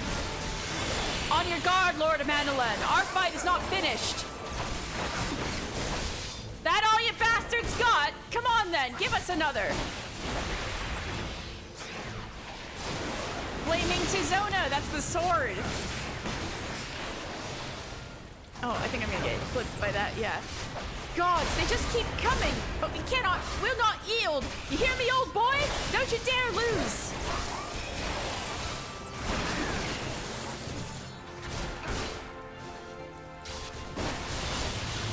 Oh. I've got you now.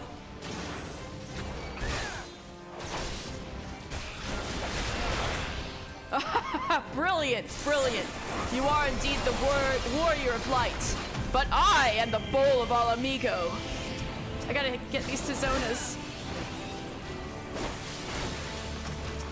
Ah! Immortal flame! Oh no, I forgot one! Fuck. Okay, got it. That was the last second there. Woo! Strength, mister! Now is your chance!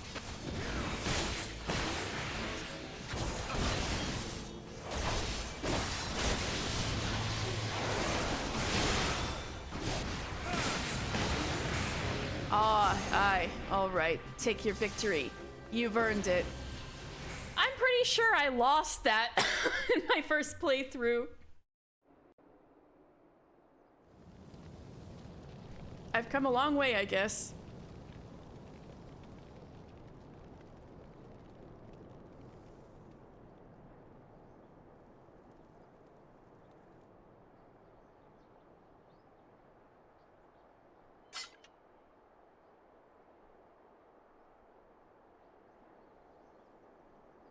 Vorsi was fighting Amandalan. Did he win? Then we...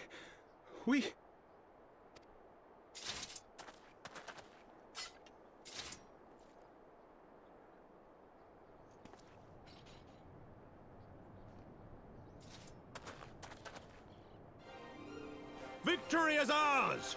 Ishgard! Ishgard! Let's go! Tiny people on the wall, look out! Yeah! Let's go! We got to turn it around after all the bad stuff happened. Well fought, my friend.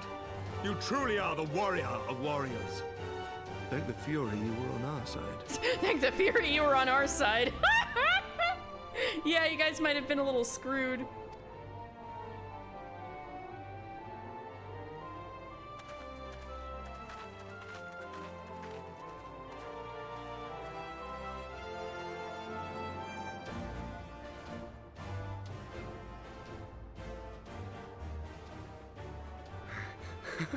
Oh, my lungs are burning, and I can barely stand. Me after running for 1 minute. I didn't think I could do it, but then I did. We did. We faced the Alliance's best, and together, with one heart, with one purpose, we prevailed. Me after waking up. After 1,000 years of hardship, of strife and bloodshed, we are strong enough to rise to any challenge, be it on the battlefield or beyond. Alright, Amanilin's on board. Let's go. The future holds Me so have much to try to promise, know how to so home cook much pizza. joy. We need only show them the way.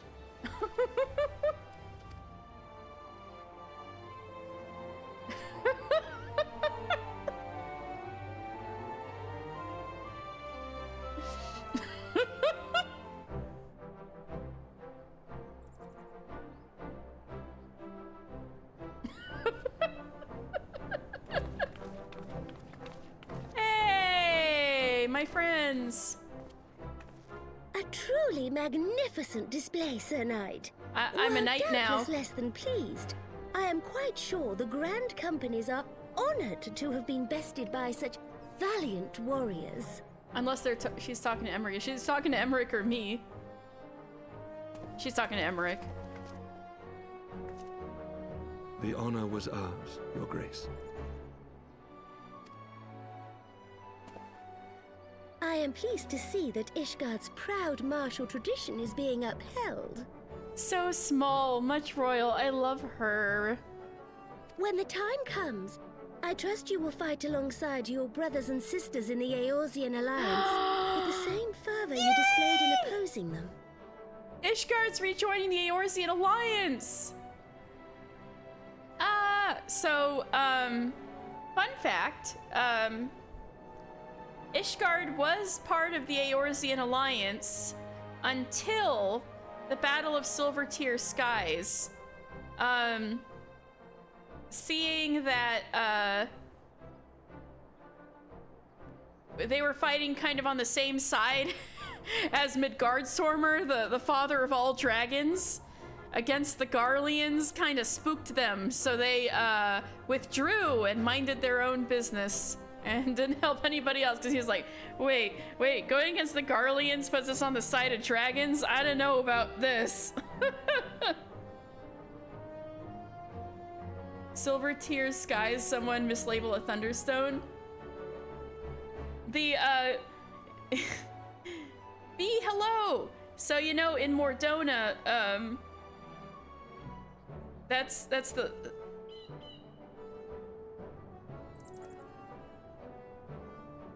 Someone mislabel a Thunderstorm? Gotcha.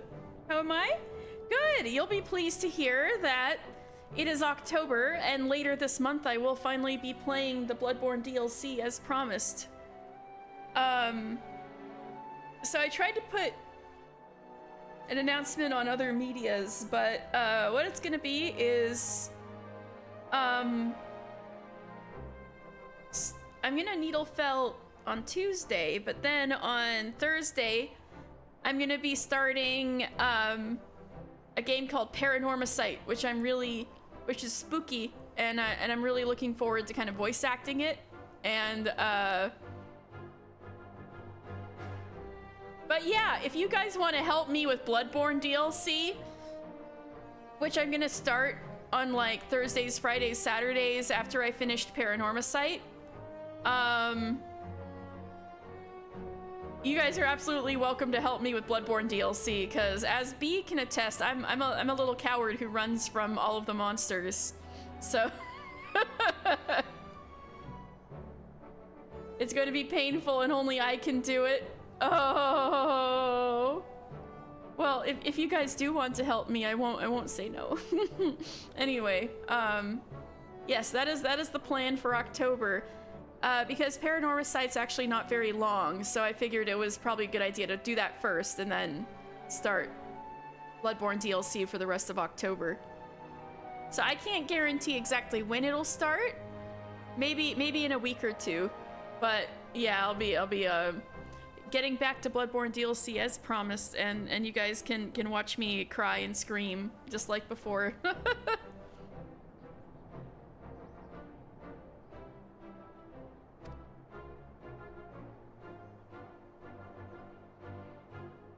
I note that our friend elected to take the field in Ishgardian colors. I was wearing the same colors as my dear departed friend. You're having flashback. You can only offer moral support and half-baked pizzas. You know what? I'm so thankful. Thank you, Doctor. And, oh no, do I even want to know, Pukey Pie? Which was the boss that really gotcha? Was it that orphan I keep hearing so much about?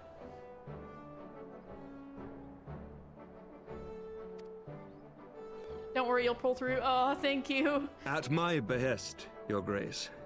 If we have given offense, the blame lies with me. They're all fighting over me. They're like, huh, why is Mr. wearing Ishgard colors? Orphan of Kos is absolutely fucking insane. Oh dear. God, do you stop? Lawrence? I think I also heard that guy, he turns into a wolf, right? Or something like that? Or he's all fucked up and a lot of things put together. Gave me a mental breakdown. Oh no! I'm gonna suffer.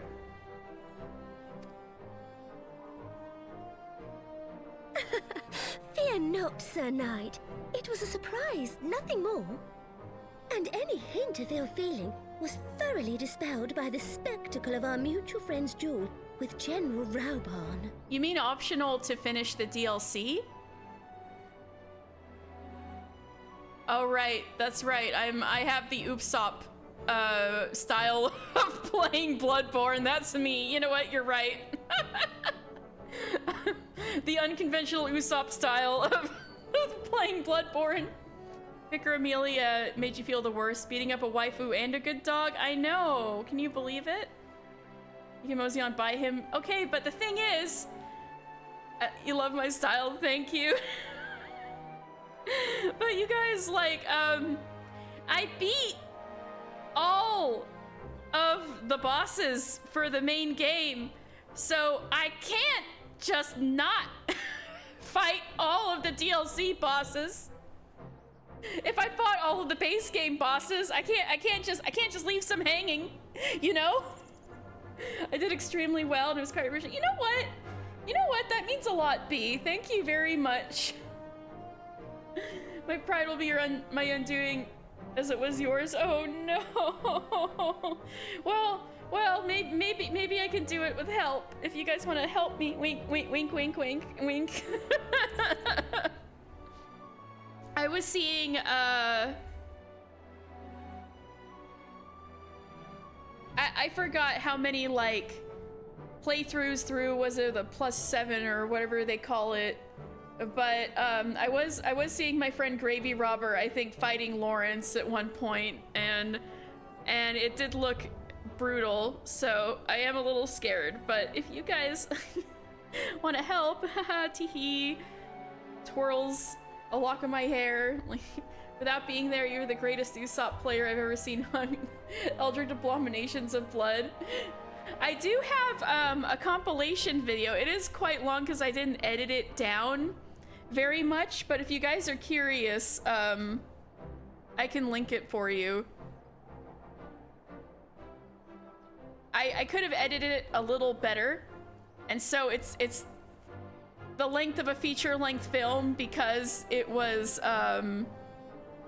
freaking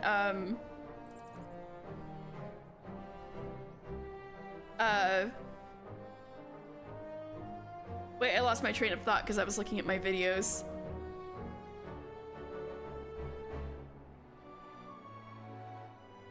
Let's see, it should be here.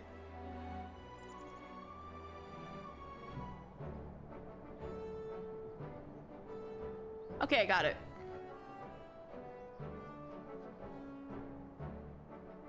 I need to get the link.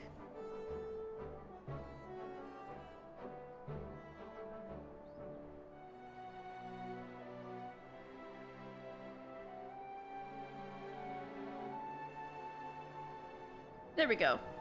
All right, if you're curious, you feel free to skip around because I did not edit it very tightly. Here is some of my cowardly Usopp exploits in Bloodborne. Wait, shit. Wait, let me try that again. There we go. Feature-length films are your jam. Aw, thank you. So Lawrence is just scummy and cheese in the second phase. The whole... Oh. You'll steel yourself to aid. Aw, thank you, Pukey Pie. Why you call yourself a coward? You're the opposite, actually. Oh. Thank you. Thank you, that's very sweet. Coming from the person who was like saying I was like Chopper One Piece. Thank you. But yeah, if you guys are curious, this was from my subathon last March. Where the subathon was lasting until I beat Bloodborne. And I'd never really played a Souls game past like the first boss before, and I managed to with lots of help from viewers managed to beat the base game of Bloodborne, all bosses, in 7 days.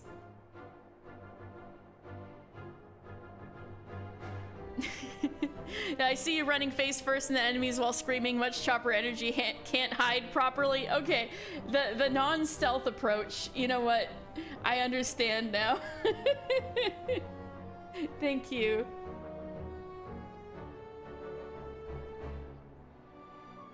So they don't feel bad at all that that our boy Mister, why is he all Ishgard? But they all got to see me fight Raubon, so it's okay.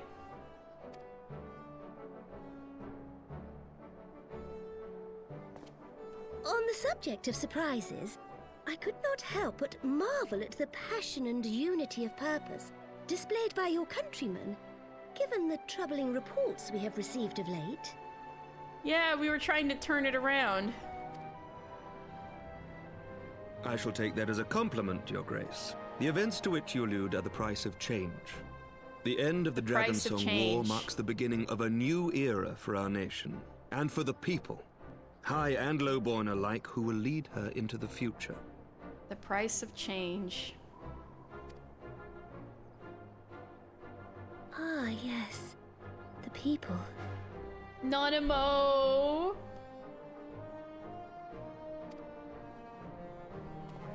Nanamo's like, I get it. Change is indeed a perilous thing, for we who seek it, and they who fear it. I shall pray for Ishgard, and for you. Nanamo understands. Aww. Graciously bowing.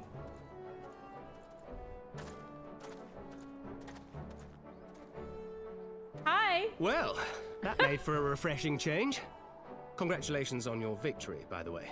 Thank you for stopping the interruption.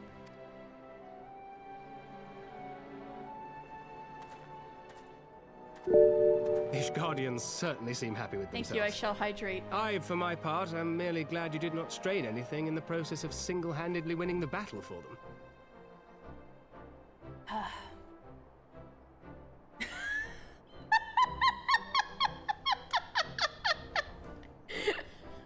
Thancred, you're so right.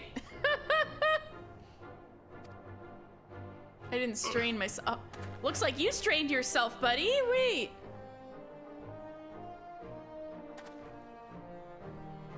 Daijobu? 'Tis but a scratch, I assure you, and I will not suffer you to worry over me. Not when we have a dozen far more important concerns. Thancred, I'm gonna yell at you. If there's lots of reason to be worried over you lately, right now even. Nobody's looking after you. Make that 24. Still, as Y'shtola never tires of telling me, we can but face them head-on one at a time. One day at a time. As Minfilia would have done.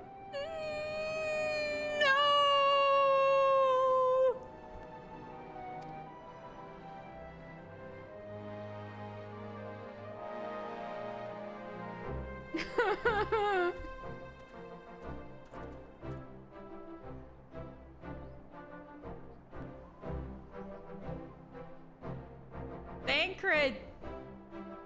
You need to open up to someone, please. Pippin! Hi! Sorry I beat you up. It was fun, though. I love you. As long as I live, I shall never forget that duel. It was inspiring and humbling in equal measure. I feel honor-bound to point out, however, that my father was fighting one-handed. If he had both his arms, you would have been fucking lunch meat, mister.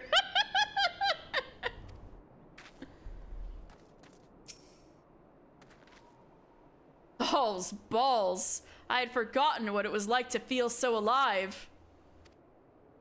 Pippin is the best character ever. I love him. It has been remarked at FanFest. It was remarked by people. I think Yoshi P was surprised by how popular Pippin is and how people keep asking for more Pippin. So they'll have to think about how to. There may be more Pippin content in the future because people have asked for it. Not since leaving the Blood Sands have I had the privilege. Not since the Bull of Alamigo hung up his swords. Yeah, I think he's a nice person. He cares a lot about what the fans want and things like that. Back then, the outcome might have been different, but I do not begrudge you your victory. I know how far you have come, how much you have endured. Our fight only confirmed it. We shall have to do this again one day when time allows. I shall look forward to it. Now go. Go to the Ishgardians and celebrate your victory. You've earned it. Oh, great to see you, Rabon. Come, Pippin. Her Grace is expecting us. Lead on, Father.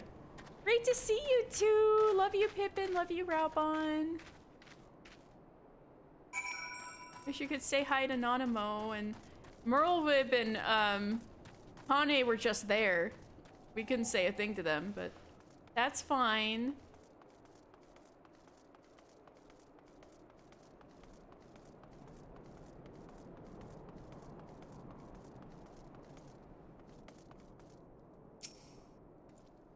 What are we waiting for? We must return to the capital at once and tell them all about our victory.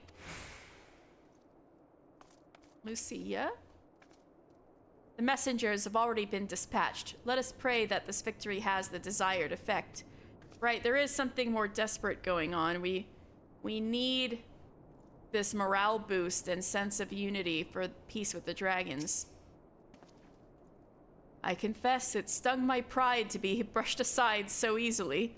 Yeah, but Bulla Alamigo, he's a force to be reckoned with. But when the flames subsided and I saw you standing there triumphant, there was only gladness in my heart. Damn, Thancred, I think you might be right about Emmerich. That was just another battle for you, I bet. But for my lot, it weren't so much the fighting as the not tripping over each other's feet. His lordship might think about laying on some actual training for us next time. Yeah, let's get some training in there. Said your goodbyes? In all the years I have known Raubon, I cannot recall ever seeing him look so happy in defeat. Well, everything seems to be falling into place, does it not? The Ishgardians have claimed their symbolic victory, and the Eorzean alliance has been strengthened in the process. Be proud, mister. You made this happen. Oh, well, thanks, Thancred.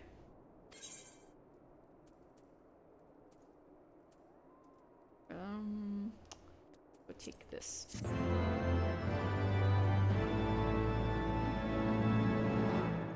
I have learned the emote victory. V-pose! V-pose! Yes! Yes, I got V-pose! Let's go. Where is it? There we go, there we go. Woo! Backflip on command. Emotes, that's your endgame. I know, you understand what's important in life. I cannot help but wonder what would have happened had you lost. Fantastical, though such a state of affairs unquestionably is. I dare say the world would have simply ended. Thancred's got so much sass when he's upset, when he's like not doing so hot like this. The sass, when he's not doing great, the sass just cranks up. Oh my god. Wow, what would have happened had Mr. Final Fantasy lost the battle? I think the world probably would have simply ended. Fantastical. Such a thought.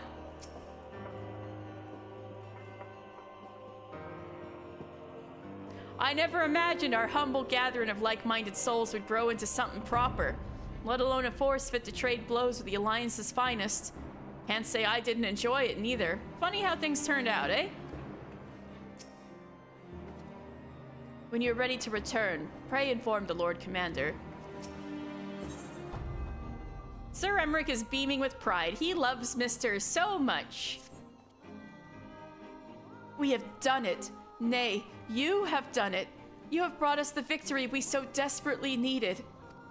There is naught left but to return to the capital. Come, let us see what reception awaits us.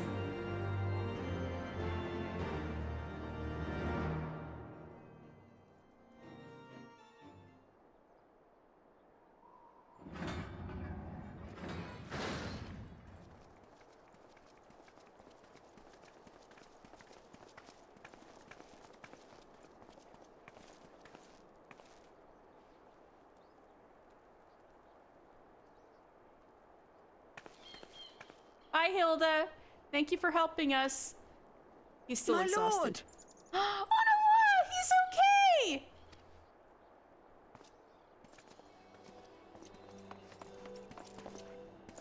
Honorwa, my boy. Shouldn't you be in bed? Thank you for your concern, my lord. But I have largely recovered from my ordeal, and I have naught but several scars to show for it, which I have been told some women may find appealing. Oh my god, Onawa. There he is. He's got a little scar. I see. And to think I was worried sick over you. Oh my god. I'm not sure I understand, my lord. Well, let's put that theory to the proof, shall we? My lord? Oh no. 'Twould seem that a great many things have occurred in my absence. I thought I might begin to make amends by welcoming you in person. A lot did happen, Alphino. Hi. My lord. He's like, we're gonna go pick up chicks right now, Onawa. No! The messengers spared not their chocobos to bring us word of your victory in the grand melee. I cannot well describe our elation when we heard the news. It called to mind the day we rejoined the Eorzean alliance, when I glimpsed hope rekindled in the eyes of the people. Aww. Yeah, his name is Onawa. Mr. Elf Child. The Fury herself ushers us into a new era. Sir Emmerich, the time is now.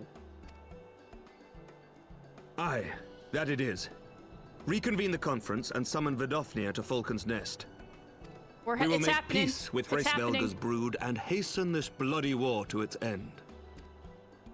Yes, Lord Commander. We have I will send word to improved the Artorel vibes. and bid him resume preparations. All right. The vibes have been fixed, so we can go on.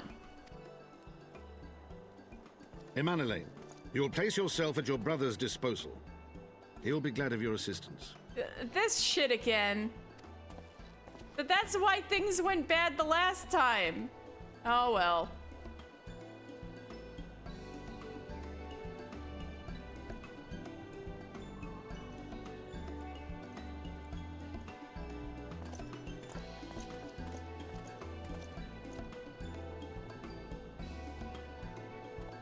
No stopping it now, is there? We should inform Y'shtola and the others. Yep.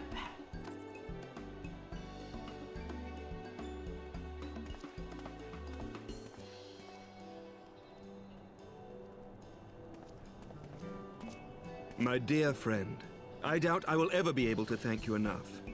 But when the conference is successfully concluded, I damn well mean to try. Oh my god, he's gonna court me properly. Ooh, I have to go find a dress.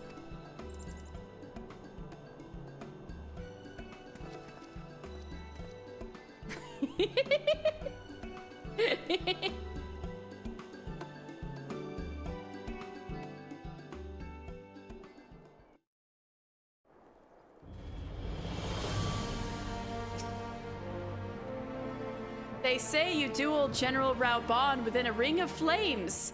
I did not think the man so ostentatious. Would that I could have seen it. Ha, yeah, you missed out, Alphino. After we parted ways in Matoya's cave, I returned here to speak with Tataru. We agreed to tell the others only that our search for Minfilia had reached an impasse. I subsequently learned that you had left for Falcon's Nest, but I thought it best to keep to myself for a time. I am wont to rely on you overmuch when we are together, and I needed to think, to reflect. Oh my god, Alphino is having some character development. He's like, I ask Mister to do too much. Oh my god, look at this old temple knight with a cane. Oh no, he's using his sword. Oh no, he's not old. He's not old, he's just injured. And he's like trying to use his sword to walk. Poor guy. I thought he was an old man from afar, but no, he's just having a bad time. Old and injured. He looked pretty young. He had like Mister's default face.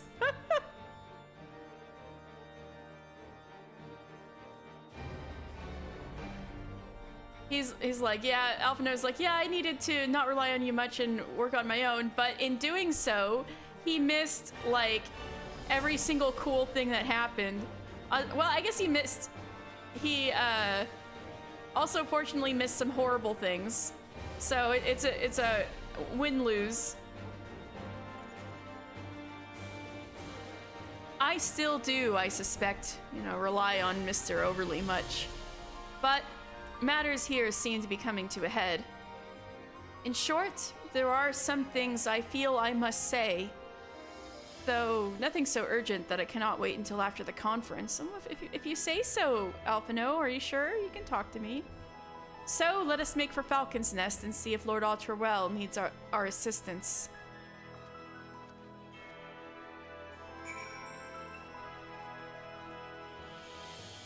For those we can yet save.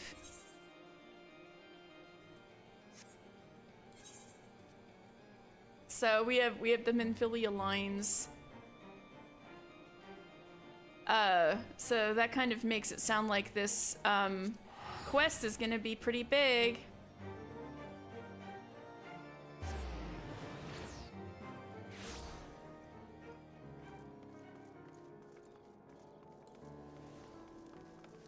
All right. Hey, the weather's nice too. Back when they were gonna originally have the peace conference, it was so nasty and cloudy. This might go better. Proud patriot. I hope it's not like last time. I hope so too. Did you hear how Ishgard trounced the Alliance forces in the Grand Melee? Ha! I knew they'd be no match for us. All credit to the Lord Commander, I say. Maybe I should tell them that I did the winning fight. I won the winning fight. I know some still had their doubts about his watch initiative, but who can argue with results like that? Oh, so they're okay with the peasants helping out too. Okay, I guess we're having some improvement. Oh, you came back. While I am here, my family are at home celebrating the birth of our grandson. Oh, remember when his wife was like, I hope the baby isn't gonna be late or something like that. So the wife was talking about their imminent grandchild. So that actually was a little thing planted there on purpose. Though it pains me to be so far away, my wife insisted that one of us attend the ceremony, tell the boy of this day when he is old enough to understand. The world he will know as an adult shall be much changed if Sir Emmerich's conference succeeds, and if each and every one of us lends him our support. I'm very, very sorry to to have to break this to you, Dr. Blah, but Lalafels are breeding mammals just like every other mammal. Like, are Aura mammals? There's a question for the ages. Are Aura mammals? Everybody. Aura, Hures, Elizin, Rugadins, Mikote, Viera, Rothgar, Lalafels, they all have babies the same way. I'll just leave it at that. I am so sorry to have to break this to you. Farm fresh Lalas. Nobody has nipples in this game because Square Enix are cowards. So they probably do have nipples, you just have to imagine them. It's just that they don't show nipples on anybody in this game. Unless you've got your game modded. We're all potatoes, yes.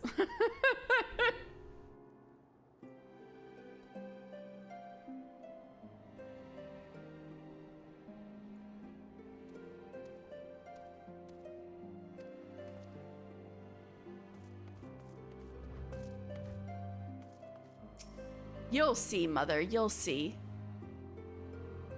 I held on to the anger for so long. It was the only way I could cope with my husband's passing. But my daughter, stubborn as she is, insisted that we attend. I never thought this day would come, never wanted it, never needed it. But when I saw all these young ones, for their sake then, and perhaps for his memory too. See, some of them are starting to come around. Oh.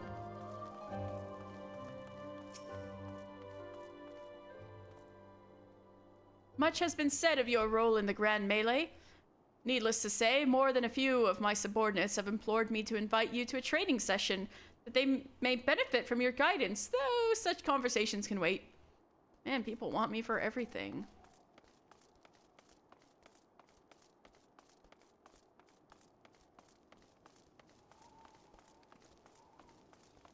Hey, you're still here.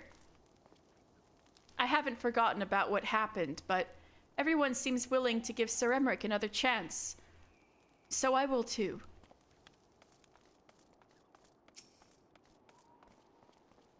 Praise Halone! I was beginning to think that scaffold would never get used. We worked like beasts to build the bloody thing in time, only for the protests to delay everything. Better late than never, I say.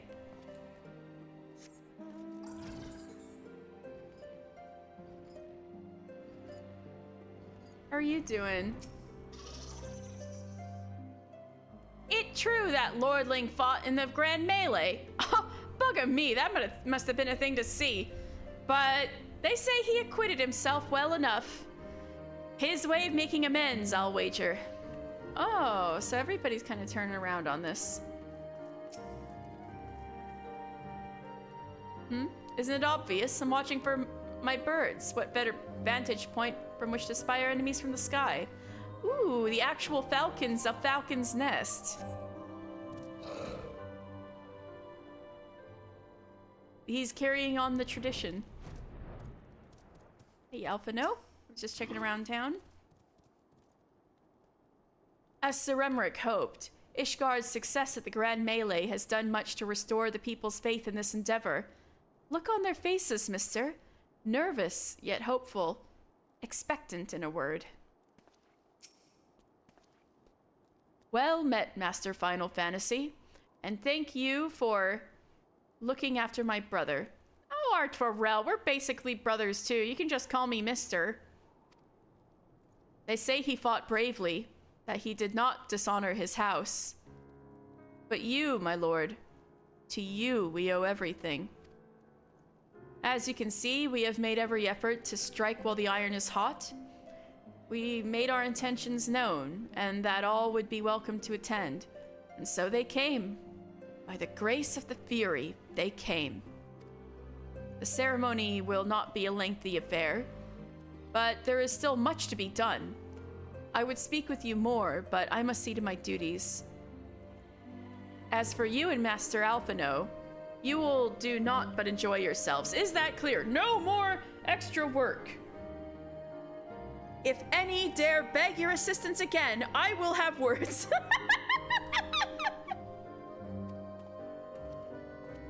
Oh.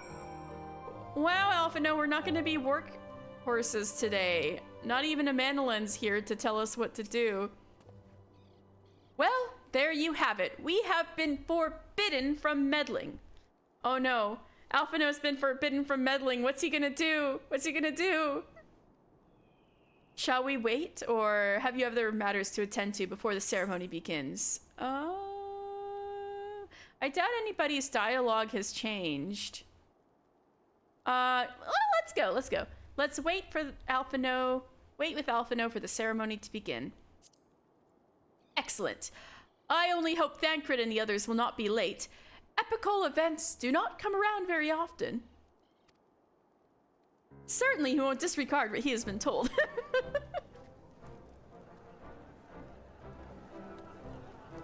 Oh my god, look at all the people! Bigger turnout than we would have had, really.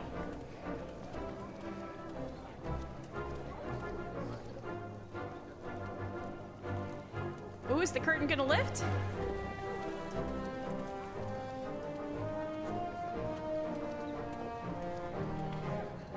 Hey, friends.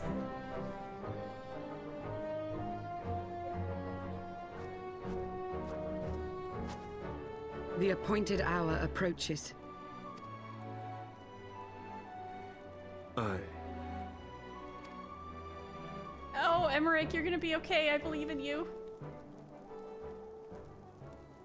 She's here too. The girl who poisoned my drink. She begged leave to watch the proceedings. I saw no reason not to grant it. As long as she behaves.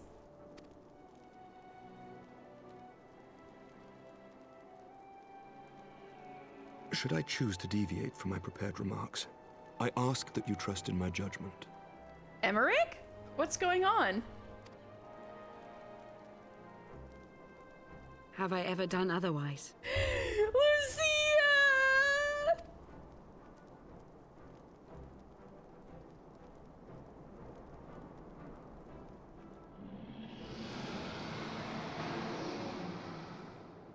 Vidofnir's coming? There she is! There's our girl! Look!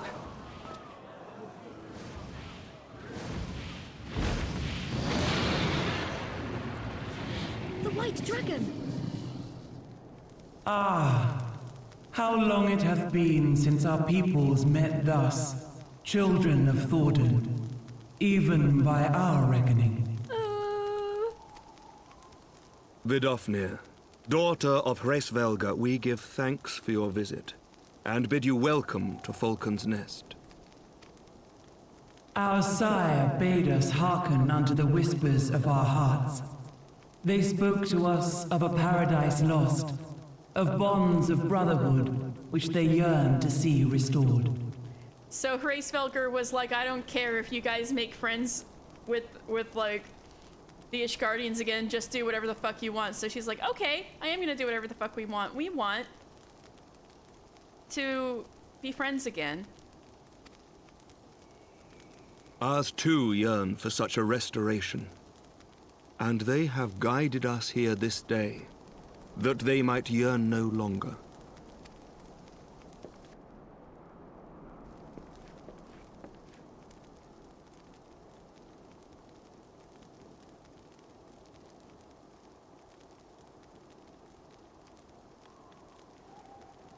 Brothers and sisters, ye who stand as witness, hearken unto me.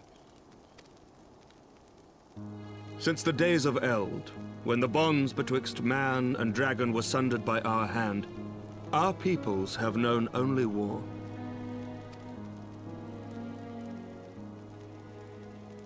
Bloodshed without end, losses beyond counting, and still we fought. And still we fought.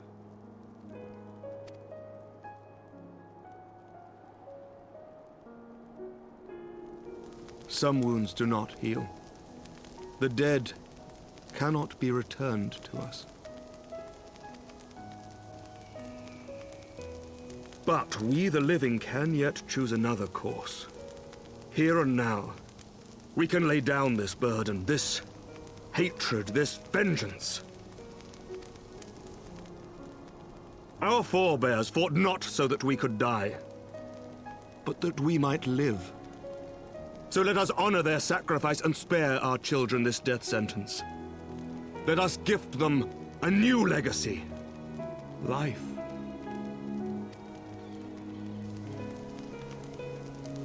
Oh! He got to her. Betwixt our peoples yawneth a divide deeper than the deepest abyss, wider than the widest sea. Generations will live and die ere this divide is bridged. Knowing this, doth thy heart yet yearn for peace, son of Thordan? Everything will be fine now. Okay, Rowan, yeah, they'll be. This peace conference seems to be going great so far.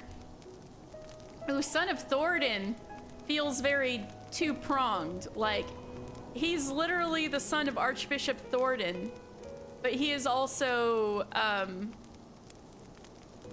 like a son of the original King Thordan, because, a son of Thordan's legacy, the original King Thordan's legacy, because it was the decision he made to have him and his knights eat Ratatosker's eye that bound all of their descendants from like every walk of life in Ishgard over 1,000 years to, you know, be bound to the consequences of his actions.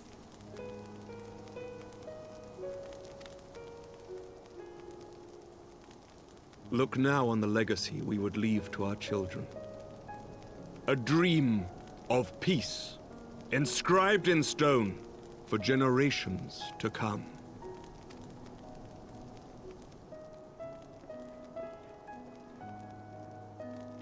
They're gonna unleash it. The curtain. Aww, they like it. Oh, look at her surprise face. That was so cute.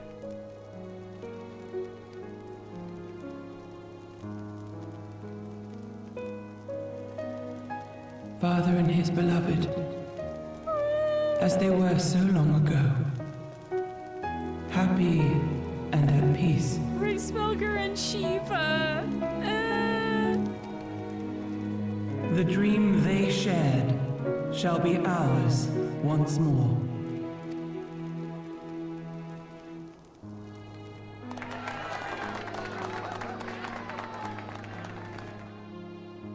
Oh. Never! Estinian? Oh no. Uh-oh. Things were going so well, too. Oop, he's doing a very Kane Final Fantasy IV sort of pose up there. Ah! What the fuck? Spattered blood all over the brand new thing. Great. Vidal, no!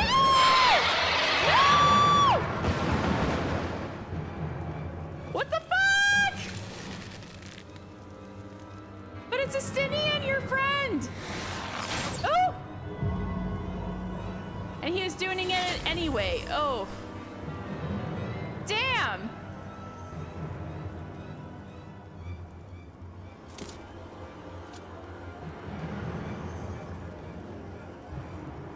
Oh god, Emmerich was ready to fucking end his best friend right there.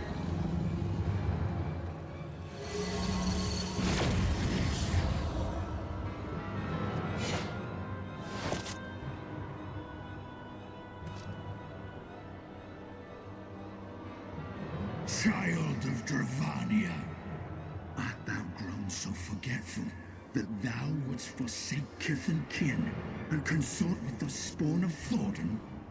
That thou wouldst dare contemplate peace?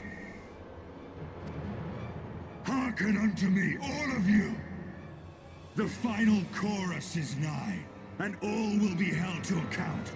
All will bathe in the flames of retribution. Ah! Till the coming of that day, look you on your sins and despair, for none shall escape my wrath. None shall escape my revenge!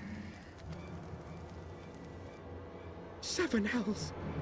Poor Alphino, this is probably a lot for him right now.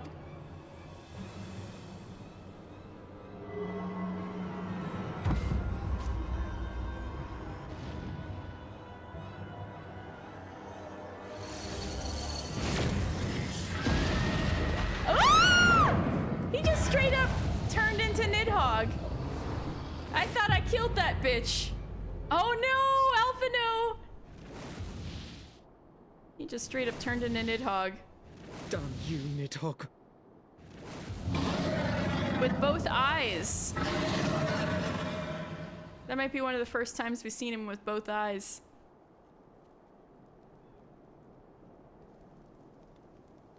Well! Hells, take that worm!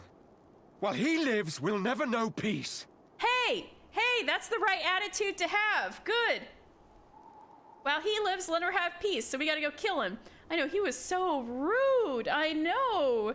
He had to go stab the shit out of Vidofnir, my girl. Aye, there'll be no end to this war till Nidhogg is dead and gone. That's right. So let's kill the bastard and be done with it. Yeah. Death to Nidhogg. Death to Nidhogg. Yeah, actually, that's... Death to Nidhogg! Death to Nidhogg! Death to Nidhogg! Death to Nidhogg! Death to Nidhogg! Death to Nidhogg!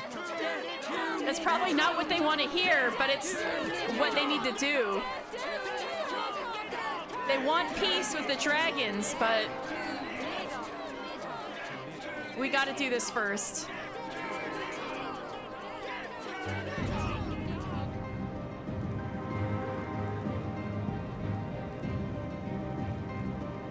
Poor Emmerich, he works so hard and yet... Or are you whispering?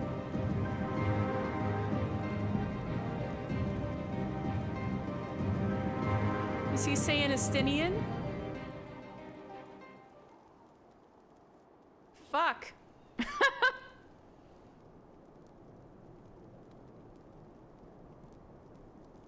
The goal was peace, but yep,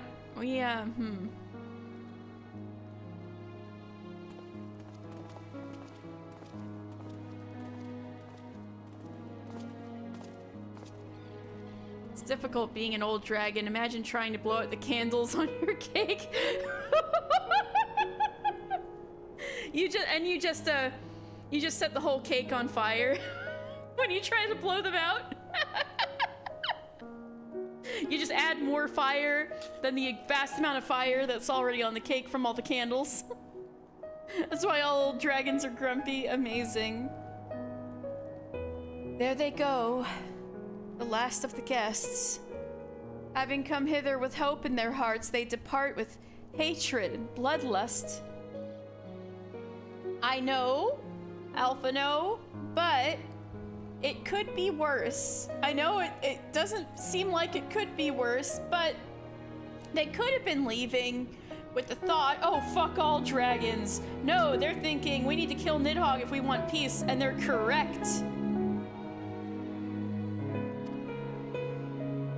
Until the moment I saw him strike, I still held some small hope that what you had seen in Azys Law was an illusion, perhaps.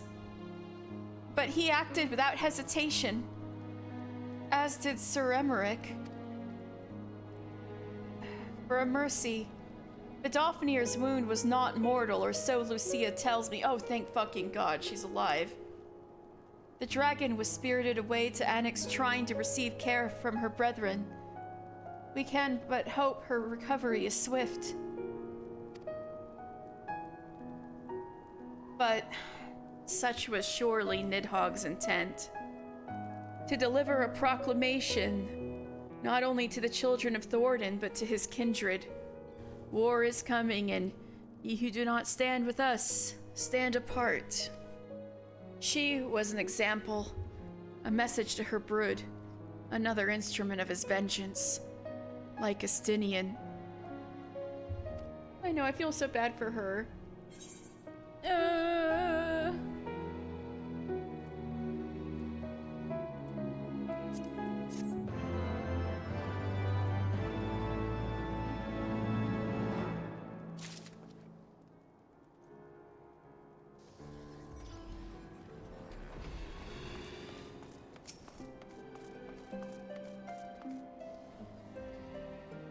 No wonder he did not interfere with our preparations. It was Nidhogg's plan from the beginning to use this occasion to deliver his proclamation, to deprive us of hope and leave us with naught but despair. But we will not be so easily cowed. When the time comes, the golden bell will sound, and every man and woman in House Durandare will hearken to its call. The golden bell being the symbol of House Durandare. Even though the bell that's on the manor of... that's on Durandare Manor doesn't ring anymore.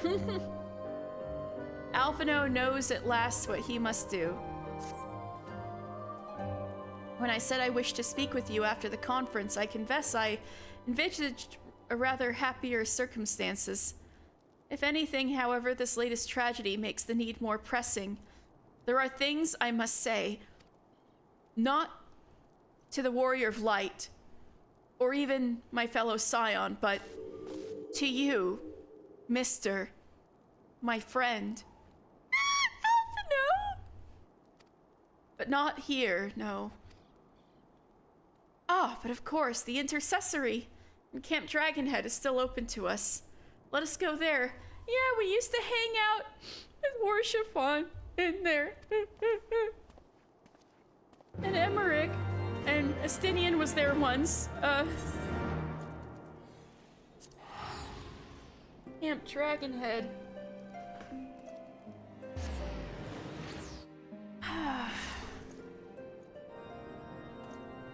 You were there once.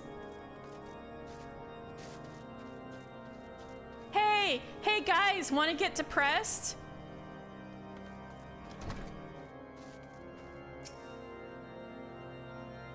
Yours is ever a welcome-faced friend. If you are weary from your journey, pray rest a while by the warmth of our hearth.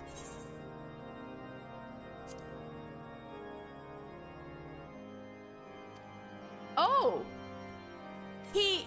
Oh, okay. This is good. This is good. So for a while here, Correntio, is like inconsolable talking about Orchiffon, but it looks like he, has kind of, recovered his composure a little bit. Want to get anti-depressed? Everything, single thing around you was built by people. You're a part of people, and so you can do anything if you assign yourself a path to prove yourself upon. Aw, actually, that's very sweet.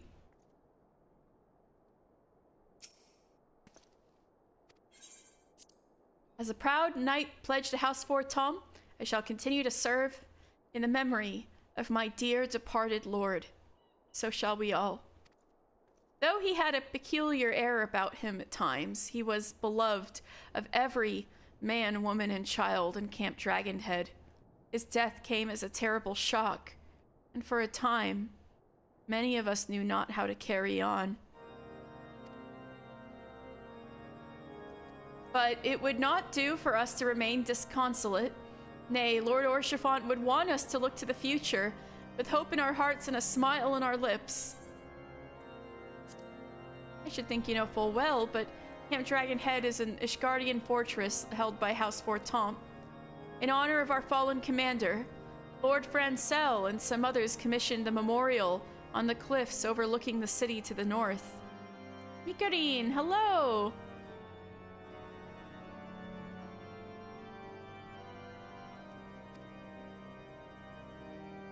Though it may not be where Lord Orshifon was laid to rest, we like to think it offers him a vantage point where he can watch over the city he so dearly loved.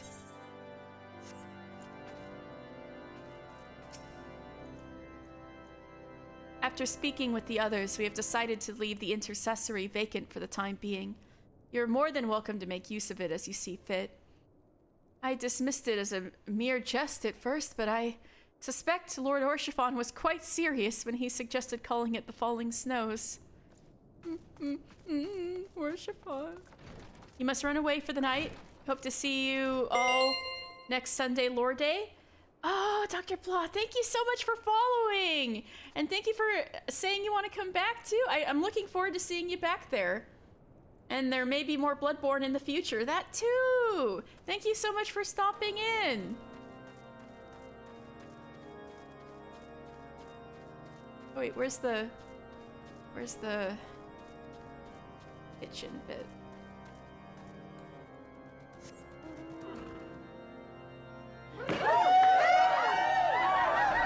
Oh, Charybdis! Wow! Thank you for the gift sub, and yay! Got one for Mel. Congrats to Mel. Getting the sub. Thank you so much. Wait, where was I gonna look? There's this other.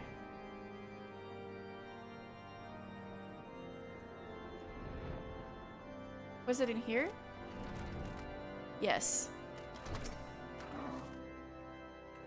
I think the ceremony was just the thing to help everyone move forward.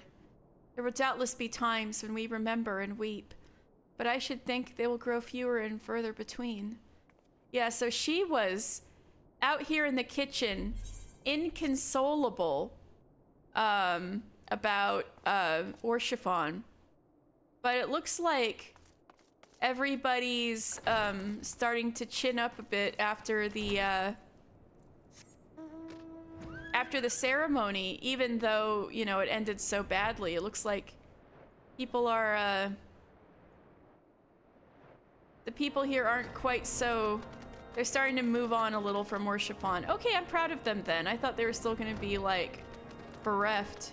I mean, of course they're bereft. They're still bereft, but you know, like they're starting to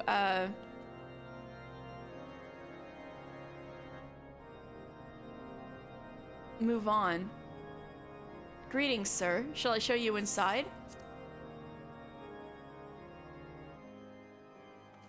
Right, time. Just like old times, Alphino, in the falling snows.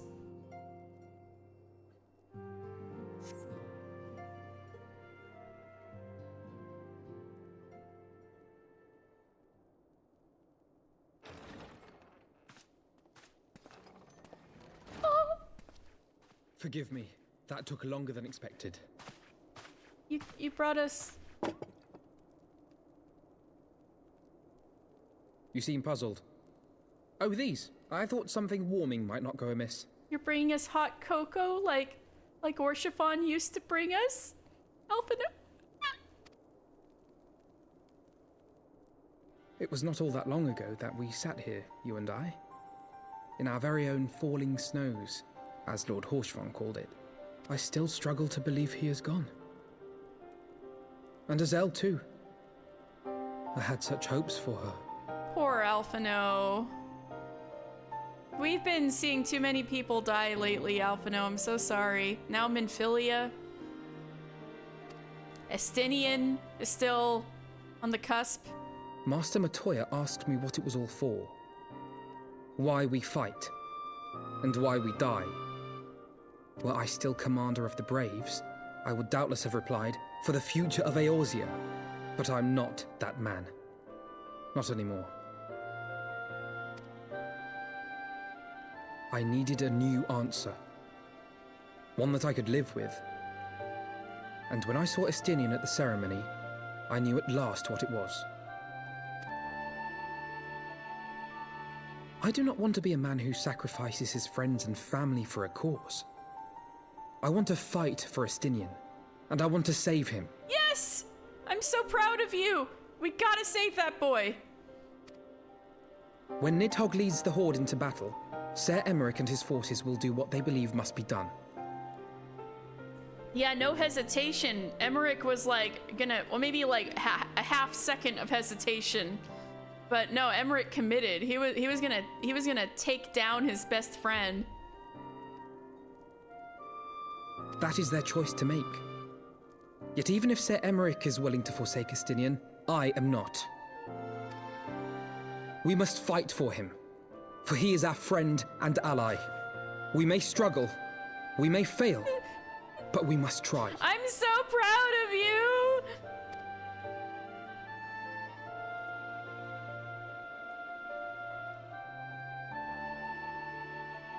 Orshifon wouldn't have given up on him either!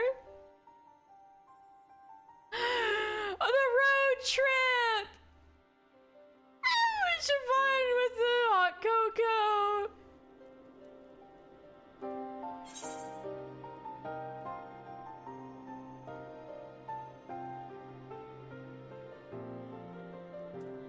To aid those in need.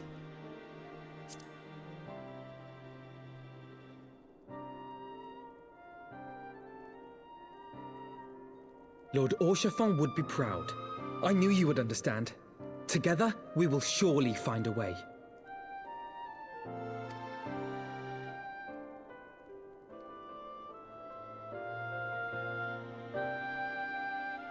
All these moments of like courting Orshifon and really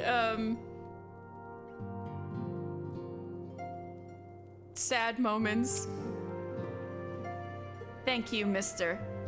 It is unfair of me to unburden myself in this manner, time after time, but I am glad that you permit me nonetheless. You are my true friend and ally.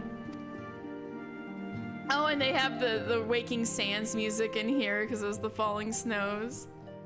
Though not all of our fellow scions will support our stance on Estinian, I have faith that we will win them over in due course. Such is the infectious power of hope. Right. That is quite enough solemn introspection for one night. I think we would both benefit from some time in the company of Tataru. Aww. I think we would all benefit from some time in the company of Tataru. She stays for us at Fortemps Manor. Let us not keep her waiting any longer.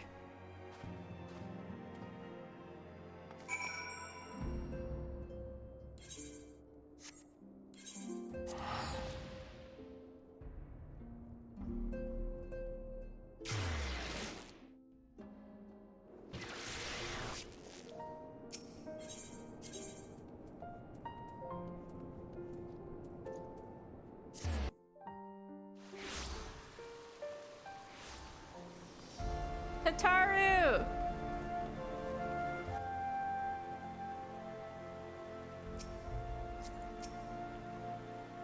Well, Alphino certainly seems to be in better spirits. Do we have you to thank for this?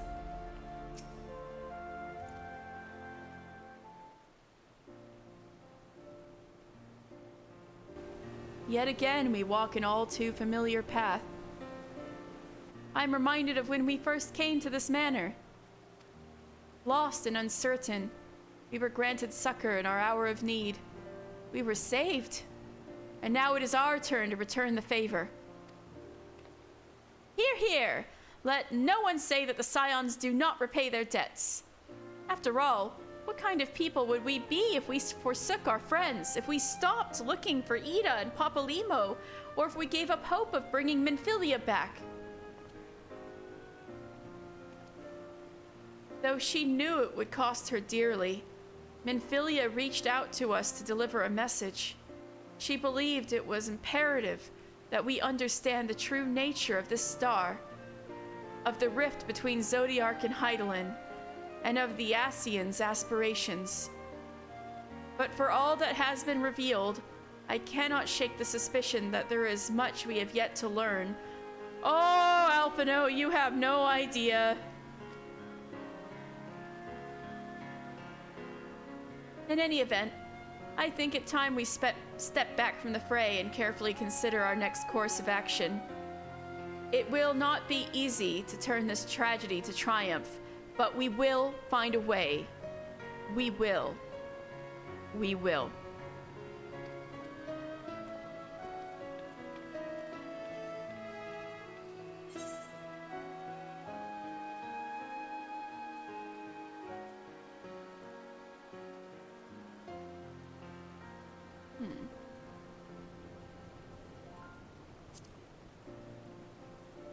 Actually, I don't need these.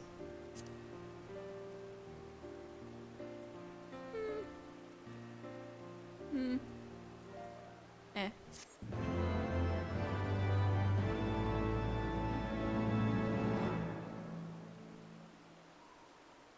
Battle stance! Let's go! Alright, I need to do some B stance. Oh, after the cutscene.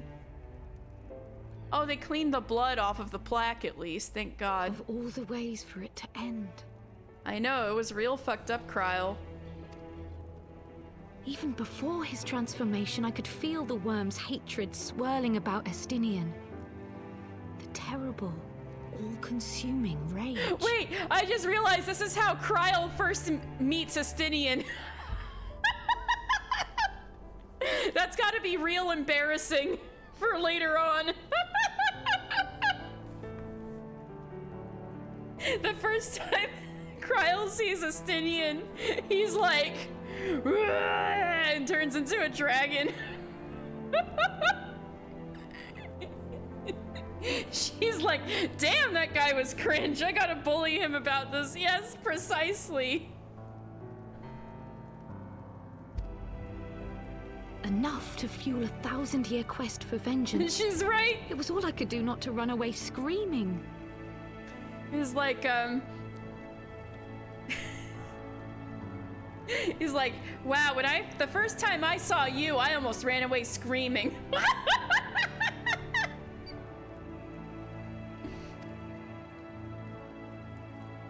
But Ishgardians, nay, all Eorzeans, are made of sterner stuff. They face danger and death on a daily basis and understand what it takes to win a war. Kryl, are you saying that, Sharlayans are little bitches? Think not too deeply on Master Matoya's words. Her intent was but to steal our resolve. True. That, and to remind us to look beyond these passing conflicts to trials greater still. To the truth which hides at the heart of this world. Yes, and she's right about that too, exactly.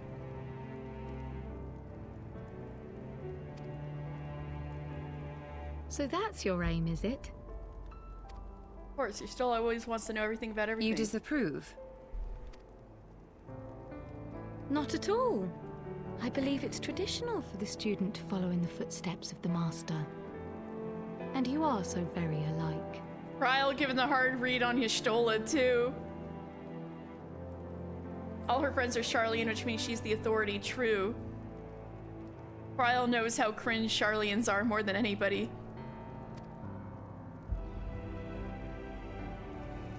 I don't think Yashola appreciated being red.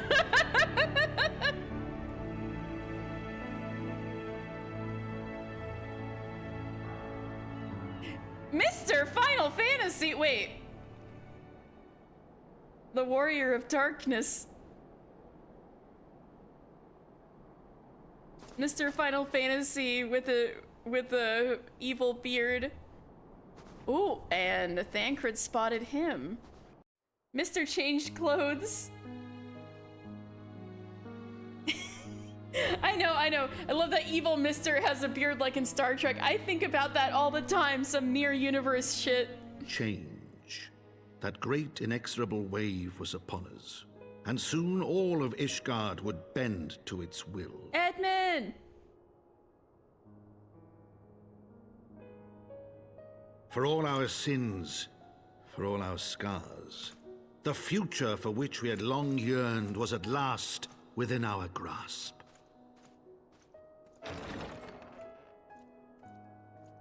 But it would be bought at a heavy price. For in those twilight hours did Nidhogg cry out for vengeance, and his brethren raise their voices for the final chorus of the Dragon Song War.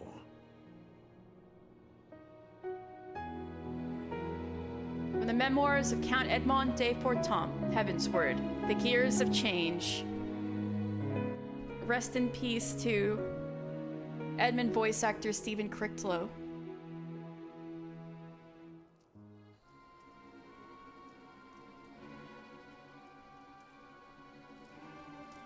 Oh, Papa Limo? I didn't recognize him without the glasses. Caution, Ida. That is all I ask. Do not be so eager to place your faith in them. Not until we know more.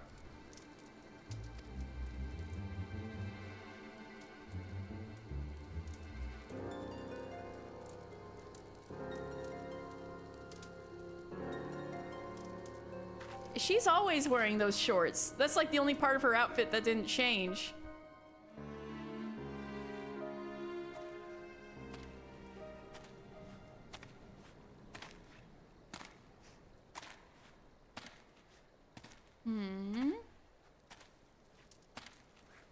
Ah!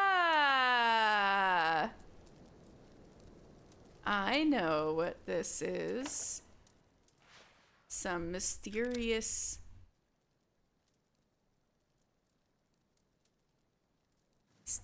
mask. Some intrigue going on where Pampalima and Ida are at.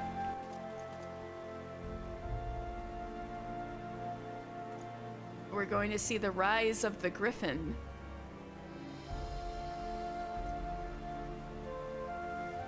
All right, well, we're going to leave,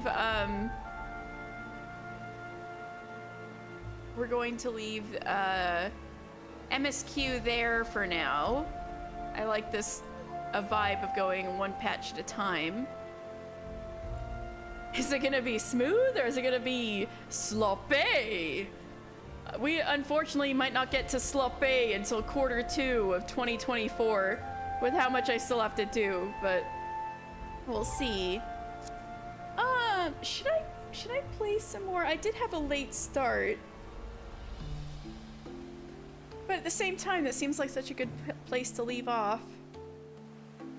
Yeah, I should probably go get some proper dinner, huh?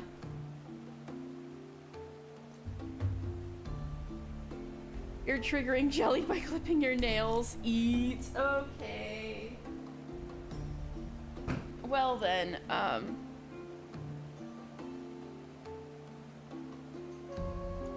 thank you guys so much. Today was wonderful. This is a great episode of Lore Sunday today. Thank you guys for making it so. Really, really good stream today. And, I will, so as I said before, I have a very particular plan for October. I'm gonna continue doing Lore Sundays every Sunday. I'm gonna be back next Tuesday working on the Owlbear Cub needle felt, and I'm gonna use Tuesdays to finish that up. But Tuesdays will become game days if I finish my project, and so game days are gonna be Thursday, Friday, Saturday additionally, and I'm going to play Paranormasight, which is a very cool game that came out earlier this year. It's spooky for spooky month. It's like a J-horror kind of mystery point and click / visual novel. There's kind of like some vibes of like all kinds of stuff, although probably I'm gonna get trip up if I go off the top of my head. But there's lots of spooky ghosts. They find a way to make point and click actually scary by making all of the environments completely 360 degrees, which means you have to turn around. Yes, there is at least one MILF. There is a very dangerous murder MILF. So if that sounds appealing, yes, come by to watch Paranormasight. There is also a goofy detective, and actually 3 goofy detectives, but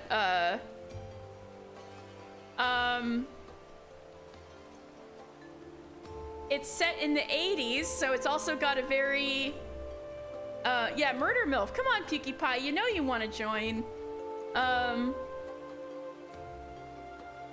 It's very funny. It's like scary, but also very funny, which is why I'm really looking forward to try to voice act it, because just there's some golden lines in there, honestly.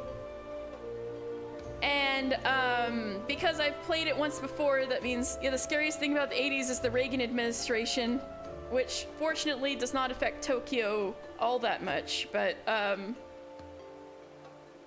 maybe that kind of spook factor will be there. You never know. So,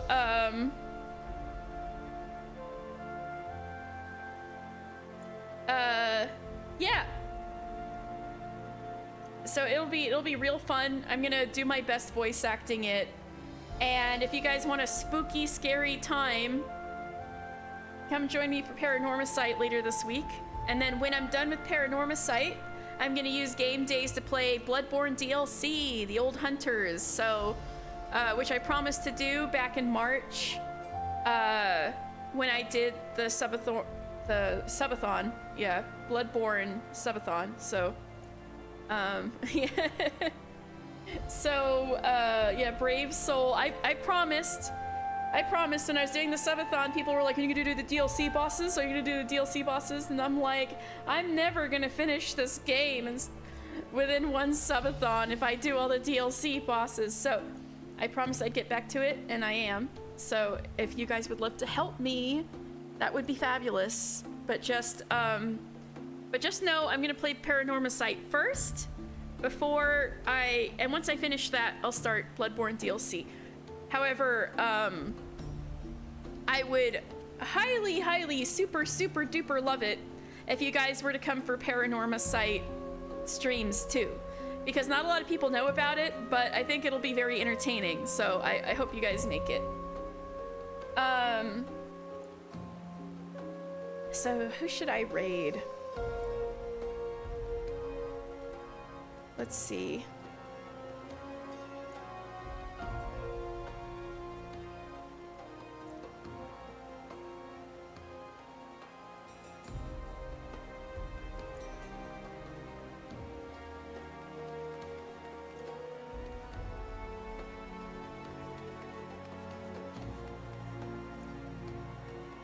So Owlin's playing Final Fantasy VII.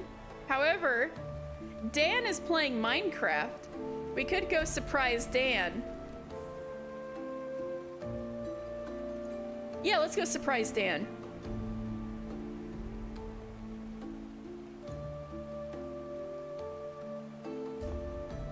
All right, we're gonna go raid Dan, who is a very good Final Fantasy XIV player and knows so much shit about the game. And I'll see you guys on Tuesday with the Neil Felting stream. Thank you guys so much for making this a wonderful, wonderful stream. And I'll see you guys on the flip side. Thank you very much. Good night.